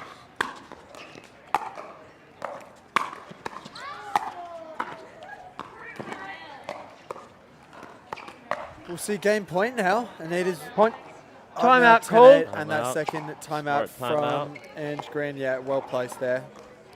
Take a quick ad break. We'll be back with you in a minute for the end of this gold medal match. Pro 4, I'm super excited to talk about this. This is my baby. 3S is and was a great paddle, but the 4 I think is even better. Our main focus going into the Pro 4 was fixing the overall solidity of the paddle, and so we added some supports near the throat area, and that has made the outside edge extremely consistent. What you're going to see this really affect in real gameplay is you miss it when you don't hit it in the middle, and then it's extremely forgiving. You're really not going to make a lot of errors even when you mishit it. It's a pleasure to play with, and I'm really...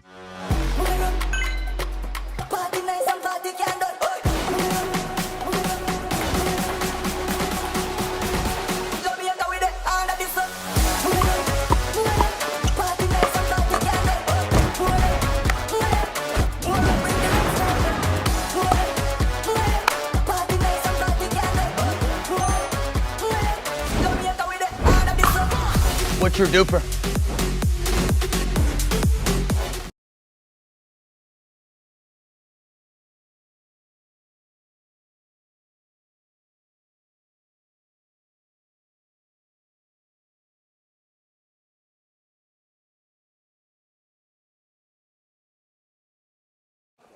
Hey. Here we go. Anita Smith with the serving for the game. Serving for game 2. Can she finish this off, close it out, and go to a game 3? She's hit a great approach shot and just misses that overhead smash. That's going to keep her up tonight. She had that one to win that game. Now Yeah. Ange with the chance to bring it back. Only down 2 points now.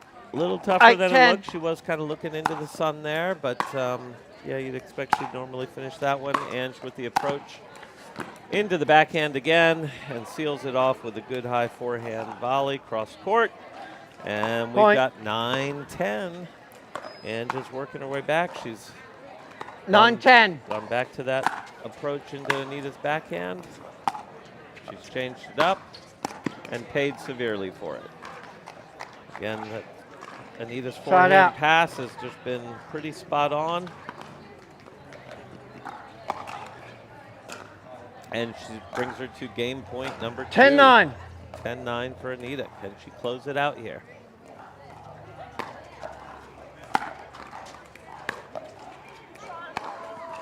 Point Ooh, and little game. drop Shot there.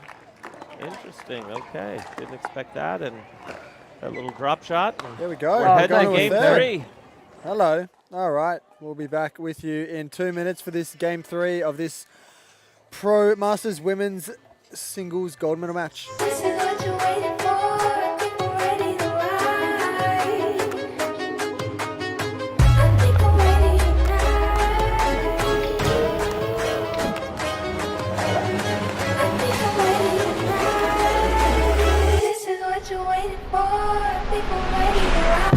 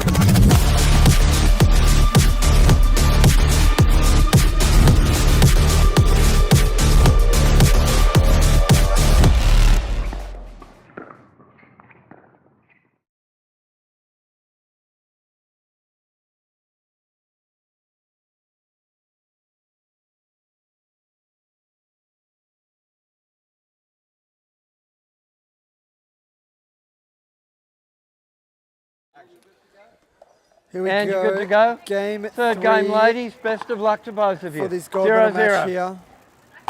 Saw Anita Smith smoke her way back on that one, winning that second game 11-8, I believe. First one, Ange Green. 11-9. 9 was it? She Oh, snuck gee, that was back in tight. there. So that was a, especially after the 11-1 blowout the first game by 1-0. Ange. Anita worked hard to get back into that match and caught Ange off guard with a few little lobs and drop shots, and she's mixed it up quite a bit. And here we are in the 2-0. third.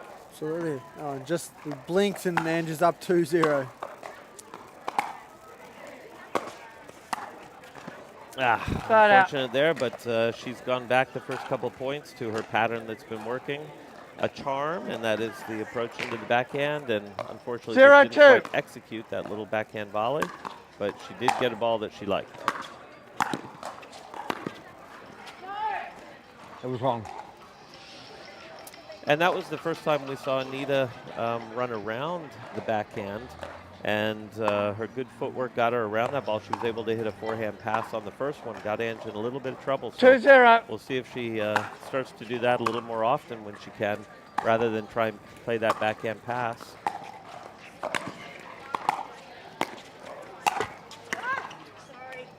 Oh, unfortunate left cord there, but Ange was in pretty good control of that point.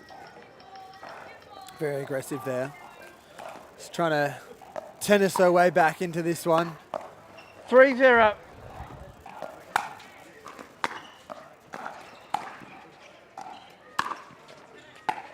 Another good forehand by Anita. That's her big weapon. But unfortunately, Ange was able to find that backhand with another good approach. And Anita's going to take a smart timeout here. They've got to game 3, so they both have 2 more timeouts left, and Anita wisely used one there. When the world sleeps, greatness rises. And while others dream of the next level, we chase it. Challenging every limit, turning obstacles into stepping stones. Because the next level isn't just handed to you, it's earned. Go next level with 6-0 Pickleball.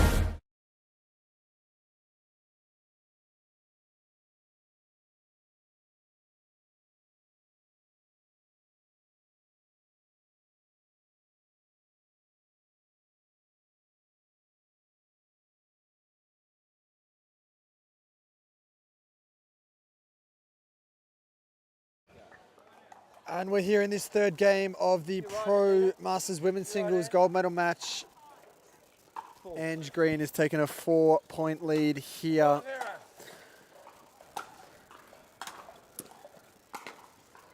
Could go either way this one. See the timeout working for Anita. She'll get the serve back. First game, very comfortably Ange Green. Second game, Anita clawed that one back, winning that one 11-9. She's got to bring it back 4 points now in this third.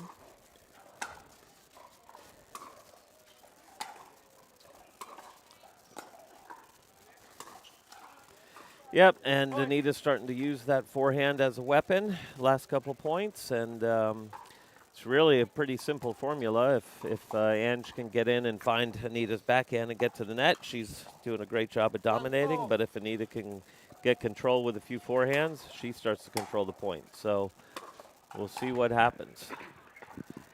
Again, nice approach there by Ange, and a little luck off the net cord, but she was in great position anyway to execute a winner on that forehand volley. Who doesn't get a little luck off the net cord every now and then, right?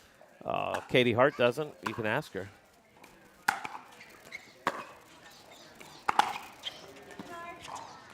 Yeah, wide. Just missed that approach shot. Yeah, it's all good. All right, so let's see if Anita can build a little momentum here. 1-4. Serving at 1-4 in this third game.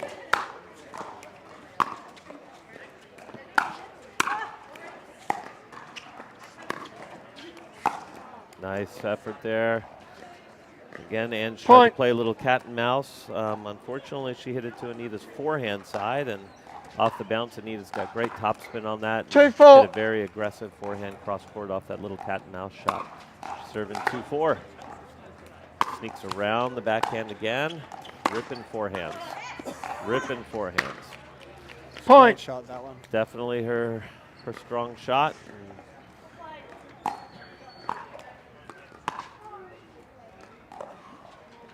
She's right back in it at 3-4 here.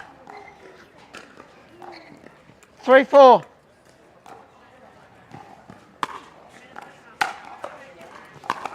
That's a great off forehand from Got out. Ange. Kind of stepped around her backhand on that left side and hit a huge off forehand return.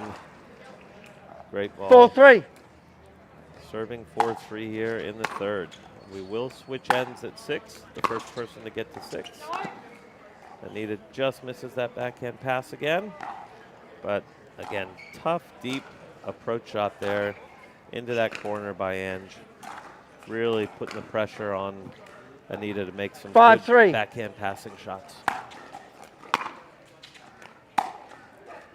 Just floated a little long. Shut up. 3.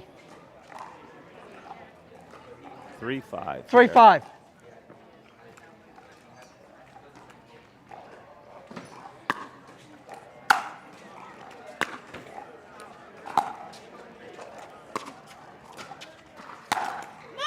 A lot of power there from Ange. Shut up. There's a loud come on there to get that one back to her serve. Definitely got fired up on that one. Absolutely. It's a tense one in this third one. 5-3.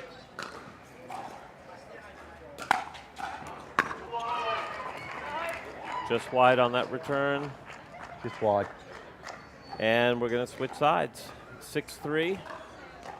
And switch ends. There we we go. Says Dave J. We'll go to a very short break and be back with you with 6-3 here in this women's gold medal match. This is what you're waiting for. People ready to ride. I think I'm ready to ride. And that was the quickest commercial break you'll ever see. We're back at 6-3 here and serving in the third game. Players able to have a 1 minute timeout there, and they're like, no, thank you. We want to play this gold medal match. 7-3. We're ready to go. We're warmed up. No Yeah, one's got momentum. Ange's taking a few here, but Anita's right in this one. Shut up. That was nice by Anita there. She probably didn't feel like she could really rip the pass, so she just played a soft little backhand below the net level, challenged Ange to hit that low volley, and she just missed it into the net. So 3-7. maybe a little change of strategy here from Anita and play a little cat and mouse off that first backhand pass rather than go for it. And nice forehand pass from Ange there. And we're at 7-3 in this third and deciding game.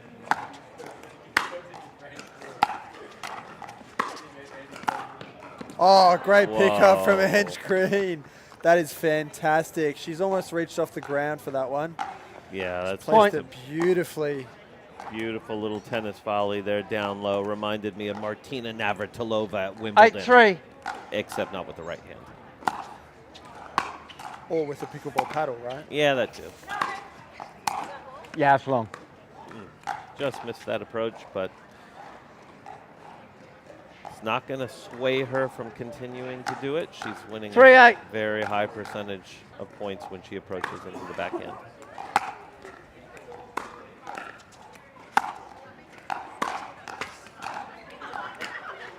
Side out. All right, side out. We've got Ange looking to see if she can close it out. She's up 8-3. Anita's trying to work her way back in. If Anita can get a look at a couple forehands, she's usually in good shape during the point. There we go. Nice forehand return there.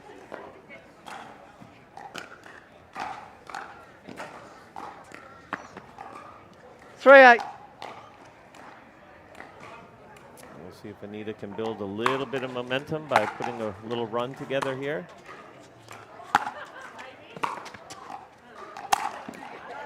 Again, another really nice off forehand approach there by Ange. Shut up. That's definitely one of her stronger shots.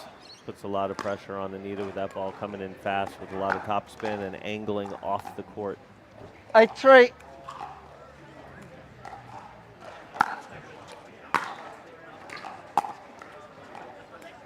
I'm not sure why Anita didn't follow that one in, but that one probably one of her best backhands she's hit all game. Fantastic shot right in the corner there. Beautiful cross court into the corner. And she's got the serve back in hand, and she's 3-8 down. See what she can do.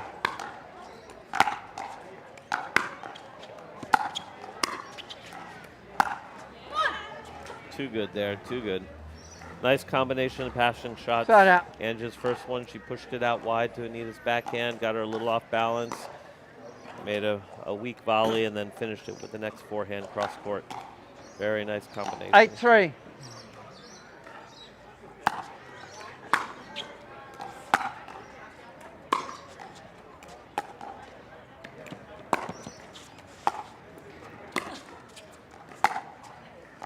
Oh, just one-handed backhand. We haven't seen that one today, have we? No, it might have been a little bit of a brain fade. Didn't expect that one to pop up to her. One-handed top 3-8. Just missed it a bit long.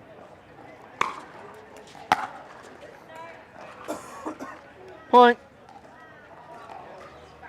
Got a thriller here in the third for our last pro match of the day here. 4-8.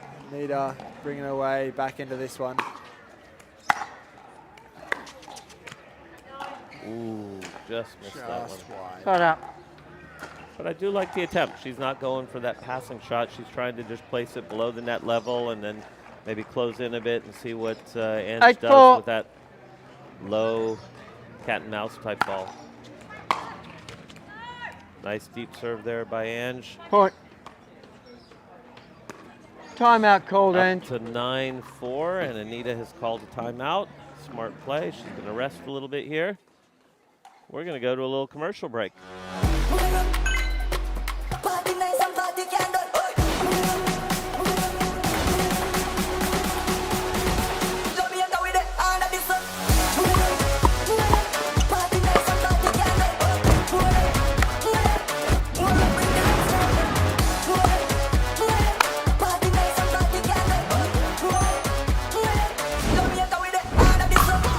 What's your DUPR?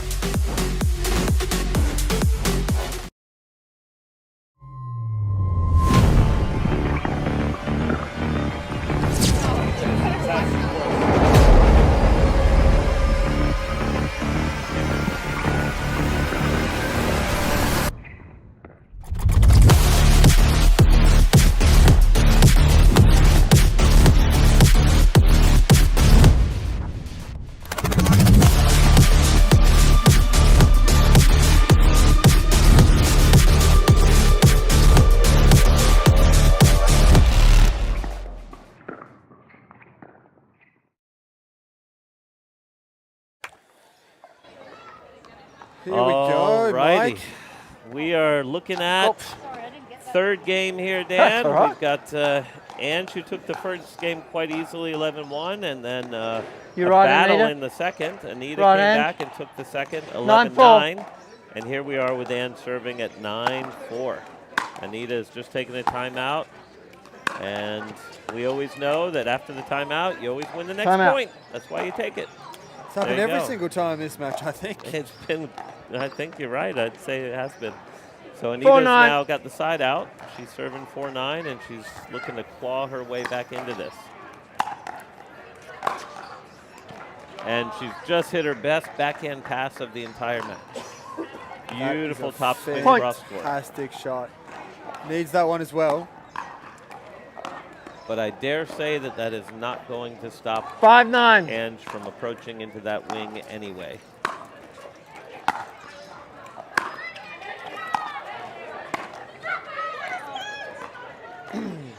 That one goes a bit wide. Ange will have that serve back. What does Anita got to do here? Needs to bring it back 4 points to be level. Yeah, look, I mean, it'd be great to think about winning 4 points, but first things first, and I think she needs to get some 9-5. Yep. Step around this, get a forehand. That's where she's been controlling. Most of her points have been from the forehand wing with some good control. And that is not one of those. Unfortunately, she had a nice high volley there. I think she was kind of caught as to whether it was going to go out or not. And she 10-5. hesitated a little bit there. And she with championship point.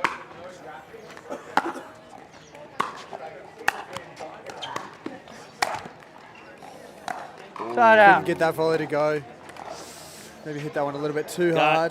Got exactly what she wanted with that approach into the backhand. She got a few forehand volleys and just 5-10. didn't quite execute the last one. But Anita's still got a lot of work ahead of her here at 5-10. That's a good way to start. Point. Better late than never. That backhand of Anita, that backhand approach down the line just worked. She had a great passing 6-10 cross court a few points ago, so maybe the backhand is coming alive. And then she just gives her a freebie on the serve there. That's not one you can be happy with. No, not Got to get those serves in when you're down. 10-6. 6-10 down. Here we go. And for the gold medal. Match point number 3. And a deep backhand. Deep backhand cross court groundy, and it just created a little error there from Ange. We've got 6-10. 6-10.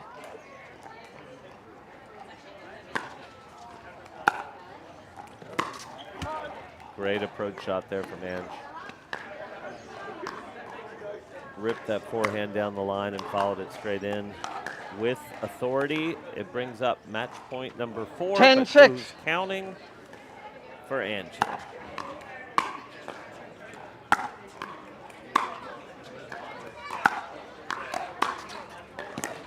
Oh, no. She's not liking this one at all. Anita's battling really, really well. Ange's getting those forehands to go, but Anita's just there.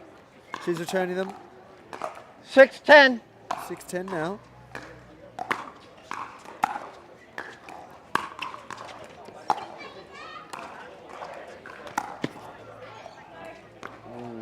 Nice little drop volley there from Anita, and she's coming back here. I think Ange might be looking at a timeout. You've got both of them left. Great. Timeout. Thanks. Timeout for Ange. Just checking she wanted to take one. At 7-10 with Anita serving. And we'll be back for the finish of this gold medal match very shortly.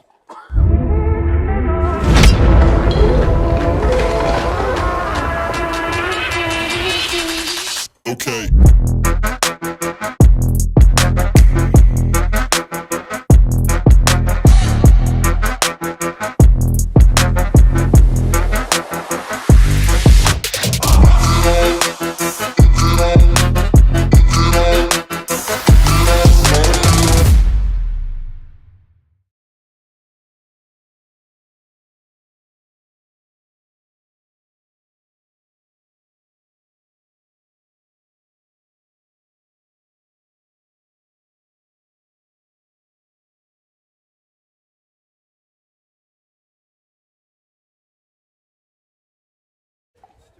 Thank you.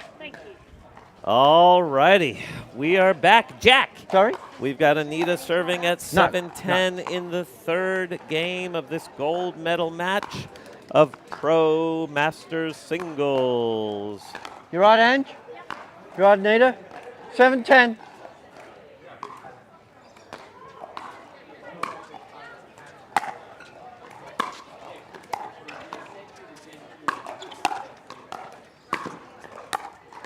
Oh, love that shot from Ange. What a volley. No, and the pirouette as well. Don't forget the pirouette. That was very nice. That'll bring it back. Is that match point number 5? Is it, Mike? This is match point number 10-7. 5. We're not counting, though. We're not counting. No. Ooh, little cat and And mouse. that'll do it. Congratulations, Ange Green. What a fantastic match that one was. First one went the way Well of played, Ange. ladies. Anita Really brought that well second done, one both back, of and you. Ange Great take game. this What a third one, great game, both of 11-7. you. We're all wrapped up here at the Brisbane Pickleball Cup Congratulations, Ange Green with the gold medal.